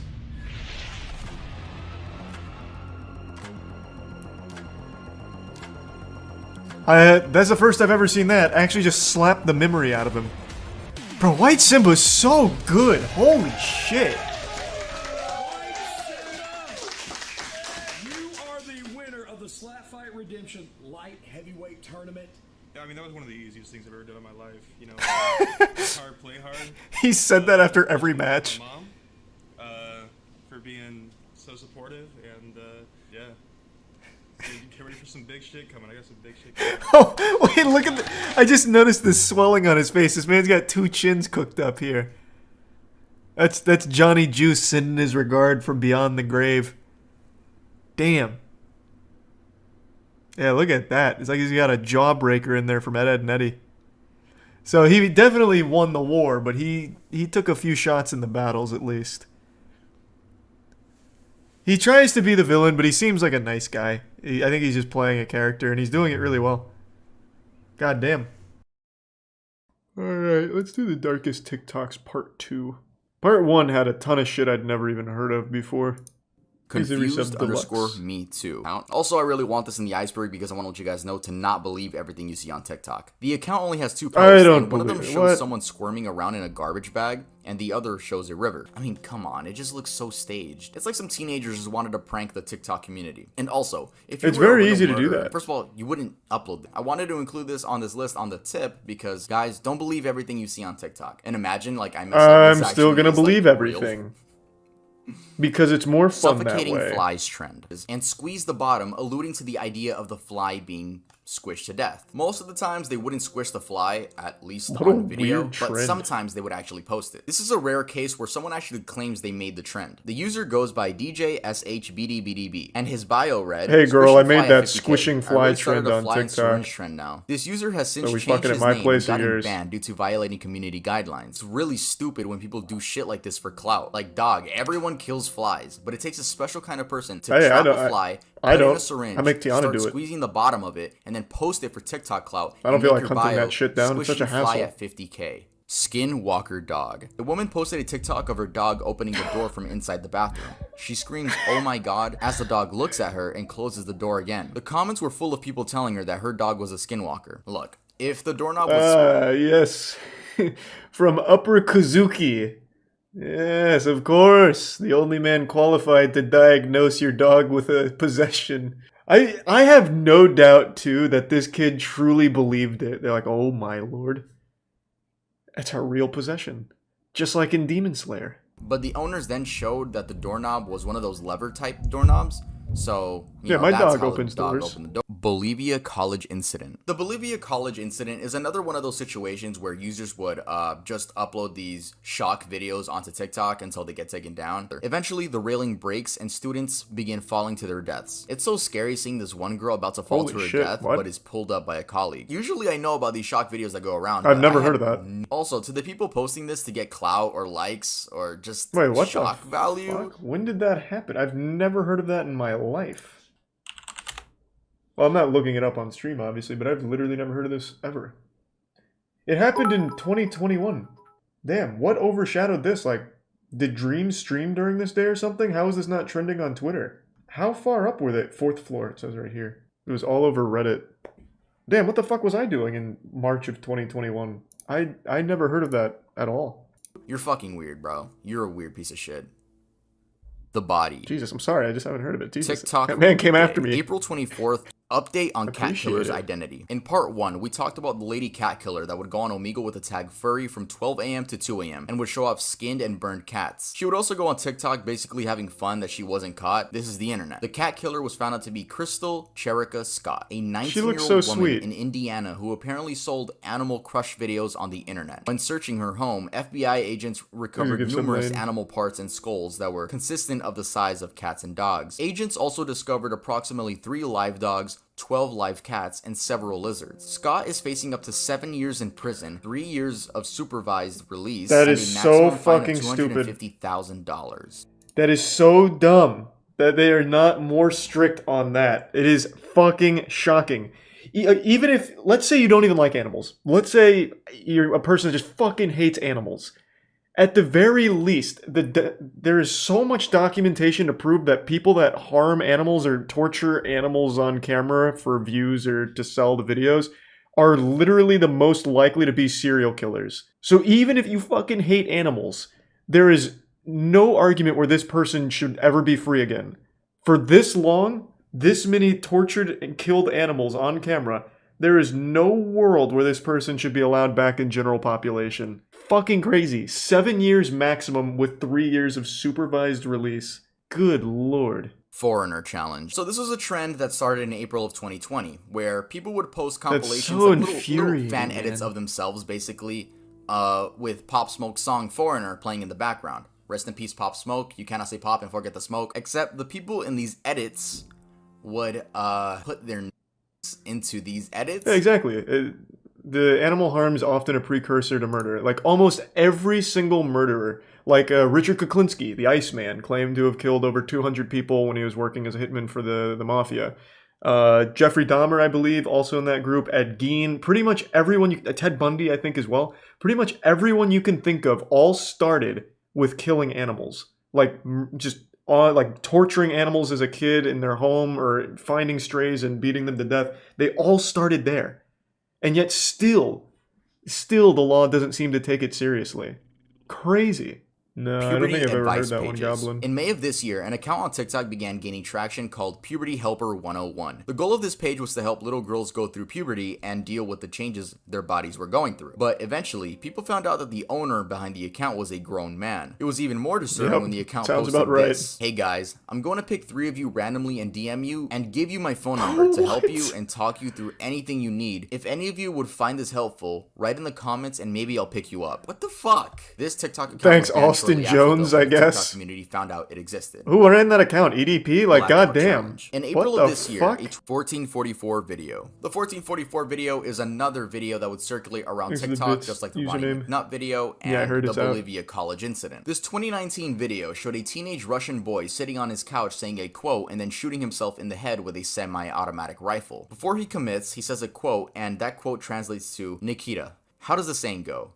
Neon Polka. Neon Polka is a reference to another Russian person that also committed. And that person actually laid on train tracks and was, I don't even know how I could say Holy that, but her shit. head came off on the train tracks, and her last post on social media said Neon Polka, and it became like a meme in Russia, I guess. So you say that before you commit. What a Yeah, to fucking make matters even worse, Gleb's awful way to go out. out. I don't know why that reminded me of something. Do you guys remember the hot coil challenge? That was back with the Tide Pod eating shit.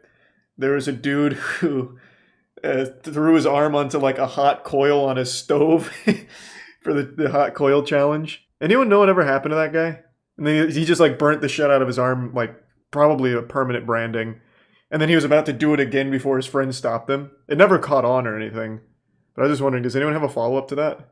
He's got nice scars. No, he's got stupid scars because it was literally just a hot coil. So his scar is just going to look like a pile of dog shit on his arm. It's not even like a cool scar or anything. London resub zombie. I guess no one knows what happened to the guy. These two teenagers ended up murdering Sierra's father due to him not approving of them being together. The creepy part is that they posted this TikTok acting like it was a normal thing to do.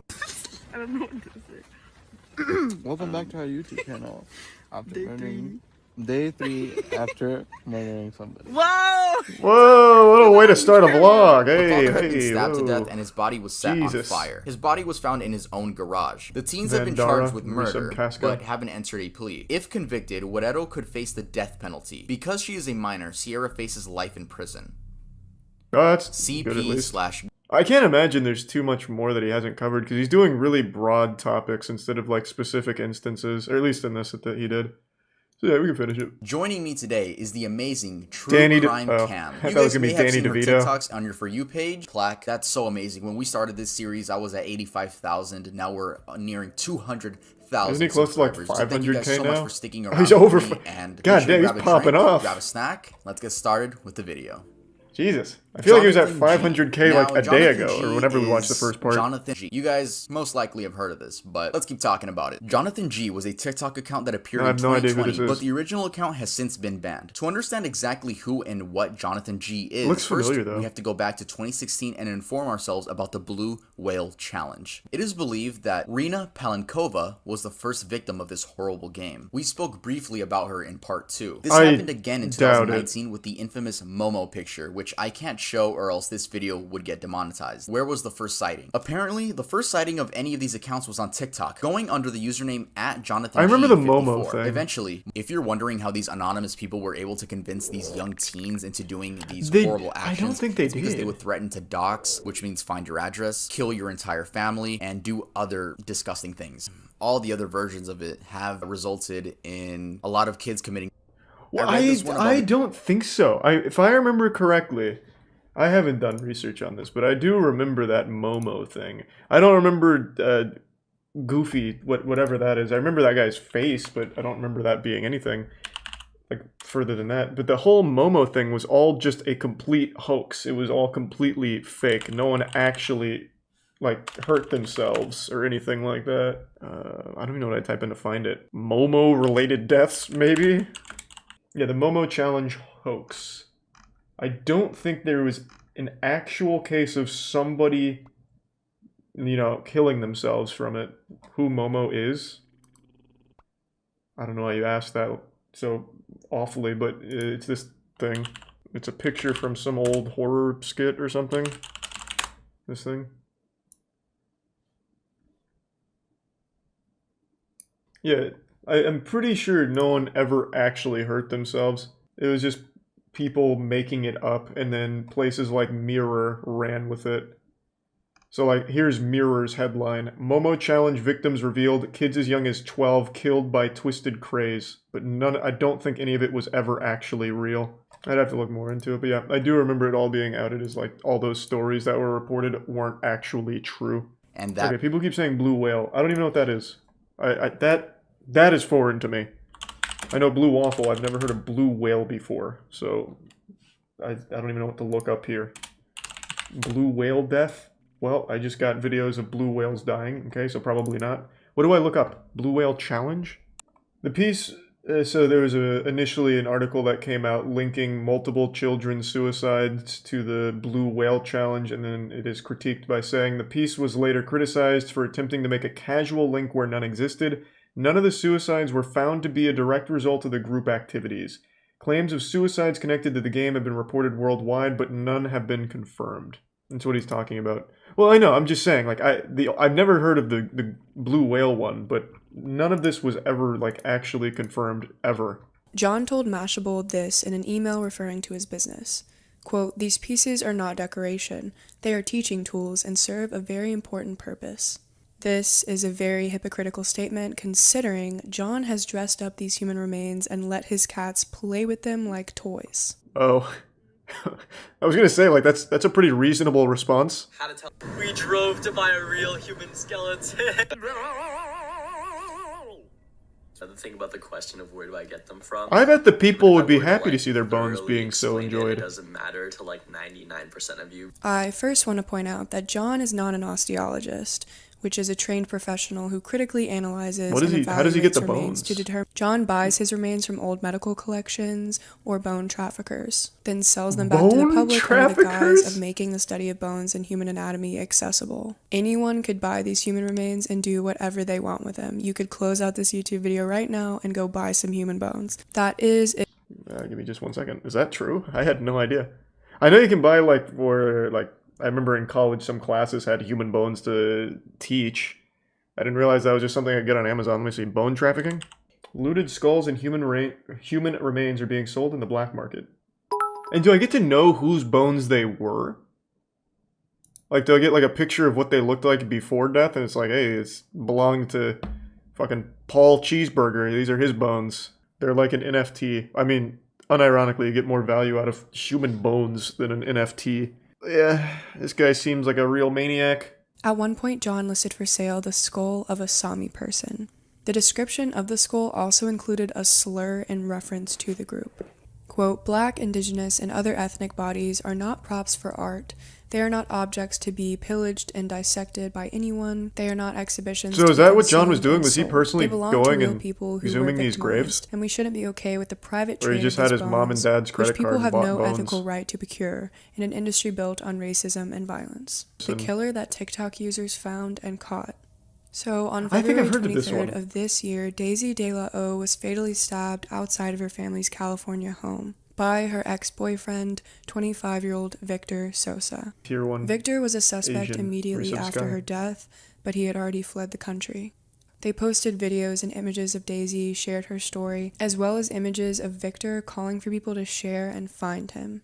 They used the hashtag #JusticeForDaisy. Luckily, the videos landed on the right For You pages, and tips started rushing in. Victor should have just Sosa asked had been 4chan. spotted working. The person who sent this tip in said that Victor had been working at this bar for weeks and was living his best life like nothing ever happened. Susanna wants justice for her daughter and hopes by telling Daisy's story that other young women will find the strength to lead these abusive relationships. If you or someone you know is suffering in an abusive relationship, go to www.thehotline.org. I feel like TikTok would actually be a really good tool for something like Benadryl that. challenge. Just In because everyone mid-2020, has a new TikTok. trend surfaced on TikTok. That being Like, the look at Benadryl EDP, challenge. for example. EDP literally can't exist in even like a parking lot in bumblefuck nowhere without someone videotaping him for TikTok.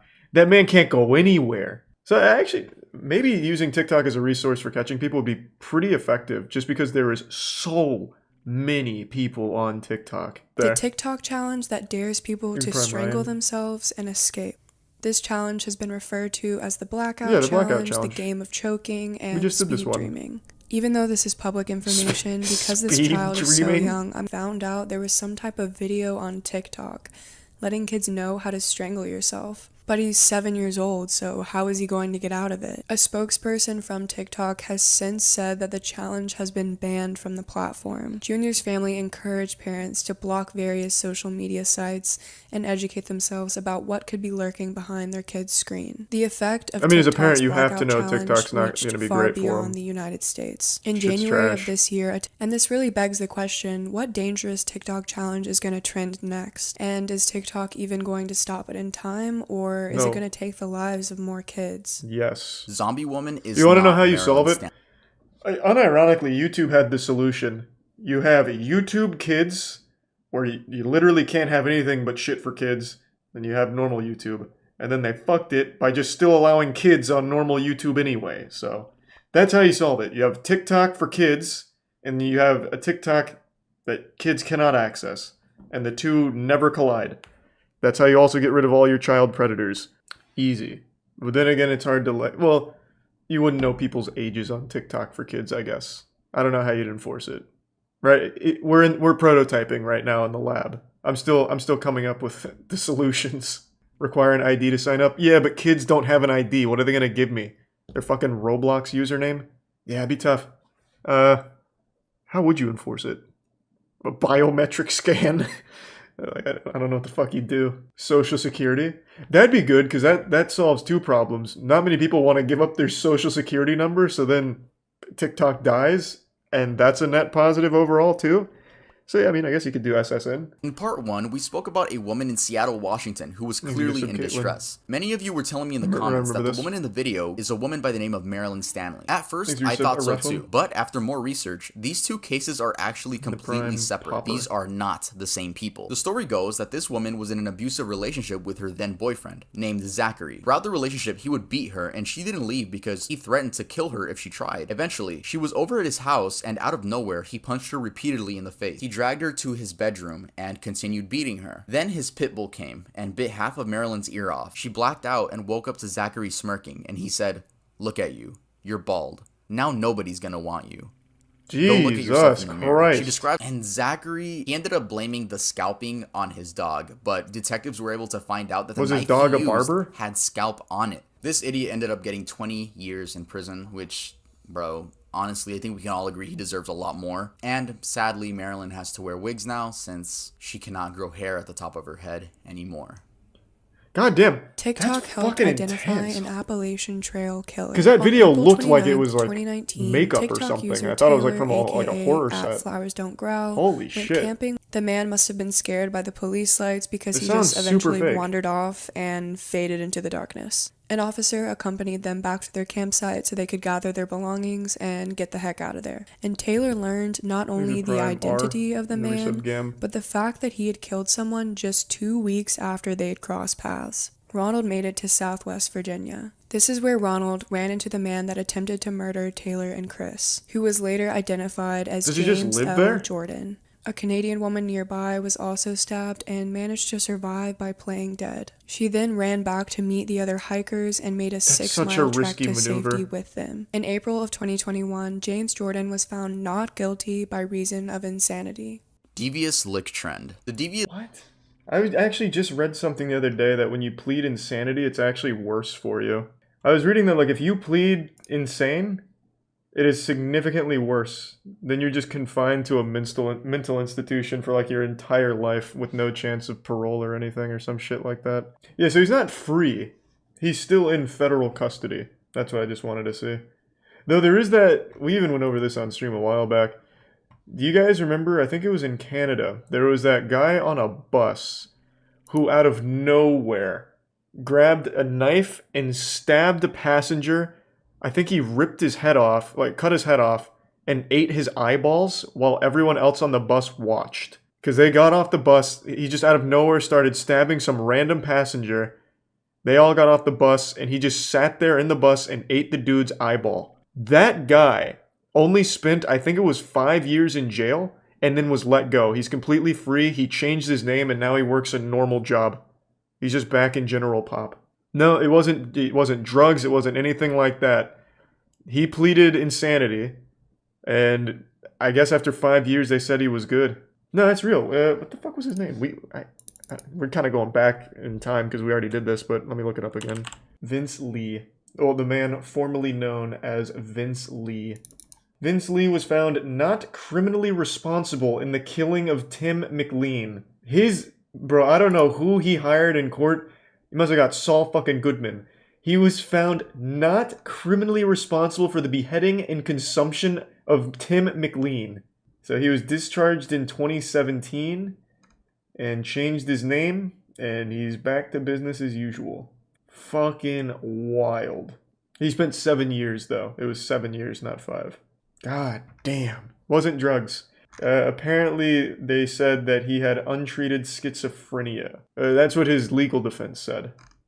Whether or not that's true, I mean, that's up to whatever you want to believe. But after spending 7 years institutionalized, they deemed him safe to be put back into like general pop. So he went to independent living. From independent living, he changed his name and now he's just full-blown like back to being a citizen.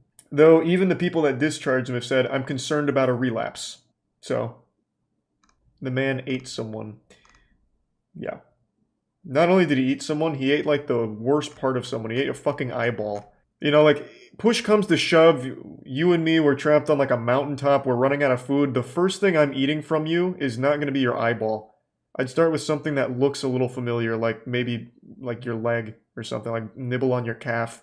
I would not start with an eyeball. TikTok user Frey Todoroki. A Brazilian TikToker who goes by Freya conspired with two friends to kill a girl. 19-year-old Raíssa Borges wanted to know if she was a psychopath. To test this theory, she conspired with 18-year-old Freya and 22-year-old Jefferson to kill a petite person that couldn't fight back. 18-year-old Ariane Laureano. That's what they decided to test. On August 24th, their the group psychopath invited nature Ariane with. into the woods to hang out. Raíssa then started to strangle Ariane, but ultimately couldn't kill her alone. That's when Freya and Jefferson joined in. As Ariane passed out, they stabbed her 3 times to make sure that she was gone. On September 16th, authorities arrested Raíssa, Freya, and Jefferson, and this case is still ongoing.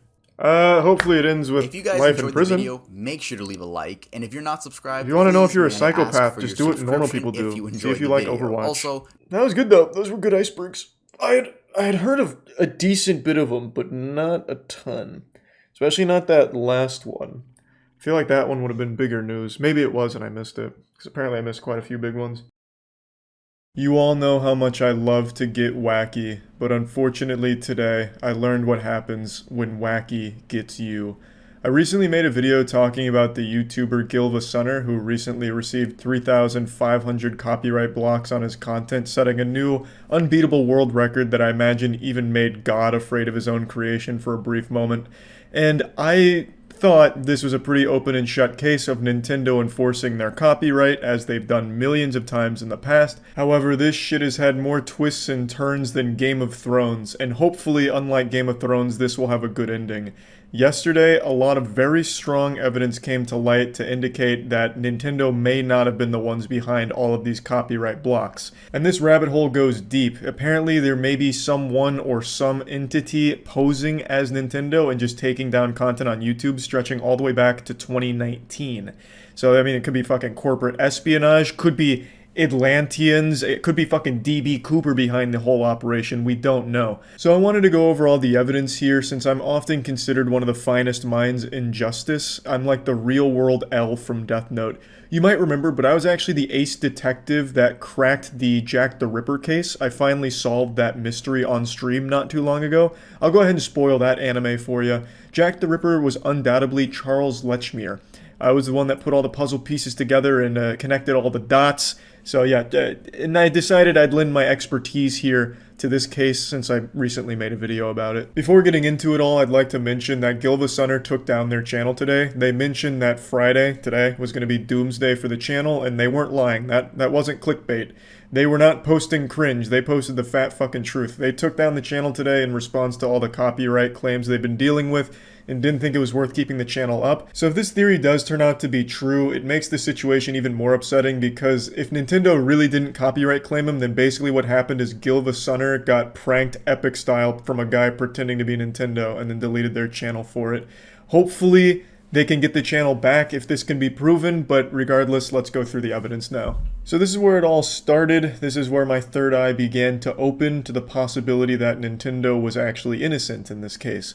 It comes from Twitter user Soul Scribbles. They said their friend brought to their attention that the copyright claims are most likely not from Nintendo. So right away, some people felt the situation was fishy. They smelt something a bit stinky in the Nintendo asshole here. They state when Nintendo actually takes down videos with a copyright claim, they don't simply put Nintendo as the copyright holder and then show a screenshot of one of the removed videos where the copyright holder is just credited as Nintendo. They then explain why this is weird, because Nintendo doesn't say which Nintendo company. They'll always copyright strike with Nintendo, CO Ltd, Nintendo of America Inc., or Nintendo, and then those characters, if it's a real copyright claim from them, and then they put a screenshot here of an example of a legitimate takedown from the company, proving that it's not just one word. Now, much like Monsters Inc., Nintendo is a scary company. They take down fan projects and videos all the time. Many of you will remember on early days of YouTube, posting anything from Nintendo would often result in it getting claimed or striked by Nintendo, and I do vaguely remember it always having more than just Nintendo. That's not usually like just the fucking stamp of Nintendo. It usually is like Nintendo of America or something a bit longer for the copyright holder, which isn't something I've thought about in a long time, but it's a great point made by the Twitter user here. So that is definitely something that is peculiar about the case. And Nintendo really was the perfect target to impersonate because everyone would expect this from Nintendo. Nintendo would go to a child's birthday party and DMCA the whole family if they saw too many Mario balloons there without Nintendo's permission for it. So most people didn't look further than just, hey, Nintendo's striking this channel a lot. I'm definitely in that same camp. I didn't bother to look any deeper to the claims. However, I'm glad that some people did because this is not normal. There's still quite a bit of evidence to go through and all of it's pretty compelling, so I do fully concede that I may have been wrong and jumped the gun to accuse Nintendo of being behind this from the get-go and just taking it at face value. But while I may have been wrong there, what I'm not wrong about is how comfortable the moist shirts are, baby. So if you want to get yourself the most comfortable white t-shirt in the game, you can go to charlieswhiteshirt.com. The shirt also comes in black, so they're the most comfortable white and black shirts to ever exist in this fucking dimension. I'll put a link in the description. After digging deeper, they were able to trace it all the way back to 2019 with the takedown of something called Beware of the Forest Mushrooms, which is, again, more music that was taken down by Nintendo, or what appears to be a fake Nintendo. And then they also looked into the emails a bit further and concluded that the Nintendo JP email that these claims came from doesn't even actually exist. So it's not an official email from Nintendo apparently, at least according to this investigation, which is another very fishy thing. And then the final tweet in the thread is an example of a fake Nintendo claim getting overturned by YouTube, which means YouTube must have been made aware that it wasn't the official copyright holder that was filing the complaint in the first place and put the video back up. I think all the evidence is pretty compelling. However, you have to ask the question, why? If this isn't really from Nintendo, who the fuck is just humbugging and nuking all Nintendo music on the platform?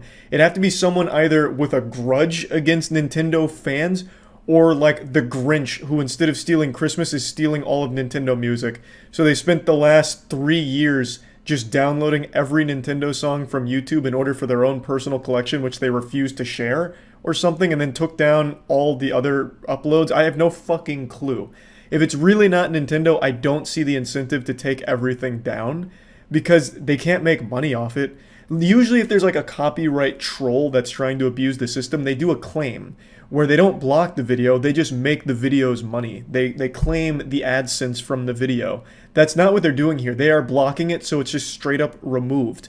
So if it's really not Nintendo, there is nothing to be gained by doing that at all. It's just such a weird situation because if it truly isn't Nintendo and it is one person or even a few people as part of a business to take down Nintendo music, it baffles me. It is mind-blowing because it doesn't make them any money and it's just a complete waste of time. And it confirms what I speculated in the beginning, that these were manually filed. If it truly wasn't Nintendo, then that all but confirms that someone, or at least a couple people, had to manually go through the copyright takedown process 3,500 times. Do you know how many hours that must have taken? It probably took the better part of the last 3 years just to do that. That's fucking crazy. Just for actual nothing. A net gain of 0. Just a genuine loss of everything. Time, money. Fuck, it's crazy. That truly is wild if this theory is accurate. And I'm inclined to believe the evidence here because, like I said, I do vaguely remember them always being like Nintendo of America when they would take down a YouTube video they didn't like. And even recently, didn't they take down all of the Pokemon FPS footage? I'd have to check to like look for old links to see what the copyright holder is credited as because they did officially take those down. In fact, I'm going to do that right now. Give me 1 second. So I found all of the dead links to the Pokemon FPS game Nintendo took down a few weeks ago, and they're all credited as the Pokemon company that did it.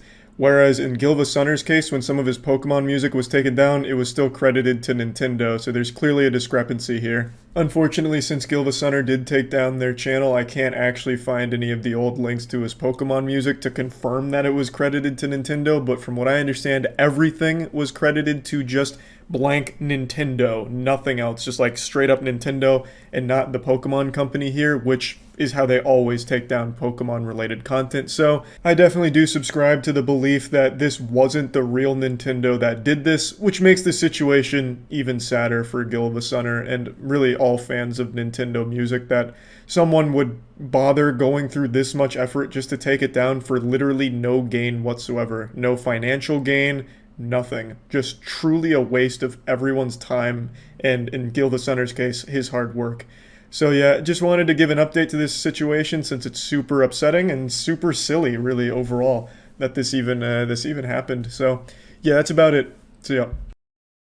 I'm sure you've already heard the tragic news. You might still be in tears about it, and I'm not really here just to reopen the wound and pour salt in it, but I think it's important we talk about what's going on. Last night, Pokimane was banned from Twitch. She was banned for watching Avatar: The Last Airbender on stream, but she took it like a champ. She was making a joke about it, saying the Fire Nation attacked, but they're releasing her in 48 hours, so she got a 48-hour suspension for it. This DMCA was handed down by Viacom, the fucking boogeyman of the internet. You do not want to mess with Viacom. If you even think you accidentally saw a clip of something Viacom owns, make sure that you scrub everything. Call your fucking lawyers immediately, and make sure when you go to bed, you're sleeping on your back. You don't want to sleep on your stomach in that case, because Viacom will come in while you're asleep and fuck you in your ass. Viacom is ruthless with how it enforces its rules and its copyright. Viacom will go through your goddamn 8th grade report card, check your SAT scores, look for any parking violations you might have had, and they will just look for anything to slap you with and ruin your life over. They are truly relentless. You might not remember this, but back in 2007, Viacom sued YouTube for $1 billion. Viacom alleged that YouTube was engaging in brazen copyright violations where they were profiting off of their copyrighted work with all of these creators uploading their material, which is illegal. And they sued YouTube. It took 3 years for the first decision, which was in YouTube's favor, but then Viacom came back. Some of it was overturned, but ultimately in 2014, YouTube did come out on top. But while YouTube may have won, creators still lost, because do you know what came as a result of this? The automated copyright system, which is still being abused and broken to this day.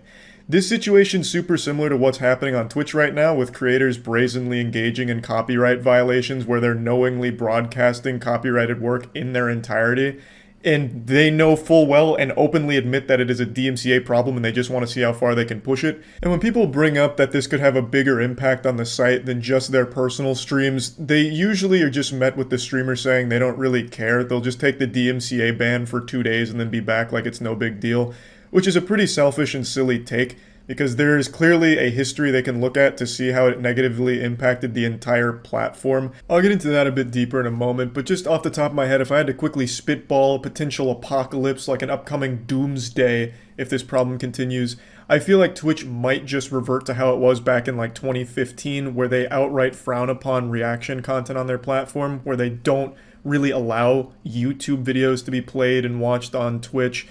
Back then, if I remember correctly, even some big streamers did receive like some warnings or even a ban from watching YouTube content. The meta for watching and reacting to content back then was you'd have the big screen, like the main screen, be RuneScape or League, whatever game, and then a small box in the corner for the YouTube video you were reacting to. That's how people skirted that policy, where they just didn't like them doing that back then. So I feel like if this trend continues of just watching full movie series, full TV shows, full seasons of anime, Twitch might just rip the condom off and say it's not worth it anymore, we're not taking this risk. We obviously can't trust our streamers to watch shit on the platform anymore. They're just blatantly disregarding DMCA laws. We're going to pull the plug on YouTube and reaction content, because as more companies get alerted to this, it could be more of a disaster for Twitch. They might just feel that it's better and safer for them to just not allow it. Again, it was frowned upon back in 2015, early Twitch days. YouTube as a streaming service already doesn't allow its streamers to watch YouTube content on there. Ludwig's been banned fucking 3 times in a row for it. So the precedent's already there, where watching YouTube content on stream, other people's streams, is in a super weird gray area. And by these big streamers constantly poking this bear of like, hey, we don't care about DMCA, look what we're doing, it could be a much bigger problem for not just them, but everyone. Because if Twitch does go this route and get rid of reacting to content, that hurts a lot more than just the top 20 biggest streamers. That's a big blow to like everyone who streams on the platform and does more than just gaming from time to time. Again, not saying that's going to happen, but I could definitely see it as a possibility. And she's not the only one that's just been watching full movies and TV shows on stream. It's become kind of the Twitch meta at this point to just watch entire movies and anime. So this whole thing led to a bigger conversation of people asking how stupid are Twitch streamers. Just a lot of people online everywhere just saying how fucking dumb streamers are. This is something I think everyone saw coming. I don't believe there's anyone in the world that's surprised by this DMCA here. I don't think anyone just fucking shot back in their chair, just shocked and spilt apple juice all over themselves going, hey, what do you mean I can't watch my favorite streamer watch the new Spider-Man movie that they downloaded on the Pirate Bay and stream on Twitch? What kind of bullshit is this? What happened to freedom? Obviously, watching full movies, TV shows, and anime is gonna get you in trouble on Twitch. You can't do that. Thinking otherwise is like believing in the fucking tooth fairy or flat earth. Like, there is very clearly a line of things you can and can't watch on Twitch. And watching the entire Lord of the Rings trilogy uninterrupted is definitely crossing that line. I'd like to go ahead and quickly jump into the fair use debate and tackle that bad boy, because I see a lot of people defending this by saying this falls into fair use.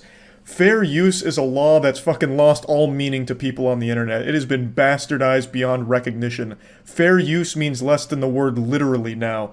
People use this for defense of everything, even when it's not applicable, like in this case. You can't take, like, Jake Paul versus Logan Paul boxing match. You can't take that and put it on Twitch, even if you're just commentating over the whole thing. You can't do that. You may have paid for that match, but you can't just freely broadcast it to people who can't, no matter what you do to it to transform it. That is no longer fair use. Fair use is applicable when you're taking pieces of copyrighted content for critique, for review, for satire, for parody. You can take pieces of it and showcase it for your points on the topic and transform it, but you can't just take the entire copyrighted work, like the entire Avatar: The Last Airbender show, and freely broadcast it to people that haven't paid for the service to watch it. That's not how that works. That's not protected by fair use. Like right now, the front page of Twitch is kind of looking like the old Artifacts section from a couple years ago when that was basically just this cum dumpster for pirated movies and porn. If you guys remember that, Artifact, God rest its soul, used to be this place on Twitch where you just go and watch like the new Avengers movie or watch porn with the chat. It was wild time. That's kind of evolved now, and now we're reaching like its final evolution where now the biggest streamers on the platform are just watching, you know, pirated content or just full movies and shows that they may have purchased and are now rebroadcasting for people that haven't, which is a problem. So I'm not going to name any names. I'm not here to snitch, even though it's not like some kind of well-kept secret. This isn't something flying under the radar, because a lot of the top 20 biggest streamers on the site are the ones watching this anime and TV shows in their entirety. This isn't exactly something that's going on in dark alleys and talked about in hushed whispers. There's like fucking 40,000 people per stream watching the streamers watching anime. So it's not exactly like you have to go to fucking deep web to find it. It's literally like on the front page sometimes. But even still, I'm not going to name any names here. I'm not here to raise my hand in front of the class and call somebody out for chewing gum or anything. Now, it's no secret that I also watch a lot of YouTube content on my Twitch streams, watch some clips from shows on my streams. In fact, last night I did a YouTube night at twitch.tv/moistcritikal, baby. We got real fucking wild last night. You definitely don't want to miss it again. I'll put a link in the description to the streams. When I'm watching YouTube shit on stream, it's usually really obscure shit that has like less than 1,000 views, filmed on a Motorola Razr, or it's content that I'm pausing to talk about in order to make a topic out of or joke with the chat about it. Like, for example, when we watch the scary, haunted, cursed videos, like Nuke's top 5 ghost sightings that'll make your mother spit on you because she's so afraid of these videos, I'll pause it, talk about paranormal garbage, or joke about the video back and forth with the chat, and usually just like to make it a transformative piece where it never really feels like I'm just rebroadcasting someone else's content. I just usually like to stay away from like the big TV shows and shit like that. But now in the past I haven't. You know, like 2 years ago I used to watch a lot of MasterChef, which has become the trend on Twitch right now to watch MasterChef. I was doing that fucking 2 years ago, baby. I was the pioneer, the goddamn founder of MasterChef. I made that goddamn show, damn it. So yeah, like back then I would watch MasterChef and shit, and even recently, like a year ago, I was watching the Yu-Gi-Oh! Singapore dub, which again is definitely in that gray area of, is this DMCA-able? And the answer was probably yes. It was an unofficial upload of the Singapore Yu-Gi-Oh! Dub that I was watching, because I thought the Singapore dub was great, since they only had like 4 voice actors to do the entire show, and they did it in English, where the translation was dreadfully wrong. Like Blue Eyes White Dragon was called like the Blue Lizard Platinum Squirter or something. It was a lot of fun, and I did react to that content on Twitch. But yeah, that was probably a DMCA risk as well.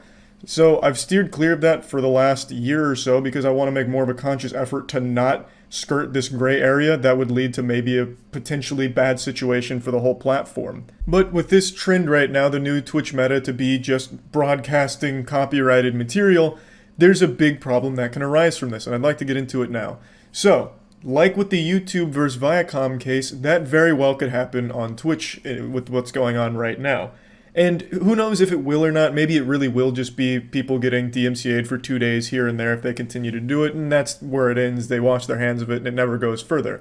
Every streamer was losing their minds about the DMCA because of music, where they'd have like copyrighted music that would play in the background and they get a strike or banned for it from years of content. And people made such a big hoopla about it, like, this is unreal, this is so, we hate the DMCA, we don't ever want to mess with them, we're so afraid of them, so everyone deleted all their clips and scrubbed their VODs. And now fast forward to today where they're openly encouraging DMCA to like enforce rules on the Twitch platform against them. I don't get it. It doesn't make any sense to me at all. It's very similar to the Viacom versus YouTube case, but I also think Twitch is in a worse spot than YouTube was because Twitch can't make the claim YouTube did of they don't know whether or not the content being uploaded is paid for and licensed or if it is illegally uploaded. Twitch knows all of it that's on Twitch right now is illegal broadcasting of copyrighted material. And they can't pretend they don't know what's going on because it's the biggest streamers on the platform that's doing it. And even in some of the streams, Twitch staff will literally subscribe and engage in a conversation about the anime. I've seen that in a couple streams now, it's fun and goofy, but it's also illegal. So Twitch can't make the same claims YouTube did back in 2007. They know all of it is not licensed because the streamers are very forthcoming with their honesty that we know this is DMCA, but we don't care. They're openly saying we're just pushing it to see how far this meta can go. It's obviously a very dangerous game to be playing. While I don't think Twitch will ever see an automated copyright system like YouTube implemented, it will probably see something equally as strict.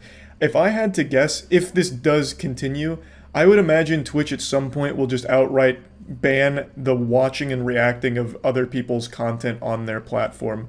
I think that's the most likely result if this problem continues or even escalates, and as more companies get alerted to it, I feel like that's really the only thing Twitch would do. That'd be their only course of action. Because right now, the way it stands, Twitch just says, we don't take responsibility for what they're broadcasting. If you have a problem with it, you will manually go and take it down.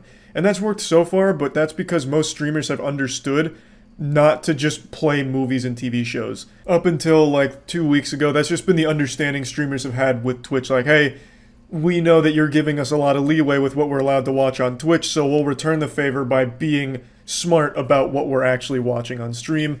And then fucking the dam broke, the floodgates have opened, now everything's being streamed on Twitch by big streamers, partnered streamers. And that's a bad look for the platform. So if their hand is forced, I feel like the direction they'd go is they just ban watching YouTube altogether. Like, for instance, during one of those YouTuber boxing events, it got rehosted on Twitch, and that was kind of a nightmare for them.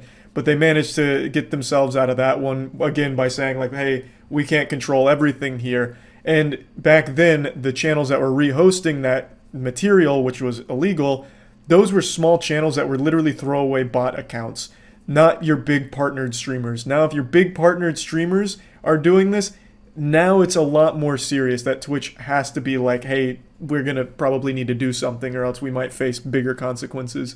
Again, might not happen. I'm just saying it could. Either way, it's pretty obvious that this is a pretty bad idea overall, and something that I wanted to talk about because it would affect me. I'm on Twitch every day. I stream every day. I do YouTube nights like once or twice a week. And they're a lot of fun. I like to watch a lot of weird and wacky content. And if something does come from this that impacts that, I'd be upset. So yeah, just wanted to bring all this up. That's about it. So yeah. You are to find Suleiman and locate the stolen file in order to save mankind from a disaster of unprecedented proportions. Alright, time to save the world, baby.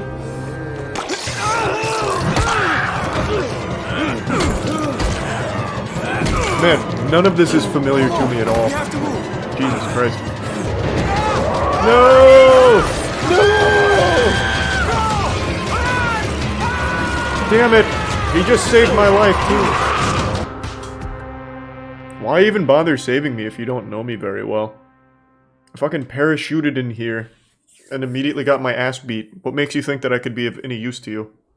Yeah, I don't remember any of this shit. Fucking jumped off the battle bus right into the mosh pit and immediately got some, like, important guy killed. Keep my dipshit brother from killing himself. Yeah, you got it, Jade. I'll do my best. No explosives, Rahim. Hey, Raheem. I swear to God, man. If you ruin my chances of getting laid with your sister, I'll push you off that balcony. Get your ass down here. Christ on a crutch. Raheem, check this out. 360. Oh, I didn't leave the platform. 360. Okay, I just keep drifting back on. Here I come. Pencil dive. Holy shit! Most eaters suck at climbing, so the harder the terrain is, the better for you. You want to know one of my big pet peeves?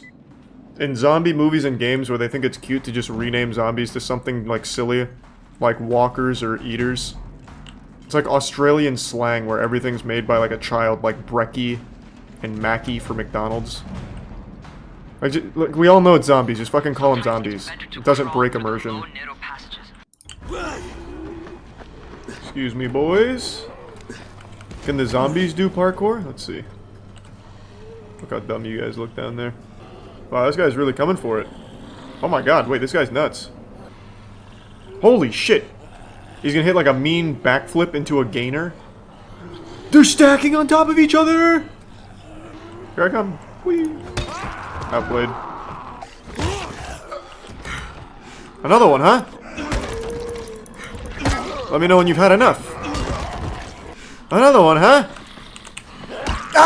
How many times do I have to teach you this lesson? He's a tier 1 basify. Whoa! What's this? This is gonna make him so mad. Check this out. Yeah. Okay.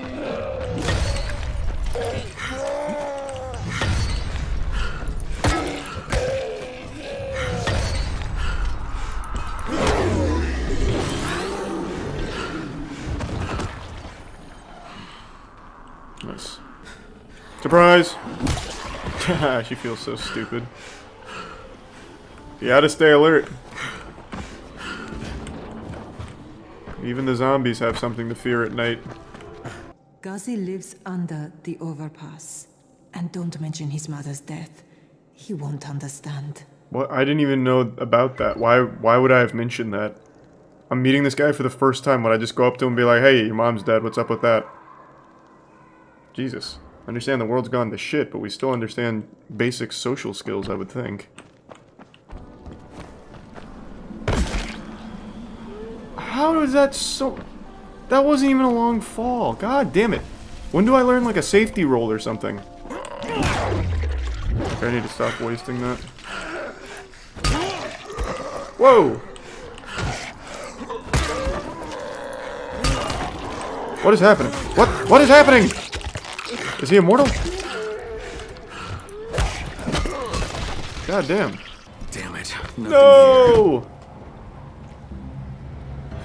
Now the zombies learned how to fly planes? We're doomed. How much health does this guy have? They're invincible. It's okay, I hate that kind of scripted shit. Okay, well I wasted so much durability there. Don't fight them. You can't fight them, they're invincible. Run, Crane. So if you find an airdrop containing Anderson, destroy it. What? Alright, oh. Why? That's not helpful. Force interaction with Rise. You can go under Brecken's auspices as an ambassador, if you will. But there are civilians depending on this stuff. Our plan is I'm depending on this stuff. Oh no! How is this gonna force an interaction with them? We could still take it and still get that interaction. Oh shit. No, Anderson, so he's forced to ask for help. But we could still take it and he'd still be forced to ask for help. Unless he doesn't need it, I guess. Which I'm sure he's... Oh, he's hoarding it. I see. Oh, what the fuck? How did I miss? Oh god. Oh, I'm so dead. That couldn't have gone worse. Move. We'll talk talk when I get back with the antigen, okay? Yeah, Jade, if you can call me back at any other time that's not now, that'd be great. Now I give you a choice. Very simple. Your right hand or your left? Left. Was that my left or your left? Damn. That was a big brain play. Hey, Rias. Didn't mean to interrupt church here. What do you want? Hey, free machete. And free hand. You're going to be climbing antenna towers and switching on shortwave radio modulators. Most of my men are too slow, too fat, or too Far drunk Cry to climb a formula. tower like that. Unlucky. Here's hoping Dying Light 2 has none of that shit. Oh, I almost didn't see that. Man, just sitting in there taking it. That guy's just on fire. What is happening here? Is this where the masochist zombies hang out? Oh. He was just looking for any excuse to kill that lady. He hated her. Okay, looking pretty good. My trap is working well. Outsmarted. Follow me.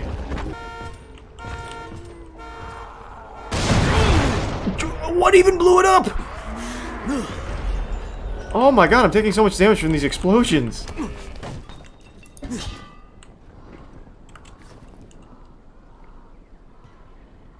It didn't blow up on impact?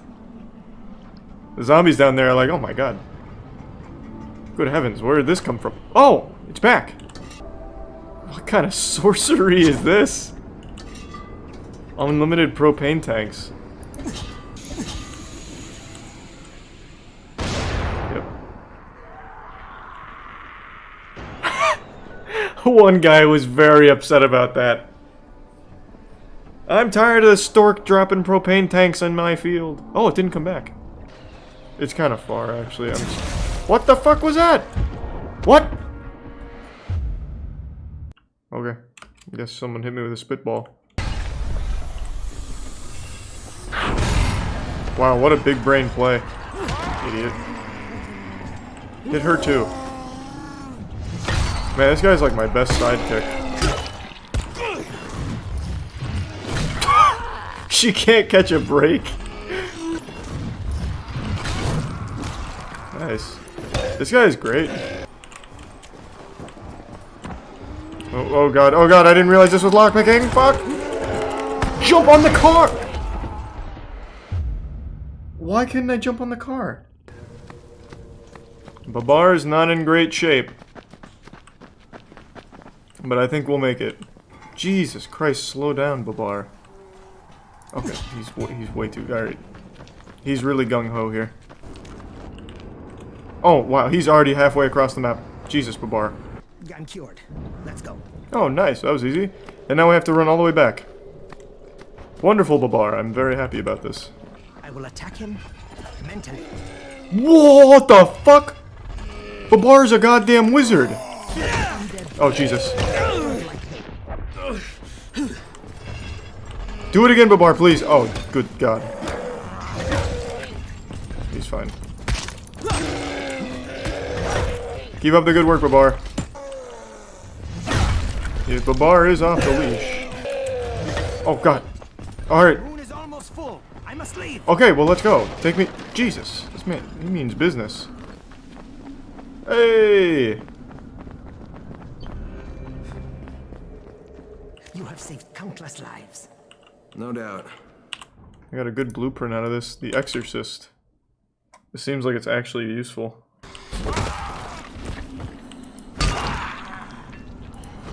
Still alive, huh? Still alive, huh? How many times do I have to teach you this lesson?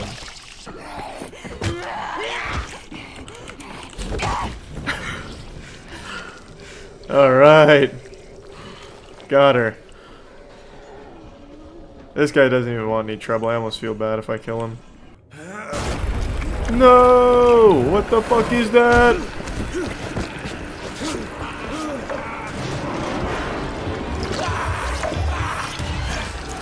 Oh, wow. Man, this is crazy. I'm having like huge deja vu. This is a fat one. That's the only explanation. Well, this is gonna be tough, yeah. They've got a bunch of boys in here. Like the scary kind. Oh, shit. Okay, Kareem, I'm outside the village, okay. But there's a whole horde of infected in there. Why did that guy even blow up? Okay. Oh, God. What? How am I supposed to protect him from all of the... I'm not high enough for this. I have to close the gate and clear the... Well, I shouldn't have done this at night. I literally can't do this. That was unlucky. Hey, good luck, village people. I see it.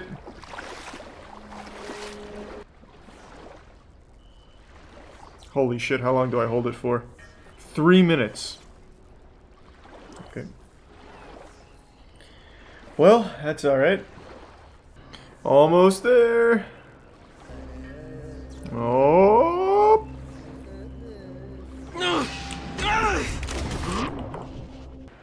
Alright, time to swim all the way back. Now I can clear this shit out. Oh, just normal zombies, right? Yeah. Oh, idiot. Oh, she died instantly. Oh boy, oh boy. What the fuck? One of the guards saw him cut the hasp and run off. Someone's got to do something about that guy. I'll kill him. Fuck Gas Mask Man. I'll take him down. Gas Mask Man sounds like a Kojima character. Like Die Hard Man.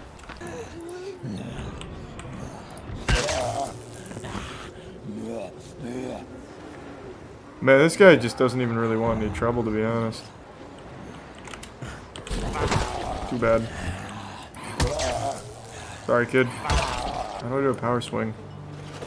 Holding left mouse didn't do anything. What the fuck? Yeah. Yes, this thing's still good. I like it. Finally, a weapon that does damage.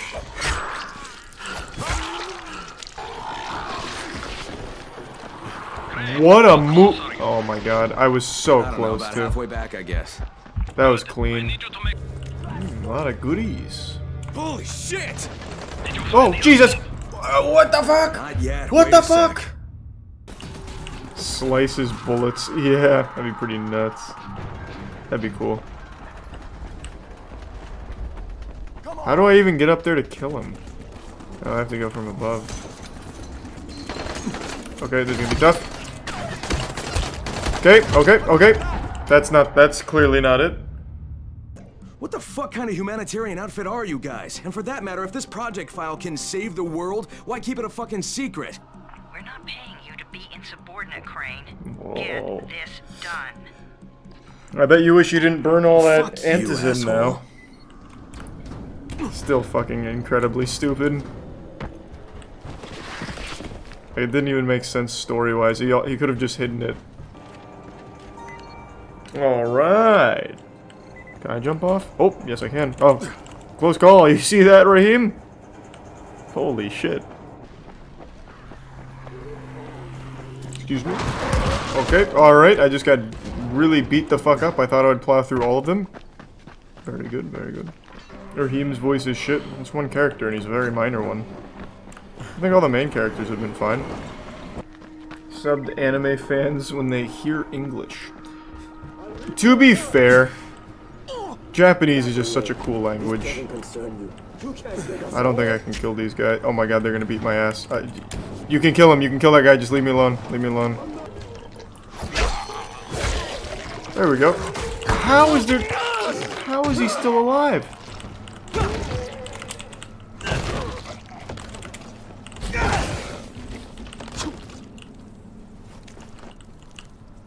Okay, all good now. Another day, another out-of-touch dog-shit MetaVerse presentation, desperately trying to get anyone, anywhere, even somewhat excited about the MetaVerse. I swear to God, there was more hype around getting the bubonic plague than there has been for the MetaVerse. People get more excited getting fired from their job than anything involving the MetaVerse.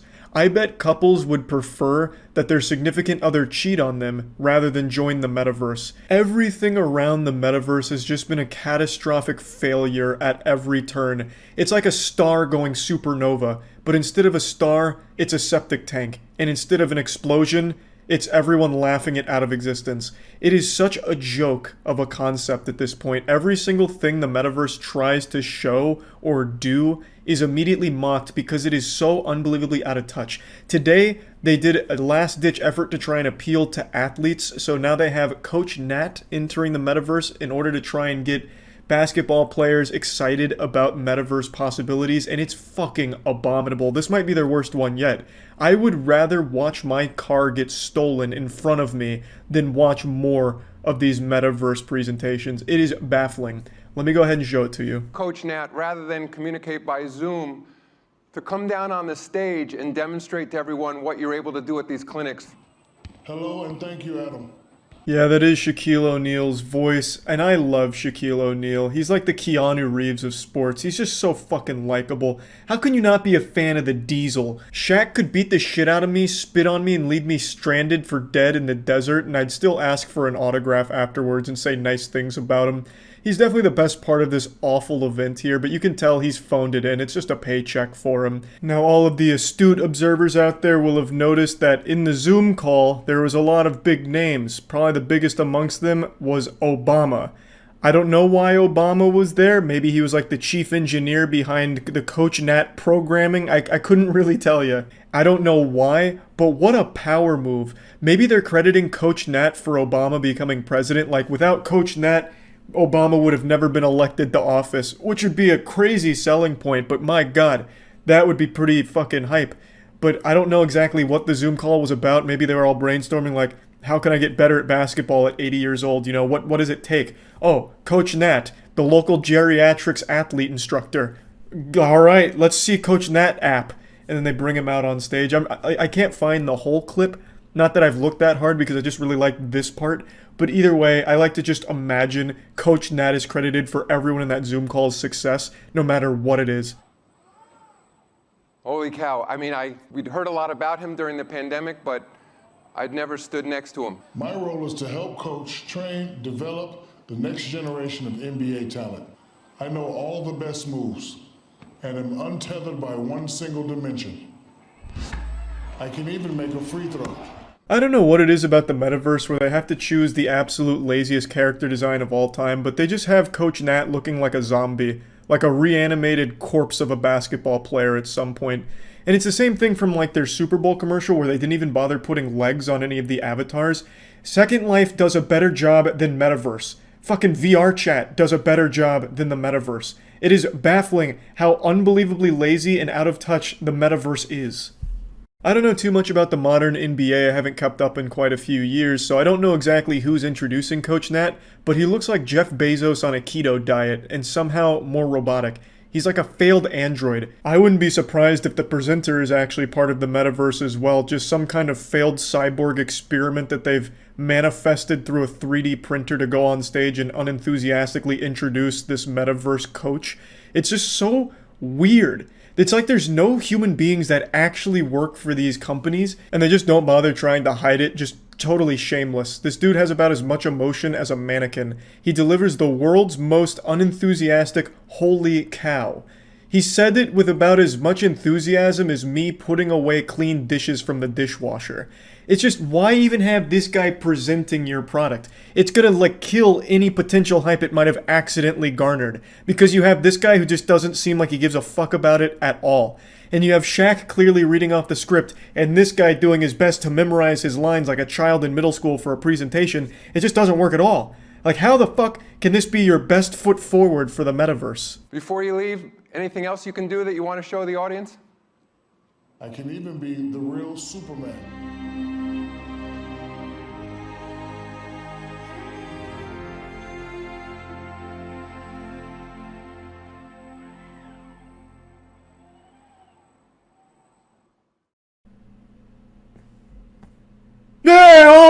he was flying. Oh, fuck. Oh, my God. Like, what reaction do they expect from that? It's a fucking video game character. I would expect it to be able to fly and move around or something because it's not real. You can do anything you want. You could have taken his head off his shoulders and put it on his dick. Like, you could do anything. Like, why am I supposed to be impressed that the character's moving around? I don't know if it was supposed to be like a joke or something, but it went on for like 10, 15 seconds. It's so fucking weird. What do they expect? Because it's not like a good joke or anything like that. It's silly.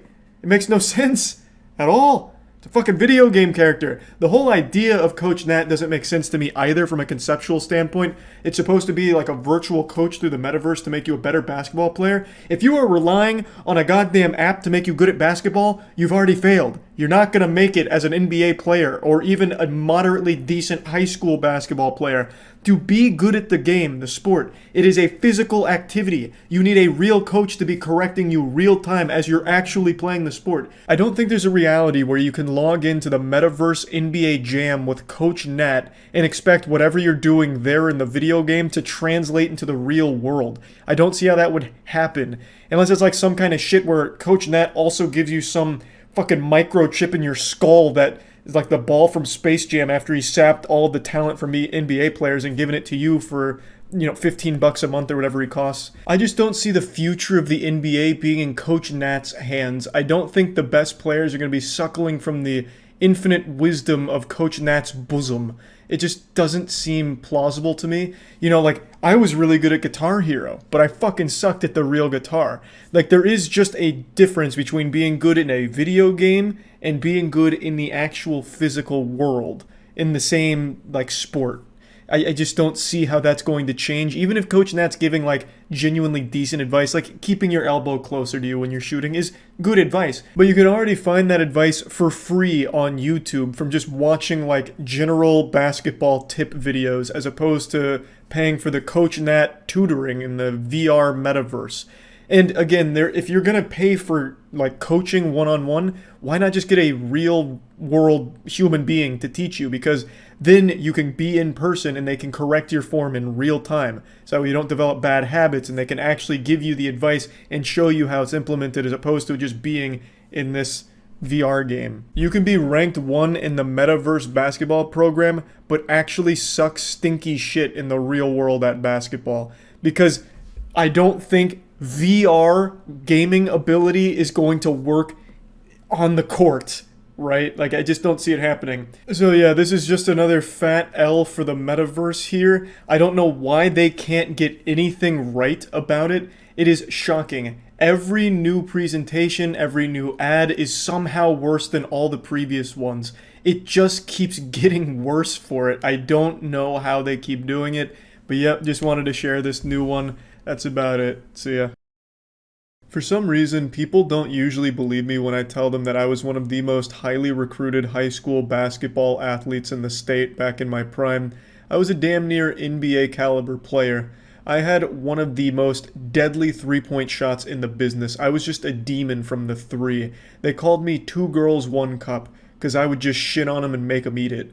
And I also had a bit of wheeling and dealing to my arsenal as well. My game was very well rounded. If I was a dish at a restaurant, I'd be a king-sized ultra Krabby Patty Supreme.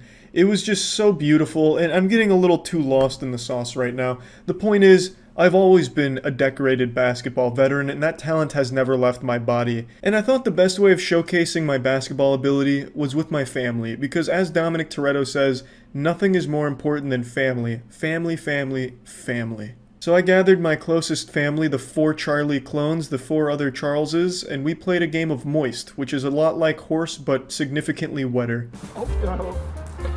Okay. You missed harder than the full plot of Iron Man 2. Just it'd be easier than finding my wife's fuck. That's that D1 Charlie action. You're more stressed than the plot of Iron Man 3.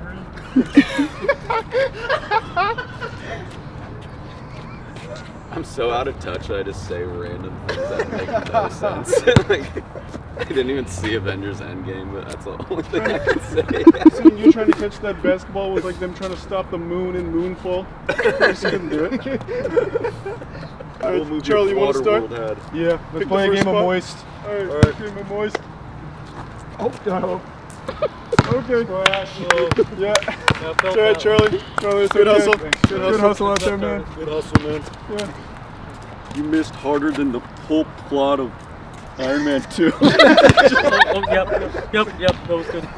This one goes out to Toy Story 3, which was a tearjerker so hard that the movie Waterworld couldn't even keep up with it. Damn it, Charlie. Good shot, thanks. Good shot, Charlie. Good job, Charlie. Wait, which one? Wait, oh, you I shot. Oh, I yeah, shot. Yeah, I shot. Charlie. Thanks. Looking good, Charlie. Looking good, Charlie. Great form, Charlie. Great form, Charlie. Yeah. Yep. There's a splash, Charlie. That was bad, Charlie, but it's okay. We just never make it. Yeah, but not to mention we all suck. Whoa, Charlie, don't show off, Charlie. You might. Oh, yeah, baby! Waiting for it. Don't we have to make it? Yeah, Here you go. Oh, you got an M. You got an M. Wait, is that me shooting? I don't know what the hell's going on. Oh, yeah, baby! Here we go. It's gonna be easier than finding my wife's. Oh, fuck. I can't find her. That sucks. That's pretty relatable. No one can. No one Getting can. that M, man. Oh, okay. Somebody knows how to play basketball. Alright. That's that D1 Charlie action. Yeah. I was a big basketball player back in the day. Yeah. No, looks pretty good. My turn. I think it's my turn. I think it's my turn. Nice grab, Charlie's turn. Sorry, it's Charlie's turn. I'm sorry. Oh, it's okay, Charlie. Yeah. Yo! Yeah, baby! Alright, here we go, Charlie. I'm not even gonna hit the backboard. Alright, swoosh. Okay, that was bad. Not the Malibu! No! Dude, no! That was a bigger miss than when IHOP tried to rebrand to IHOP.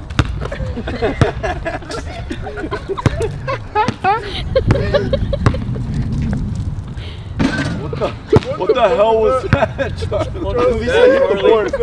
What's wrong with you, Charlie? It's just everyone starts beating my ass. What was this whole thing, Charlie? Charlie, that metaphor sucked. Everyone just beat the shit out of me. Someone knows how to play basketball. You got too confident, Charlie. I got an M, you got an M, you got an M-O. Oh, swish. What the fuck? Whoa! Whoa! I got an M-O. You don't know that yet, Charlie. What's your M-O? LimeWire. Okay. Look at your What M-O. the fuck? I haven't hit the rim once.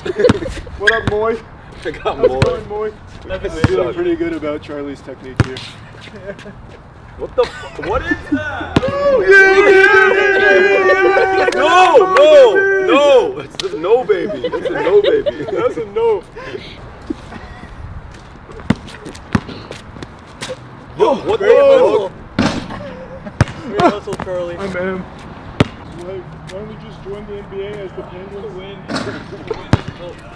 The win threw that off. That was absolutely the win. That was the worst thing I've experienced since Walking Dead season 2. Do I just shoot wherever? Oh shit, it has a boner. What the fuck? Who's tall? Not me. Oh, I'm not. I'm not tall either. I got it, Charlie. Oh, you got it. You got it, Charlie. Charlie, go hard. You guys got a Charlie stack. Alright, it's a little. Oh yeah, Charlie stack. Yo, I'm a bottom. Yeah. Charlie stack. Charlie stack. Alright. You. Okay. Charlie, you wanna get it? What the fuck? Just hop on. It's okay, Charlie. I got it. Hold on. You got good core. Oh my god. You guys are. Alright, Charlie. Oh no. Oh, okay. That's not the way you're supposed to do it. Watch your I got lumbar what the coming, fuck? Charlie. Just come. Okay, step right on me. Yep. You got it. This is a bigger downfall than the first Spider-Man series.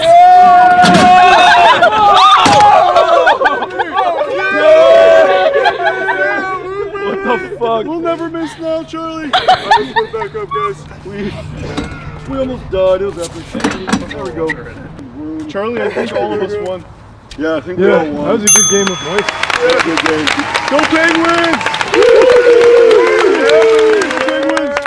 Do we all hit the same note? Yeah. Good game. Good game. Oh, you want to cycle back around? Yeah. Good game. Good game. Good game. High five to you yet? No. Yeah, we did. Oh, okay. Yeah, good game. Yep. Did you guys high five each other yet? Yeah, we did. we did. I'm so happy that we invented the NBA. What's that? You know what it stands for? Moist Basketball Association. Woo! Yeah, baby! Go Penguins. Yeah. Alright, that was sick.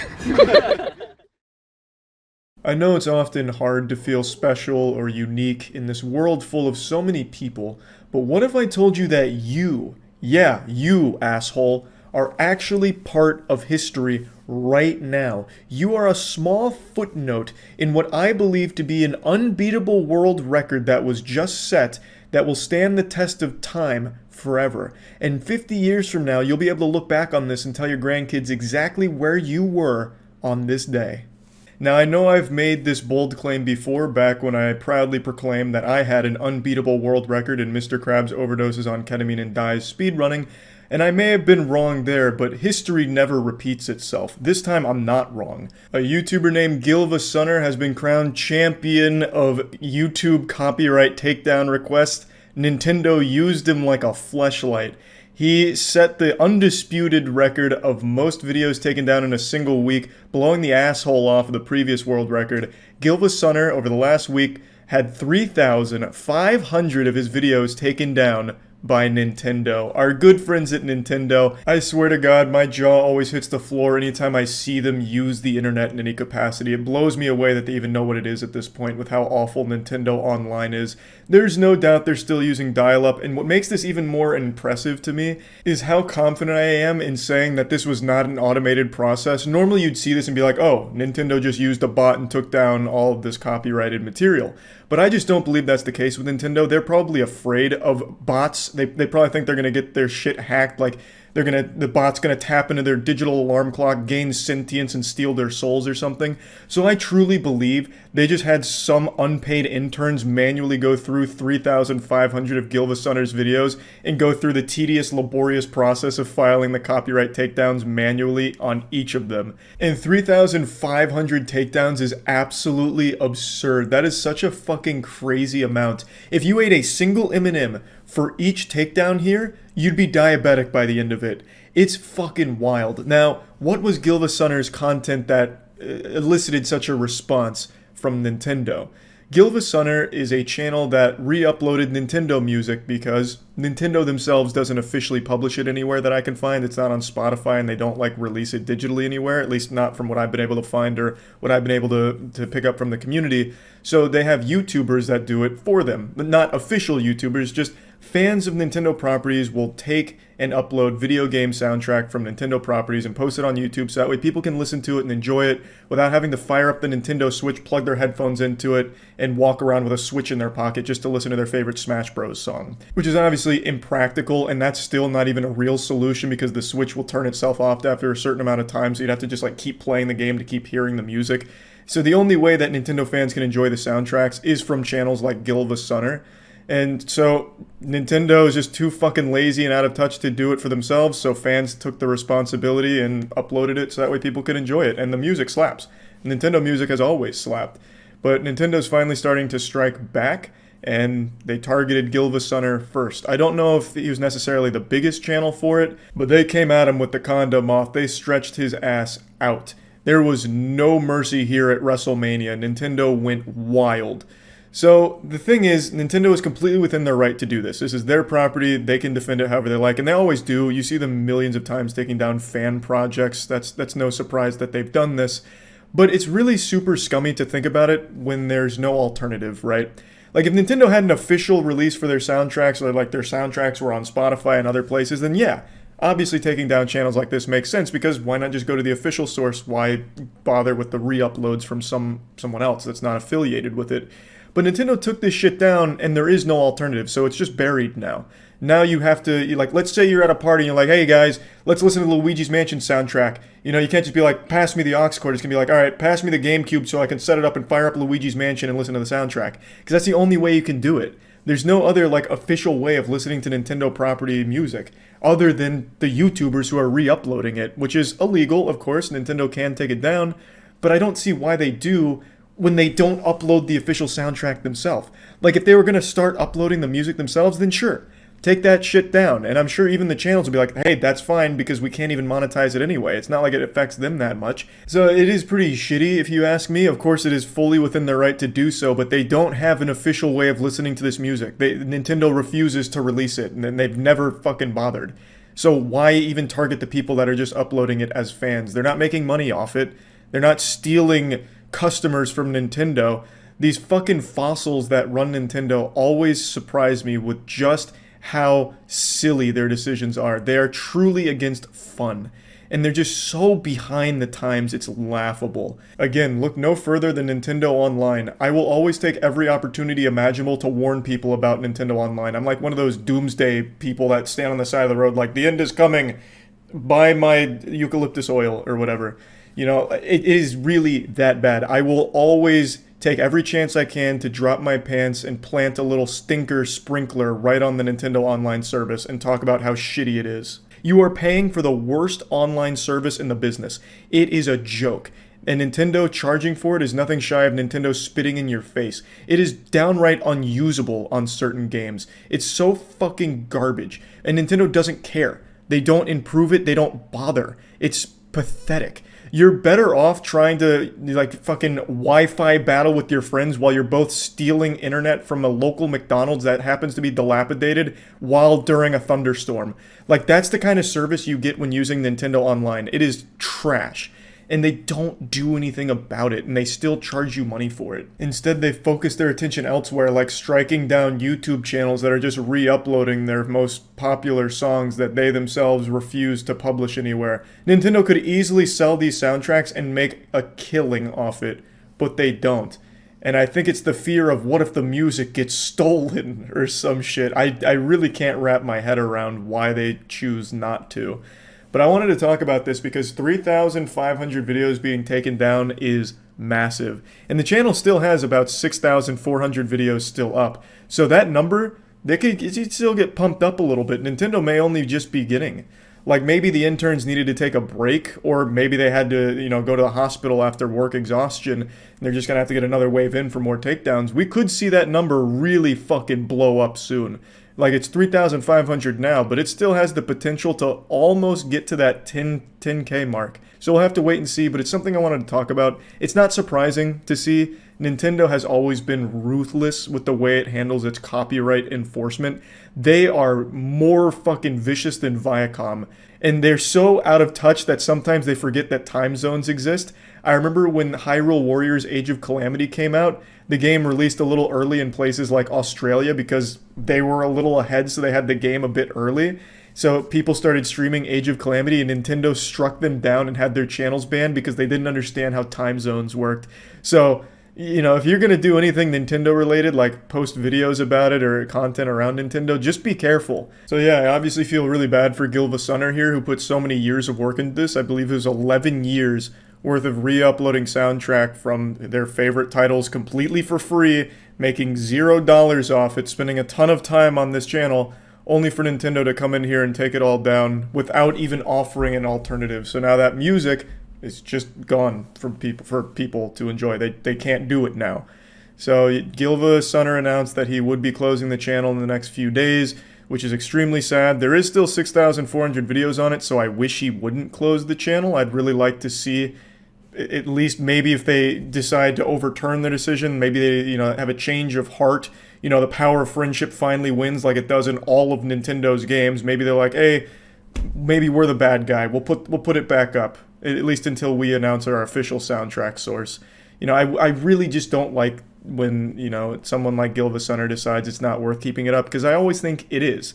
And even if nothing else, why not just extend that world record, man? You got 3,500 takedowns in a week. Like, let's see if we can hit that, like, fucking 10,000 mark. You know, it's right in our sights. It's, like, we can see the finish line. You just gotta keep the channel up. Gotta believe, you know? But anyway, I just wanted to share this story because it was again, another instance of Nintendo being a joyless, soulless corporation, and it makes me fucking upset. Because I do like their games, always have, but I've never liked the company. At least not since it's been very clear that they hate their customers and their fans. So yeah, I just wanted to talk about it. That's about it. See ya. Spooky vid time? We can see what Mr. Nightmare's up to, sure. 5 most disturbing videos taken in an attic. Of course, it'll usually be dismissed as house settling noises, because who would ever imagine that someone or something would actually be up in your attic, or God forbid on your roof, right? Ooh, hold on, before this gets going, I think I already know one he's going to show. He's going to show that one we watched a while ago from Inside Edition, where the neighbor made a secret passage into their attic in order to watch them sleep. And the guy put in like a GoPro camera to watch him, and it's just like this weird bald guy who looks like Schmeagol from Lord of the Rings, just like crawling through and looking down at them. You guys remember him? Man looked like he was perpetually covered in a thick film of grease. And then he got arrested, and I think his the punishment was he's not allowed to do that again. Like, I don't think he went to jail or anything, he's not allowed to go back to their house. It was basically, hey, can you not go into their attic? He got caught because the father noticed one night that there was a light coming from his attic, and it was the guy with a flashlight looking down or something. It was crazy. Shit was wild. Thanks to Tier 1 Crustacean. These videos may make you want to install cameras.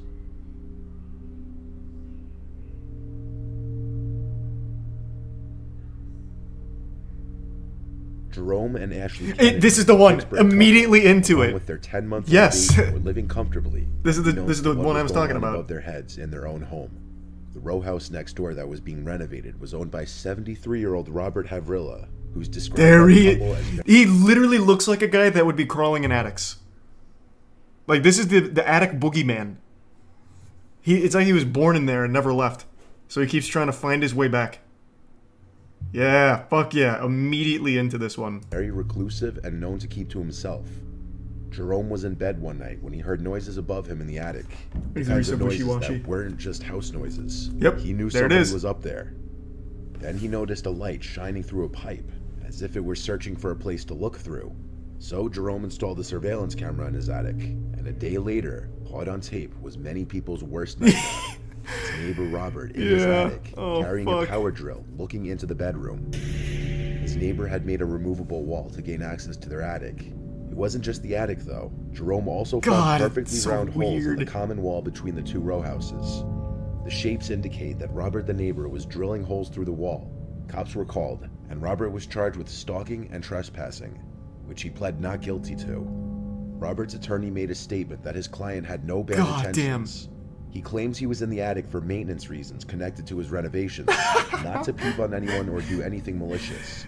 Yeah, he looks like he's renovating up there. No. You see, Your Honor, my client was actually up there looking for lost Pokemon cards. With the recent boom in prices, he realized his grandchildren must have had some good ones that he stored in the attic at one point. There was nothing weird about it. And the fact that he had a flashlight while looking through the pipe into the neighbor's house is truly just a coincidence and a misunderstanding. Anybody with half a brain would know this is BS. The many holes drilled in the common wall and through the ceiling in the attic were without a doubt meant to spy on his neighbors. Strangely enough, it appears Robert was aware of the camera that Jerome had placed, as he looks right at him. It's like an alien. So why he continued to do what he he did is unknown. When the window doesn't provide a good view of what it could be, he decides to go outside for a better view, and this is what he sees. Oh, it's gonna be Slender Man. I feel it. Fuck is that? Oh, well, this shit is fake. Damn. Wait, what is that? Something from a Studio Ghibli movie? What am I looking at? Hey. It's half ahead of what looks to be either some kind of creature or perhaps somebody wearing a mask.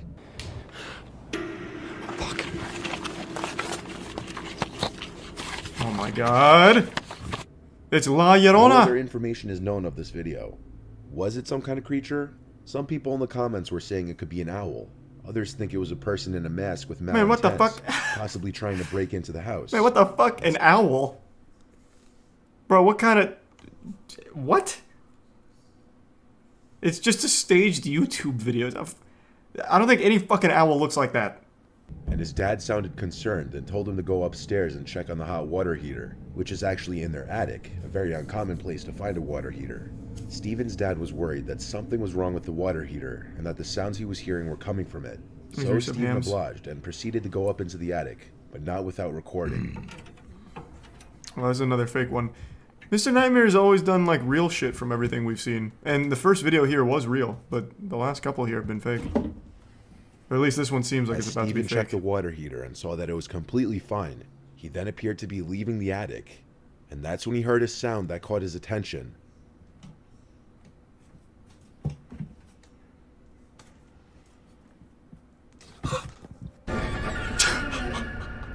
As Steven heard something come from inside a large, long box, he took a closer look at it and saw someone's eye peeking out. He's just trying to use his imagination like SpongeBob and Patrick. The 17-year-old was Leave him probably alone. in shock. And I would have stomped that box flat. No, you would not. You would not. I know for a fact you wouldn't. I don't know you personally, but I know you wouldn't. Assuming that's real, there's not a single goddamn person in this chat that would have, like, fought that guy. All of you would have run. No way. You're not like the hero of an anime. I know I do this too. Everyone comes up with these like crazy scenarios. I would stop a school shooting if I was there. I would charge him and then disarm him using Dale Brown's kung fu techniques from the Detroit Survival Fitness. I would be the man to do it. But you wouldn't. You just wouldn't. So the man decides to go up there with a lighting camera and check it out. And gamer.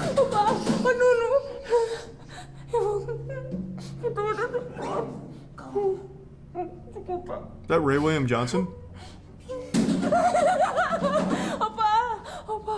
The man looks around for several minutes but doesn't see anything out of the ordinary. As the wife is clearly very distressed and scared, the man maintains a calm, reassuring demeanor about the situation. What's going on with the audio? They're going through a tunnel? Oh my, wait, that was actually Gollum. That is literally Gollum. It appears to be the wrinkled, gray face of an old man, peering down at the couple for a very brief moment, with an eerie expression. It quickly disappears back into the darkness above, going undetected by the couple. Some people believe that it may have been a homeless elderly man who was taking refuge in the couple's attic. No, I don't think it is. I don't. This is like a weird stock asset of, I guess, Dobby the house elf. That is not a wrinkly old man. This dude, like, looked down the ladder like a boss fight in Dark Souls. He just, like, swung his head over out of nowhere. It's not like a wrinkly old man. Plus, the guy that went in the attic would have seen him. Yeah, gotta climb on that. God, what oh, it's like an infrared. I feel like I'm in an AC-130 right now. Like that Modern Warfare mission. Good lord.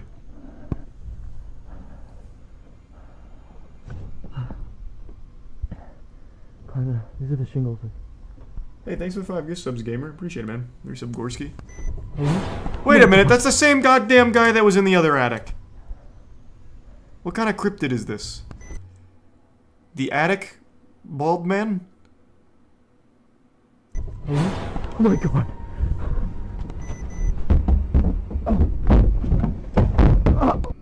He grabbed his rifle and returned to his roof, but the creature was no longer there. The creature seems to be bald with a large round head, but no facial features can be seen.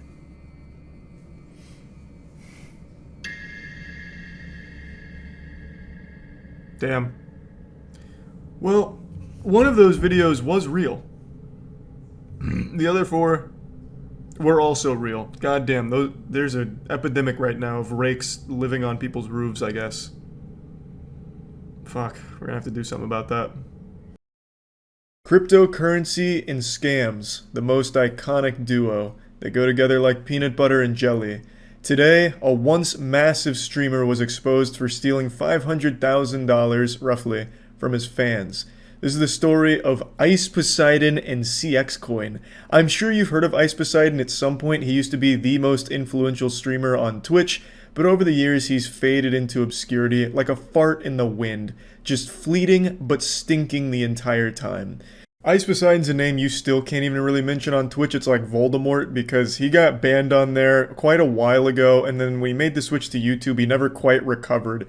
So his channel really faded, and now it's just kind of like talking about a fossil.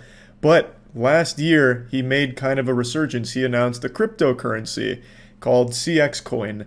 Now, even just at a surface level, knowing nothing about Ice Poseidon, it still seems like a stupid thing to invest in, just a random streamer who has no technological background announcing a cryptocurrency. You'd have to be pretty close to overdosing on Xanax to think that that's a worthwhile investment, but knowing his past makes it even goofier. Ice Poseidon has a history of openly scamming people and being super honest with it. He even went on stream one time just fully admitting to a Ponzi scheme he was running. In order for the investors to make their money back, what we do is we grow the company to a certain point, and then we have other investors come in, and obviously they invest their money as well, hopefully more than $2 million. And then obviously when we get more than $2 million invested, the other investors will get their $2 million back. It's not a Ponzi scheme or a pyramid scheme. Okay. I don't really know how to explain it, because I didn't explain that very well, I guess. That is the textbook definition of a Ponzi scheme. It's like he fucking read it right off of Webster's. And he's just super honest with it. He also talked about the time he used to fish credit cards. Like, he openly has admitted to scams in the past, and yet for some reason, when he announced this cryptocurrency, people still put money into it. And I'm sure, just like a Darman video, they live to regret it, because goddamn, a video came out today where CoffeeZilla dove in and proved that Ice Poseidon took almost $500,000 from that cryptocurrency, just rug pulled it. And it's a great video. I highly encourage you to watch it. I'm going to show a couple of clips here, but he does a great job of laying it all out, and even brings Ice Poseidon himself on the horn, who openly admits again to stealing the money and refusing to give it back, even though he openly says, yes, I took the money. It's an actual fucking felony. The dude just openly admits to defrauding investors. It's crazy. Like, I understand Ice Poseidon's damn near illiterate, but it's also shocking just how dumb he is sometimes. He openly, on CoffeeZilla's interview, says, yeah, I took the money. No, I'm not giving it back. To $500,000, and I'm going to prove it. He personally profited $300,000 by stealing money out of a crypto scheme that he set up. And when I confronted Ice Poseidon, who's better known by his real name, Paul Danino, about this scam, he was shockingly honest. You want to keep the money that's not yours, that you took from the project, even though you failed to deliver. I mean, I'm not really sure what you want me to say, but yeah. I'm trying to like get you to return the money because it's 100% still available and you could do that. Yeah, I could give the money back. It is within my power. But I'm going to look out for myself and not do that. I don't like know what else to say. That's just the most honest answer. Ice Poseidon's like Ed from Ed, Edd n Eddy, the one that just keeps talking about buttered toast, but if he was a criminal.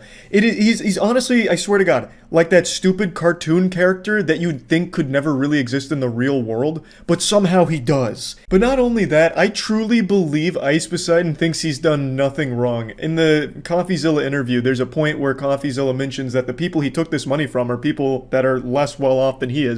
Somehow there are sentient, living, breathing human beings that for some reason were convinced this was a good idea to put money into.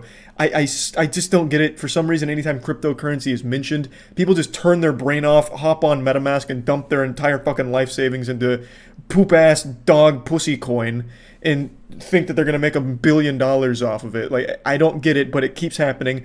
And CoffeeZilla mentions, like, hey, those people that you took the money from, they don't have that much money. And Ice Poseidon's like, oh, well, I don't like it when you say it like that. Now, I pleaded with Paul, or Ice Poseidon, to return the money that he stole, in part appealing to the guilt that he was taking money from his fans who were all much worse off than him. Ice Poseidon's response was that he didn't like how that made him sound. I don't know if you're aware of the fact that your average fan has way less money than you. So you're just taking from poor people. Like, you understand that, right? That is definitely not, that is not a good way to put it. That's a pretty shitty way to put it, my dude. I think it's a pretty shitty thing to do. So he clearly doesn't like to be confronted with the hard truth of what he actually did. So he's trying to like spin it somehow in his mind where he's not the bad guy. He's not the evil supervillain. So he's like, oh, no, this was actually a righteous thing to do. In fact, I'm like the Batman of crypto or some shit. Like, he doesn't like it when you explain to him that what he actually did is just scam people less fortunate than he is. And I really feel like he has some kind of main character syndrome or hero complex, because at the end of CoffeeZilla's video, spoiler alert, he does mention that he'll give back 155 grand. And then, like, what, expects us to pat him on the ass for it because he's giving back a fraction of the total amount that he stole? This goofy goober already stated in the interview he could give the full amount back if he wanted to. He just simply doesn't want to. He's a schoolyard bully, and he doesn't want to share his popsicles with the rest of the class. And, like, we're supposed to, like, thank him for the 155 grand that he's willing to shave off of his pubic hair for us. He's just giving us some crumbs back. And then it turns out he didn't even give 155 grand back, he gave 40 grand back, so he couldn't even be bothered to do, like, the full amount of his apology return. It's fucking shocking. Like, just imagine being robbed. They steal your TV, they steal your Xbox, PlayStation, they steal all your electronics. But then a week later, you get a box from the burglar, and he sent you the TV remote back and nothing else. What, are you supposed to, like, write a thank you note to them? Like, hey, fuck yeah, at least now I got this back. You know anything about that? I mean, yeah. I mean, not rugged, but, I mean... Well, someone pulled all the liquidity out. That's a rug, right? That would be a rug, yes. But there is still liquidity in there. 40K got left and 300K got ripped out? Or something like that? Yeah, I mean, that is exactly what happened. Right. Are you laughing? I mean, is that funny? I mean, no. You're hearing this right. He's admitting he took out 90% of the money, but that's not a rug pull, apparently. $300,000 is in there. There's two options, right? Leave the money in there, and then if BNB goes down to like $100, the money goes to shit anyways, or I could take it and the money is not just going to dust. I love that explanation there for, like, his reasoning of stealing 300 grand. It's like, I was faced with two choices, the ultimatum, you know, the red or the blue pill. Do I let the money sit there and hit zero in this fucking poop project that I've started? Or do I take the investors' money, 300 grand for myself, and then at least it never hits zero? I'm sure the investors wanted you to have that money, Paul. I'm sure they were really, like, breathing a sigh of relief, like, oh, fuck, what a hero. That money was about to hit zero, but luckily all of the money I invested went to Paul instead. So now I've lost all of it, but, you know, at least Paul's got it. I'll just call it a scam. I know you don't want to call it a scam, but it is a scam. So what did you make off this? Well, I got 55%, and then 45% went to my developers. So I don't know, probably like 300,000. Nice. What a good profit from doing. I mean, how long did you work on this project? Like, seriously, how long did you work? I'm just curious. Well, like you said, it was a fork, so I don't know, a couple weeks. 300,000 fat clams for 2 weeks worth of work, and I'm sure he inflated that. I don't think he did 2 weeks worth of work for this at all. And yeah, I highly encourage you to watch the CoffeeZilla video. It is absolutely wild. I'll put a link to it in the description. It is a shockingly honest insight into the mind of a serial scammer. And the way that he reasons things and, like, blames the people who got scammed, it's crazy. So I just wanted to talk about this because I thought this was fucking crazy. I thought it was nutty. So yeah, that's about it. So yeah. If someone told me I could get 100,000 views on my YouTube video and it would only cost me 7 years of my life spent in prison eating gruel off of the floor, I'd say sign me the fuck up, baby. What a deal. Prison is temporary. Clout is forever. And so is a criminal record, I suppose, but it doesn't matter, because internet updoots are all that really matter these days. This dream came true for a YouTube couple named Saucy and Honey. They were recently arrested and charged with third-degree criminal trespassing and conspiracy and could face up to 7 years in the slammer, all for those sweet, juicy YouTube views. They pulled off the most epic prank this world's ever seen, and the history books will remember them for it. They'll be talked about like Jesus Christ was in the Bible, the saviors of high-quality YouTube content. They did a 24 hours in Target challenge, or prank. You know that trend that every 16-year-old was doing on YouTube back in 2017?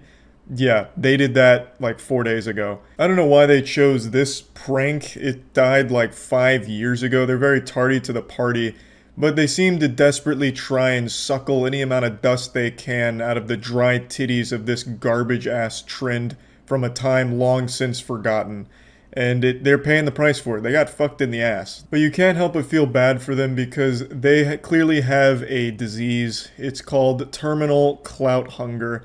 And unfortunately, it's a plague, and it's been spreading for quite some time on the internet now. Okay, what's up, Fascination Empire? And your girl, Honey, my baby! Okay, you guys, sorry we're rushing through this intro, but it's 9:37 at... Oh. Okay, you guys, sorry we're rushing through this intro. It's 9:37. It's 9:37 at night. Honestly, they should have slapped on an additional criminal charge for how dog shit their videos are. I swear to God, it's gotta be a human rights violation to have an intro this annoying. All of their videos start like this. It is painful. Sticking my head in a fucking dump truck while it's compacting garbage would be less miserable. A YouTube couple is in hot water over this video, in which they claim to have spent the night in a Pennsylvania Target.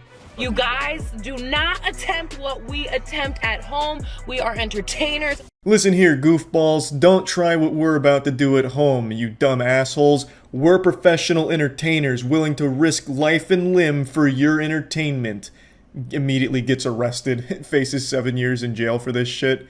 I don't know what she was thinking. This isn't exactly like a defense, right? It's still a crime no matter what. Just because you consider yourself an entertainer doesn't mean that you're all of a sudden immune to repercussions of a crime. This is like if a birthday party clown robbed a bank and when they caught him red-handed, he just honked his nose. Honk. Oh god, he's an entertainer. Never mind, guys. It's all good now. We made a mistake here. I don't understand why more people don't know this, but I'll go ahead and peel back the curtain. Most of those YouTube pranksters are fake. In fact, I'd say 95%. So all of the ones that did the overnight challenges, they cleared it with their local store in order to ensure that they were allowed to do it. And they didn't actually even spend 24 hours in the facilities they said they did. They just stay for long enough to get footage and then leave. But all of it was cleared beforehand with the franchise owner. Surveillance video from inside the store shows them wandering around various sections while recording video of themselves. While LaRose and Fisher told viewers that they spent the night in Target, police say they left through an emergency exit around 3 a.m. and tripped the alarm. But the couple returned to the store when it opened to the public to resume recording their video. What? They lied? They didn't actually spend 24 hours in the Target? What the fuck? That's gotta be the worst offense of all. You know, I could excuse the criminal trespassing and all that. I could even excuse the abominable intro to their videos, but the fact that you're gonna come in here and tell me you spent 24 hours in Target when you only spent, like, what, 2.5? Oh my god. I spit on that absolute garbage. They could have at least had the courtesy to spend the whole night there. Because at that point, now not only do you go down looking like a stupid asshole, but now you go down as a stupid lying asshole as well. And their audience of, like, I don't know, lobotomized 12-year-olds or whatever's watching it, they now know that they can't trust anything they do going forward. So even if they somehow do escape the prison time, which I imagine they will, I don't think they're actually going to spend 7 years in jail, they've lost the trust of their audience now. The couple was released on a $25,000 unsecured bond, and they're due back in court March 24th. Fisher told a reporter outside of court that she has no regrets, that they were living their life and having fun. But the couple said they would not be doing another stunt like this again. For Inside Edition Digital, I'm Mara Montalbano. I can't imagine that statement's going to help them very much in the court proceedings. Yeah, I have no regrets about committing the crime.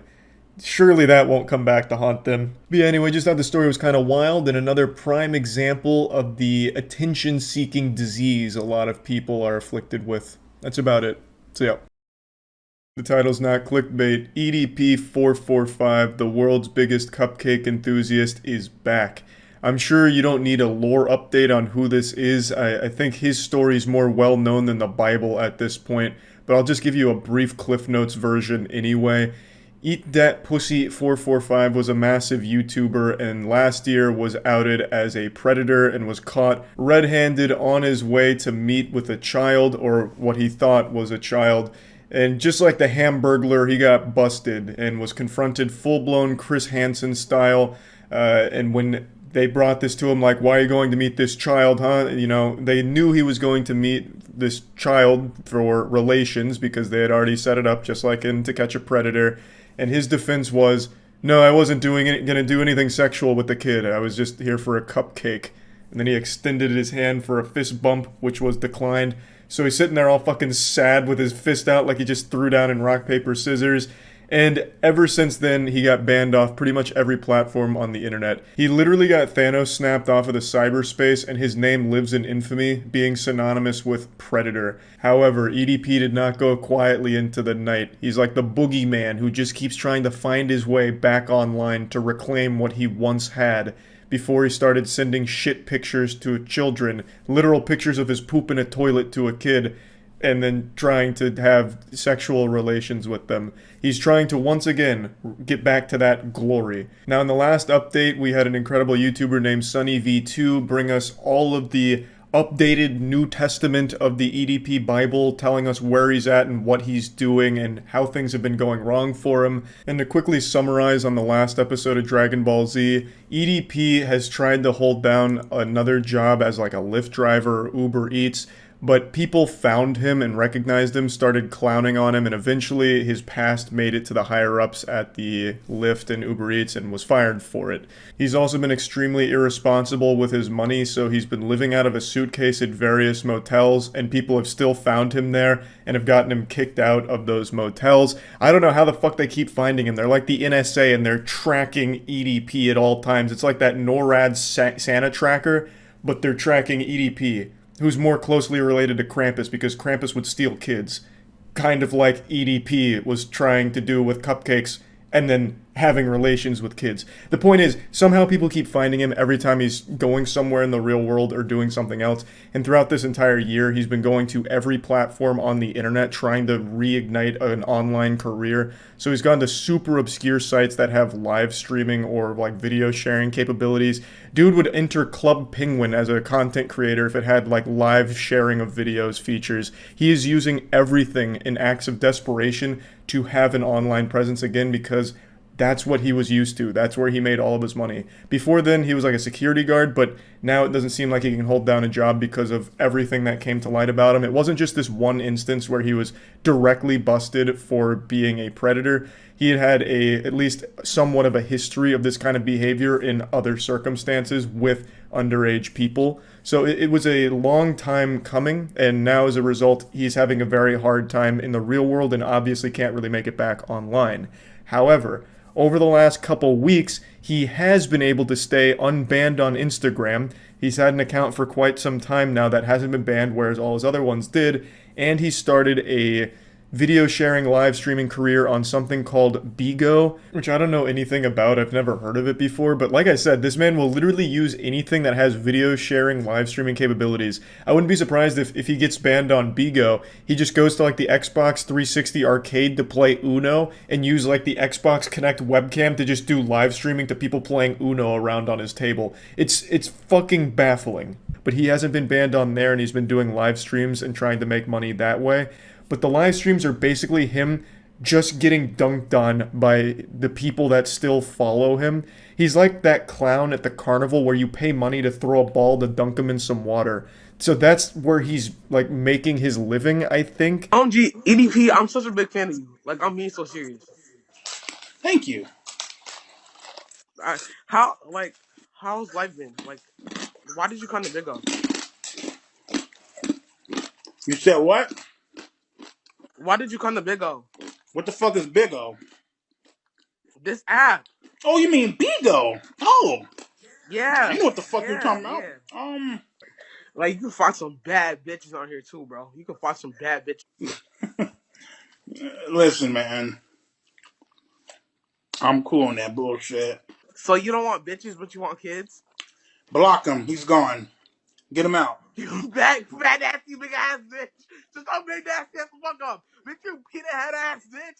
Bitch, you like touching on little kids. Bitch, you want a cupcake? Bitch, you want a cupcake face nasty big ass bitch. You fat nasty big ass bitch. You finna touch me next? You finna touch me? You finna touch me, you fat nasty big ass bitch? Bitch, you bald head ass bitch. You peanut head ass bitch. Needless to say, the stream was overwhelmingly successful. The man's been to so many obscure apps and services he couldn't even remember which one he was currently on. His whole, from what I understand, his whole streaming career now is he brings people on and they just insult him. It's like he is literally letting people line up to throw tomatoes at him you know, as a public humiliation thing, but they have to pay for those tomatoes, so he makes a little bit off of that. That's, at least from what I understand, the whole business model now is just being this human punching bag for people to make fun of publicly. It's so fucking weird. He of course ignores everything that involves the entire cupcake incident, and when it's brought up, he just immediately goes for the block and ban approach, even though he has to know it's coming. So the whole, like, pretending it doesn't exist thing is super useless. It doesn't do anything. So I don't know why he keeps trying it. And his Instagram page is super sad. This is sadder than the ending to Marley and Me. It's just like a high school girl's Facebook status. Like, look at his description. Push through and overcome regardless of circumstance. Bro, you're not some victim of circumstance where you were an innocent guy dealt a bad hand or something. You were the criminal.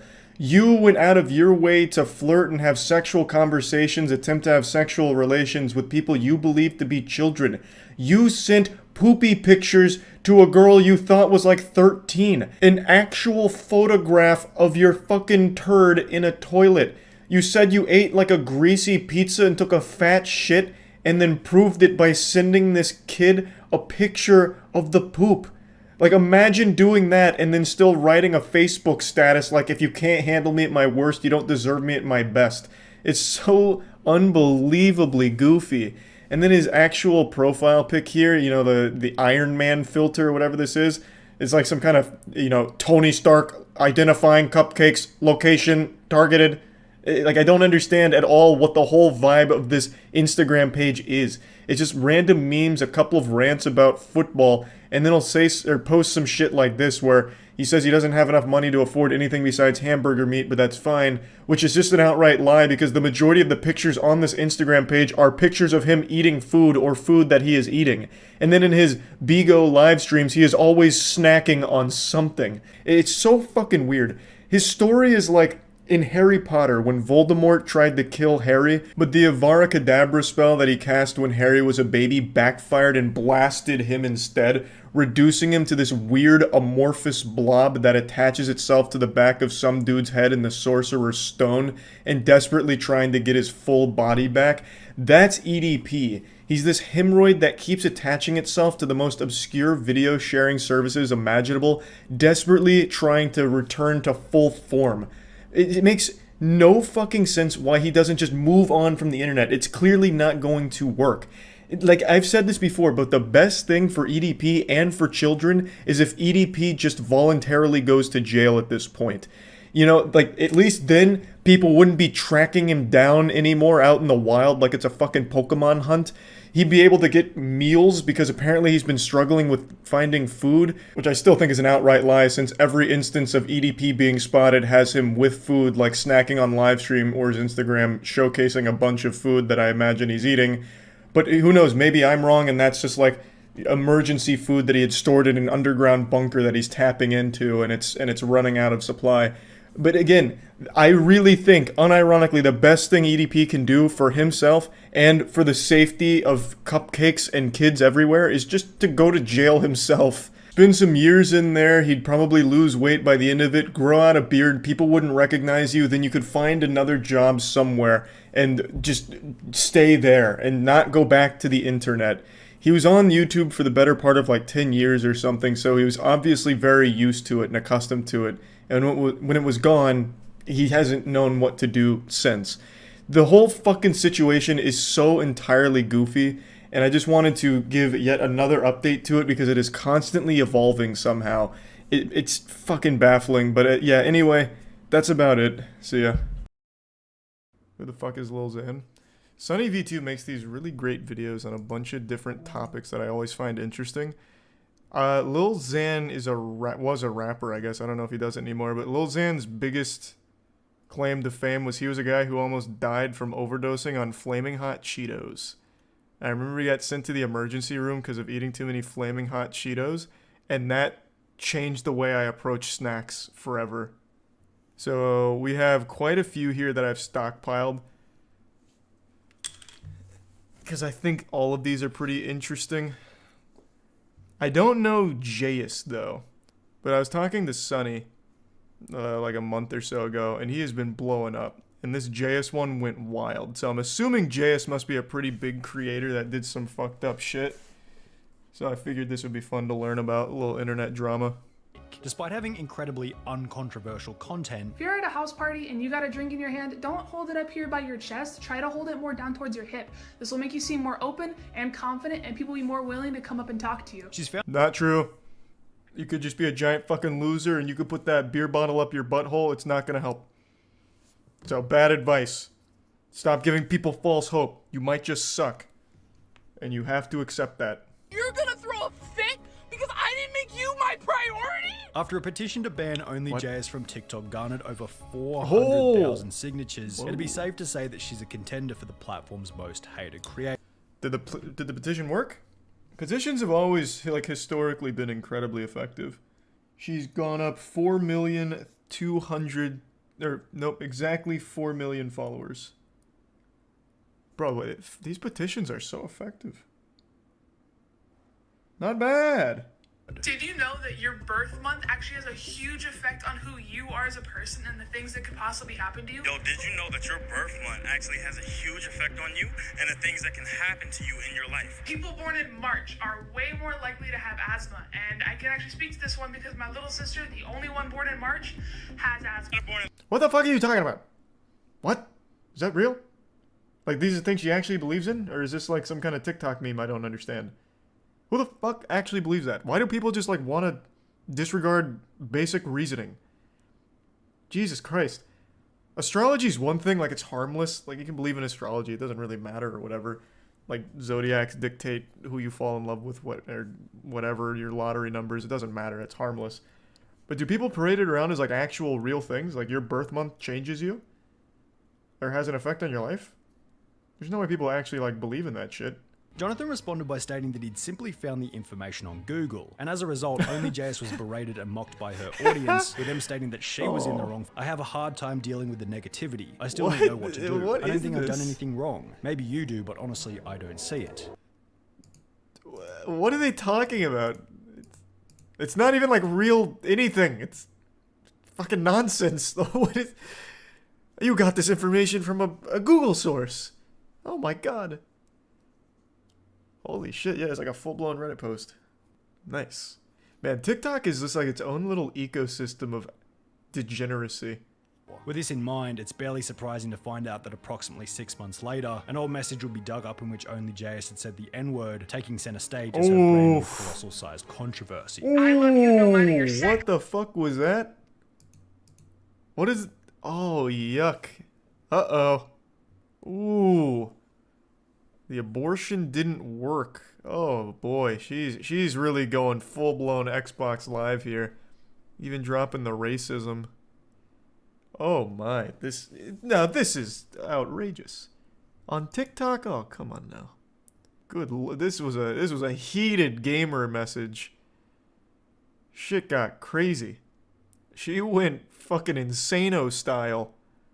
I wonder what the controversy was. Like, what sparked this message? Explain how I'm sucking up to Luna. Maybe, like, fanfic or something, maybe? I don't know. You're a role model to 10 million people, bro. I hope things get better, and I hope you educate. How did she respond, I wonder? There were a couple of comments in support of OnlyJS, however, as a whole, and understandably, the response was mostly negative. The best way that JS could have responded to this expose would have either been no response at all, or a short, cool, calm, oh my god, she's in a Rolls Royce. Is this where she did her apology video? This is a Rolls Royce, right? They're the only ones that do this Starlight thing, right? So she was born rich? That's nuts. It's not a Royce? I thought they had a patent on this. We watched the whole video on the dog shit Rolls Royce does.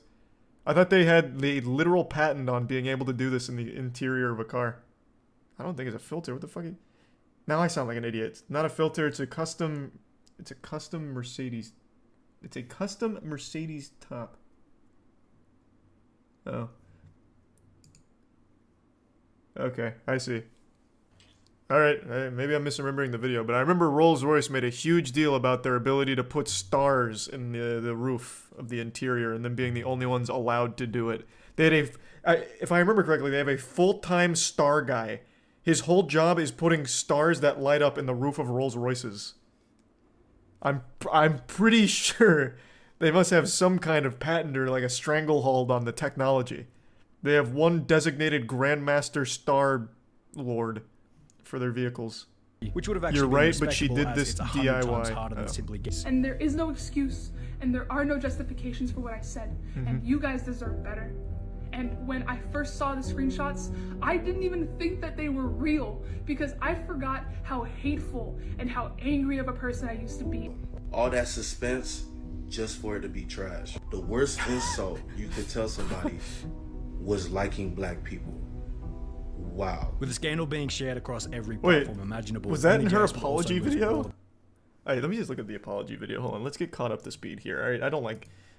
Because I forgot how hateful and how angry of a person I used to be. And Why aren't you crying? And where's your dog? No, I know that my words hurt people, and I know that my words have consequences. Well, not really. The consequences were 4 million new followers, actually. But I am so deeply Seemed to walk away pretty strong. for all the pain that I've caused. The first book that I decided to pick up was How to Be Anti-Racist by Dr. Ibram Kendi. What? And this will push readers that think that they're not racist into being something better. To her credit, she did acknowledge that it was a grift in the title, stating, What? I know it might come off as performative, talking about this at the end of Black Alright, History. I'm gonna hit you with the cold water. If you need to buy a book on how not to be racist, you've already failed. I think you're already too far gone. What the fuck? Hey guys, I just picked up this book on why murder isn't awesome, and it was a real eye-opener for me. Like, it made some points that I never even really stopped to consider, and I think if any of you are considering murder, you might want to check out this book. Like, it really might steer you in the other direction. Message. So I am sorry for basically ghosting you. I didn't mean to do that. I just have a very chaotic schedule and ADHD on top of that, so I genuinely just forgot. And it wasn't me trying to ignore you. Oh. You could have just hit me up again, but instead you decided to go public and try to add public pressure onto me, and that's not cool, so I don't want to collaborate. Which will once again receive a response from Aunt Karen, explaining that she had emailed only JS multiple times with no reply. You're gonna put it on me? In your voicemail, you said I should have emailed you again. Viral April 4th, Nation? I emailed you. How many times That sounds like do a you scam. expect me? And in classic only JS fashion, she'd post another emotionally charged response to the Oh. drama. Today's episode of What Are People Mad at Me For Now? Not checking my emails in a timely manner. I was joking. Forgot to respond to an email from this creator that wanted to collab with me, and instead of just like hitting me up again, they made 7 videos about it. Can you please leave me the f alone? I have a diet. This is like a Chris Farley sketch. That makes me forget things I couldn't check my email because I was living in a van down by the river. for days. For example, she will post this video. You can get your letters delivered for free without any postage if you just put where you want it to go on the return address instead of where it's actually supposed to be. Which will get the post office activists involved with comments such as, yes, please encourage people to do activities that cause the already failing post office to lose more money. Or when she posts this What a video strat. saying nothing more than Life what pro she tip. did. However, it eventually got to the point where only JS couldn't even make jokes anymore without being cancelled. Seriously. On the 23rd of May 2021, only JS would post the following video. If a service dog ever approaches you but they're alone, that means that their owner is in trouble and they probably can't move, so you should follow him, because you'll get a free wallet. It was clearly a light-hearted joke. Can't believe this is still up. It's obvious that it's a joke, but some people may still do it. It could start a trend. What you post on the internet reaches so many people, and some of those people What may are you talking about? How often is a service dog going to be approaching people and lead them to someone who is injured? That surely can't be such a frequent occurrence that it could start a trend on TikTok. What in the fuck is going on over there? Like, it's not a good joke or anything. Like, it's just a pretty generic one. It's like something that your grandpa would send you in like an old email chain. But like, why are they pretending like it's somehow like a terrible thing? It's like, oh my god, someone might actually do this. I see a service dog like once every 6 months, maybe. She's been tested over and over and over, yet has been unable to switch off and let things go whenever she's been put under pressure. As an end result, there's not only a Seems loss like of she's respect, only done but also 2 a never-ending apology freight train of videos. negativity and I hatred. thought it was gonna be a lot more. That was interesting. I never heard of any of that. Well, let's see how so she's gone up 4 million subscribers since this video. So she's doing pretty well on that front, or followers. So she's doing well there. What do the comments say? Do they still bring it up? Here, she posted 6 hours ago. No, just everyone being supportive. Yeah. Seems like everything's on the up and up. I was going to watch this one as well. This is about Sam Pepper. I'm sure a lot of you remember Sam Pepper if you've been on the internet for any length of time. Sam Pepper was an old prank channel who got notoriety when he did the kidnapping my best friend and executing his friend in front of him prank. I'm pretty sure it was faked. I'm not really sure, but either way it was really disturbing and weird. And then he turned into just a full-blown scammer. So he's taken big part in a lot of the NFT scams over the last 4 or 5 months, however long it's been. He's been like an integral part to scamming people in all of these big crypto scams. Surprise, as those who know the past of Sam Pepper, from his active persona on Big Brother to his fake pranks on YouTube, know that his that's the one I was entire talking career has about. been built on lies in a similar fashion to Dan Bilzerian, who he unsurprisingly happens to be an acquaintance of, judging from an Instagram photo taken out the front of Bilzerian's LA mansion. I think unironically, being Sam Pepper has to be truly miserable. The man's entire life, from everything I've seen, has been just living a full-blown lie. And I don't think he even has that much money to his name. I remember not that long ago, I think he was homeless. So he just lives a full-blown fake fabricated life and doesn't even make a living off of it because he has so many problems and just wastes all the money he scams. What a crazy cycle. What a absolutely, truly awful existence. Sam Pepper had a prolific reputation on YouTube as one of the fakest pranksters on the platform dating back to the early 2010s. So I worked out, oh, okay, I can do these pranks that these other channels are doing. And He was one of the first internet punching bags. However, prior Or to for even YouTube this, punching Sam Pepper bags. had already begun. The point at which Sam Pepper's audience discovered that his pranks were fake is pretty damn obvious. On his social blade, he went from gaining 100,000 subscribers every single month consistently between January 2013 and September 2014. However, 1 month later in October 2014, the growth not only stopped, but he began to lose around 10,000 subscribers every single month. The catalyst for this massive dive in viewership was a video titled Fake Hand Ass Pinch Prank. And after receiving a barrage of criticism from other Cool YouTubers, prank idea. His most recent fake hand ass pinch garnered the most negative attention because he was grabbing women's bottoms without their permission. as well as a trending hashtag on Twitter stating report Sam Pepper, he had no other choice but to admit that the video had been faked. You know, another video, and that brings me on to making the best friend killing prank. Yeah, that's the best one. friend killing prank. Arguably one of, if not the most over-the-top insane YouTube pranks of all time. Certainly crazy enough to put Sam Pepper's name back on the map. Involved in the video was the fake kidnapping of 2 friends, after which one of the friends I remember was this killed well. right in front of I the remember this other, very with the well. premise of the video being how will someone react if they watch their friend get killed. Let's see how he reacts to his best friend of 5 years being killed in front of him. Obviously, the whole thing was What a good fake. prank. All 3 people were What would happen if I do a viral executed stunt, your and family? Okay, cool. We'll help you out with Would this he viral find stunt. it enjoyable when I actually reveal all they're not 3 dead? Came up with the Sam had some successes as an IRL streamer in the CX network, however he was ultimately dropped after an argument with Ice Poseidon, which had partially been fueled by Sam Pepper's lack of integrity. He's like, oh, it's okay to lie as long as it doesn't affect anything. And that's not okay. Like, why are you telling my girlfriend it's okay to lie to me as long as it doesn't affect anything? Like, dude, this is not your relationship. After this, Sam Pepper disappeared from the mainstream. His Until reputation was crypto completely scams, destroyed. He had nothing baby. left to offer. 3, 2, 1. Chris! Chris! I don't want to. You said Chris! Oh, This video, which no. was clearly set up and probably used a stack of fake $100 bills, racked up over 28 million views. Now, the most interesting part about Sam Pepper's TikTok blow-up is that it follows the exact same trend as his YouTube journey. He blows up with a genuine heartfelt video about saving some duck eggs from a restaurant, then progressively makes his content more and more staged, and by the end he's claiming that he's won the lottery with absolutely zero evidence. If I play you rock, paper, scissors and I win, can I like rip this down the street? Rock, paper, scissors, shoot. Oh my god, get fucked, I'm idiot. gonna get in the passenger, I'm scared. Get fucked, dummy.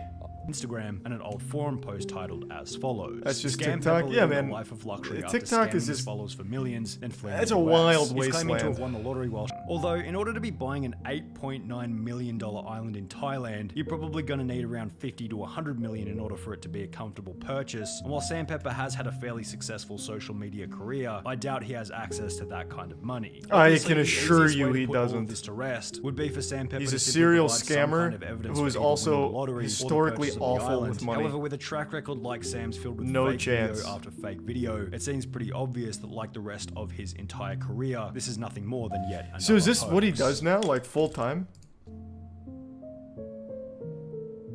He just full time pretends to be a lottery winner on TikTok? I mean, I guess it's better than the alternative of scamming everyone.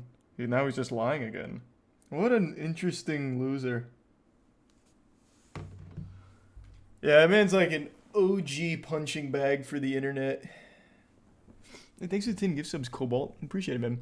Killing best friend prank is a timeless classic. It really is. Literally Dan Bilzerian. There's a huge difference between Sam Pepper and Dan Bilzerian. Dan Bilzerian was a massively rich kid from birth because of his dad. Sam Pepper pretends to be a massively rich guy from scamming. They're both, like, genuine, full-blown liars living a fake life. But at the very least, Dan does have a lot of money to back it up because of his family.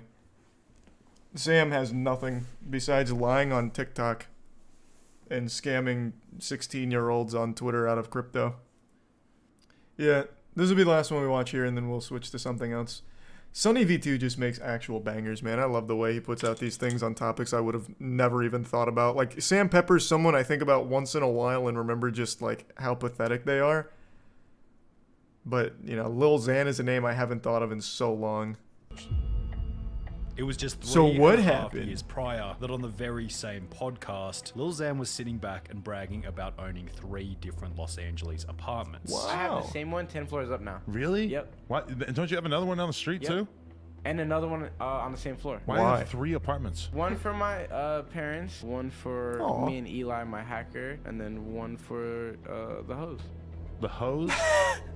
Despite once being in what seemed like an unlosable My dedicated situation, thought it was obvious apartment. that over the long run, Lil That's Xan's where I failure send was the not only hose. inevitable but work ethic. They could never get Xan to do the shit that he Yeah. actually had to do for his career. Like, I remember. I don't think I ever talking heard to one of Stat his about it, and he was songs, constantly ever. frustrated. There are going to be numerous examples throughout this video of Lil Xan I only often know being about him from unable the to do Flamin' Hot work whenever Cheetos it was incident. required. We already discussed him dropping out. Lil Xan kept missing the meetings, either as a result of being disorganized or because he thought the meetings were too good to be true. It's You, LA. you can't believe everybody. It's LA. It was a time when SoundCloud What? rappers were popping up left, right, and center to the What? point What that does it that was even becoming a meme. mean?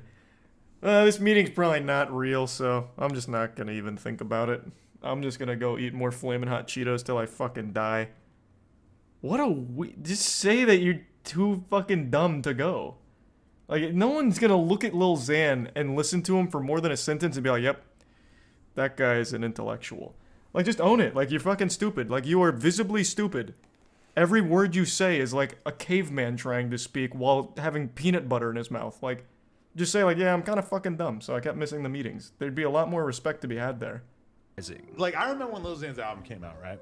And I remember having a conversation with Stat and being like, what do you think of the album? Because it was pretty obvious that the album was bad. Xan put in like no work for the album. And I remember having that conversation with him. And if it was up to Stat, Xan would have been sitting in the studio recording every night, and instead he was just doing drugs and having random ass girls come over every night. The other issue might have been that after the insane success of his single Betrayed, Lil Xan might have been lured into a false sense of security about his future and talent Poison as Bear? an artist. You have to keep working. What they don't tell you is that you coast totally fine. There's another hill. So you gotta keep going. From Lil Xan's perspective, God, he I would state love that the poor T-Pain. performance of the I fucking album love wasn't his T-Pain. fault, and was instead the fault of his management. I dropped like a mixtape. T-Pain that is got the way actual more, goat. Like, positive. Then Why? I'm like, I'm mad. Laugh about ruining a $1,200 hoodie after leaving it on the floor, So everything's on the floor. Expensive hoodies, $1,200 on the drain. and then go on to purchase 2 copies of the game Destiny with the goal of showing the store some love. Honestly, copies of Destiny. Like, dude, let's play something else, you know? Now, you could probably make the argument that What this was the just Lil fuck? Xan It's like spinning a- big whilst the it- camera it's was in like his face. Target. However, there was plenty of Hey, Target, this one's for you. 2 Destiny copies right now in this bitch. And I'm not a hero, okay? I'm just doing me. Alright, I am a hero. Fuck it, fine. Alright, you need an autograph? Okay. I'll take all my homies. I'll spend $700 to take 7 of my friends in there. Just to get Butterbeer? Just to get Butterbeer, and we did. And I don't film it or nothing. In addition to this, Lil Xan would take out That's a just loan to stupid. purchase a That's just Mercedes-Benz really stupid. G-Wagon, the price of That's which not even starting cool. at That's just around embarrassing. It's not a $170,000 flex. US. It's sad. I'm about to get a G-Wagon. Nice. My favorite car, dream car. Now, if we ignore the fact that Lil Xan would go on to key his own car whilst angry at a later date, I just did this to my car. Why? What the fuck? Scratched it, keyed it up. I just bought it. Keyed all the way. the levels of stupidity for this purchase go pretty deep. What Taking the out a loan to buy a car, fuck? moron. On the 21st of December 2017, just before he'd buy the car, Lil Xan would make a tweet which read as follows: "If you live in the Inland Empire/LA area and want to meet me tonight, pull up to 100 to 110 North 5th Street, Redlands, CA 92373, United States at 7:30. Now, it's hard to call Xan an idiot for this. I one. can't He was still early in imagine his more career and the than tweet like was made only 4 hours 25 prior to people the showed meeting up and time. the He average probably age expected had to just be a couple of people 16. to show up for the I gave like a 4-hour notice. I was heading to my hometown, so I tweeted a location, and then I just expected, what, like 50 people to show up? That's just how I am. I got there, and this video's on YouTube. It's like 2,000 people showed up. What? But I got fined because a lot of damages to cars and streets. To haunt him. The industry just doesn't care. They just want you to pump out hit records, and when you're useless to them, just leave you in the dirt. You know. In this video, Lil Xan would That is blame the true. He is sober absolutely right businessman about and that. manager Stat Quo for Very fueling true. his drug addict gang member. Oh, you're a snitch now, bro. He didn't make you do that. All this stuff. Like, bro, how am I a snitch? Did I go to court and rat on my gang? I don't have a gang. You can't snitch if you're not a gang member, bro.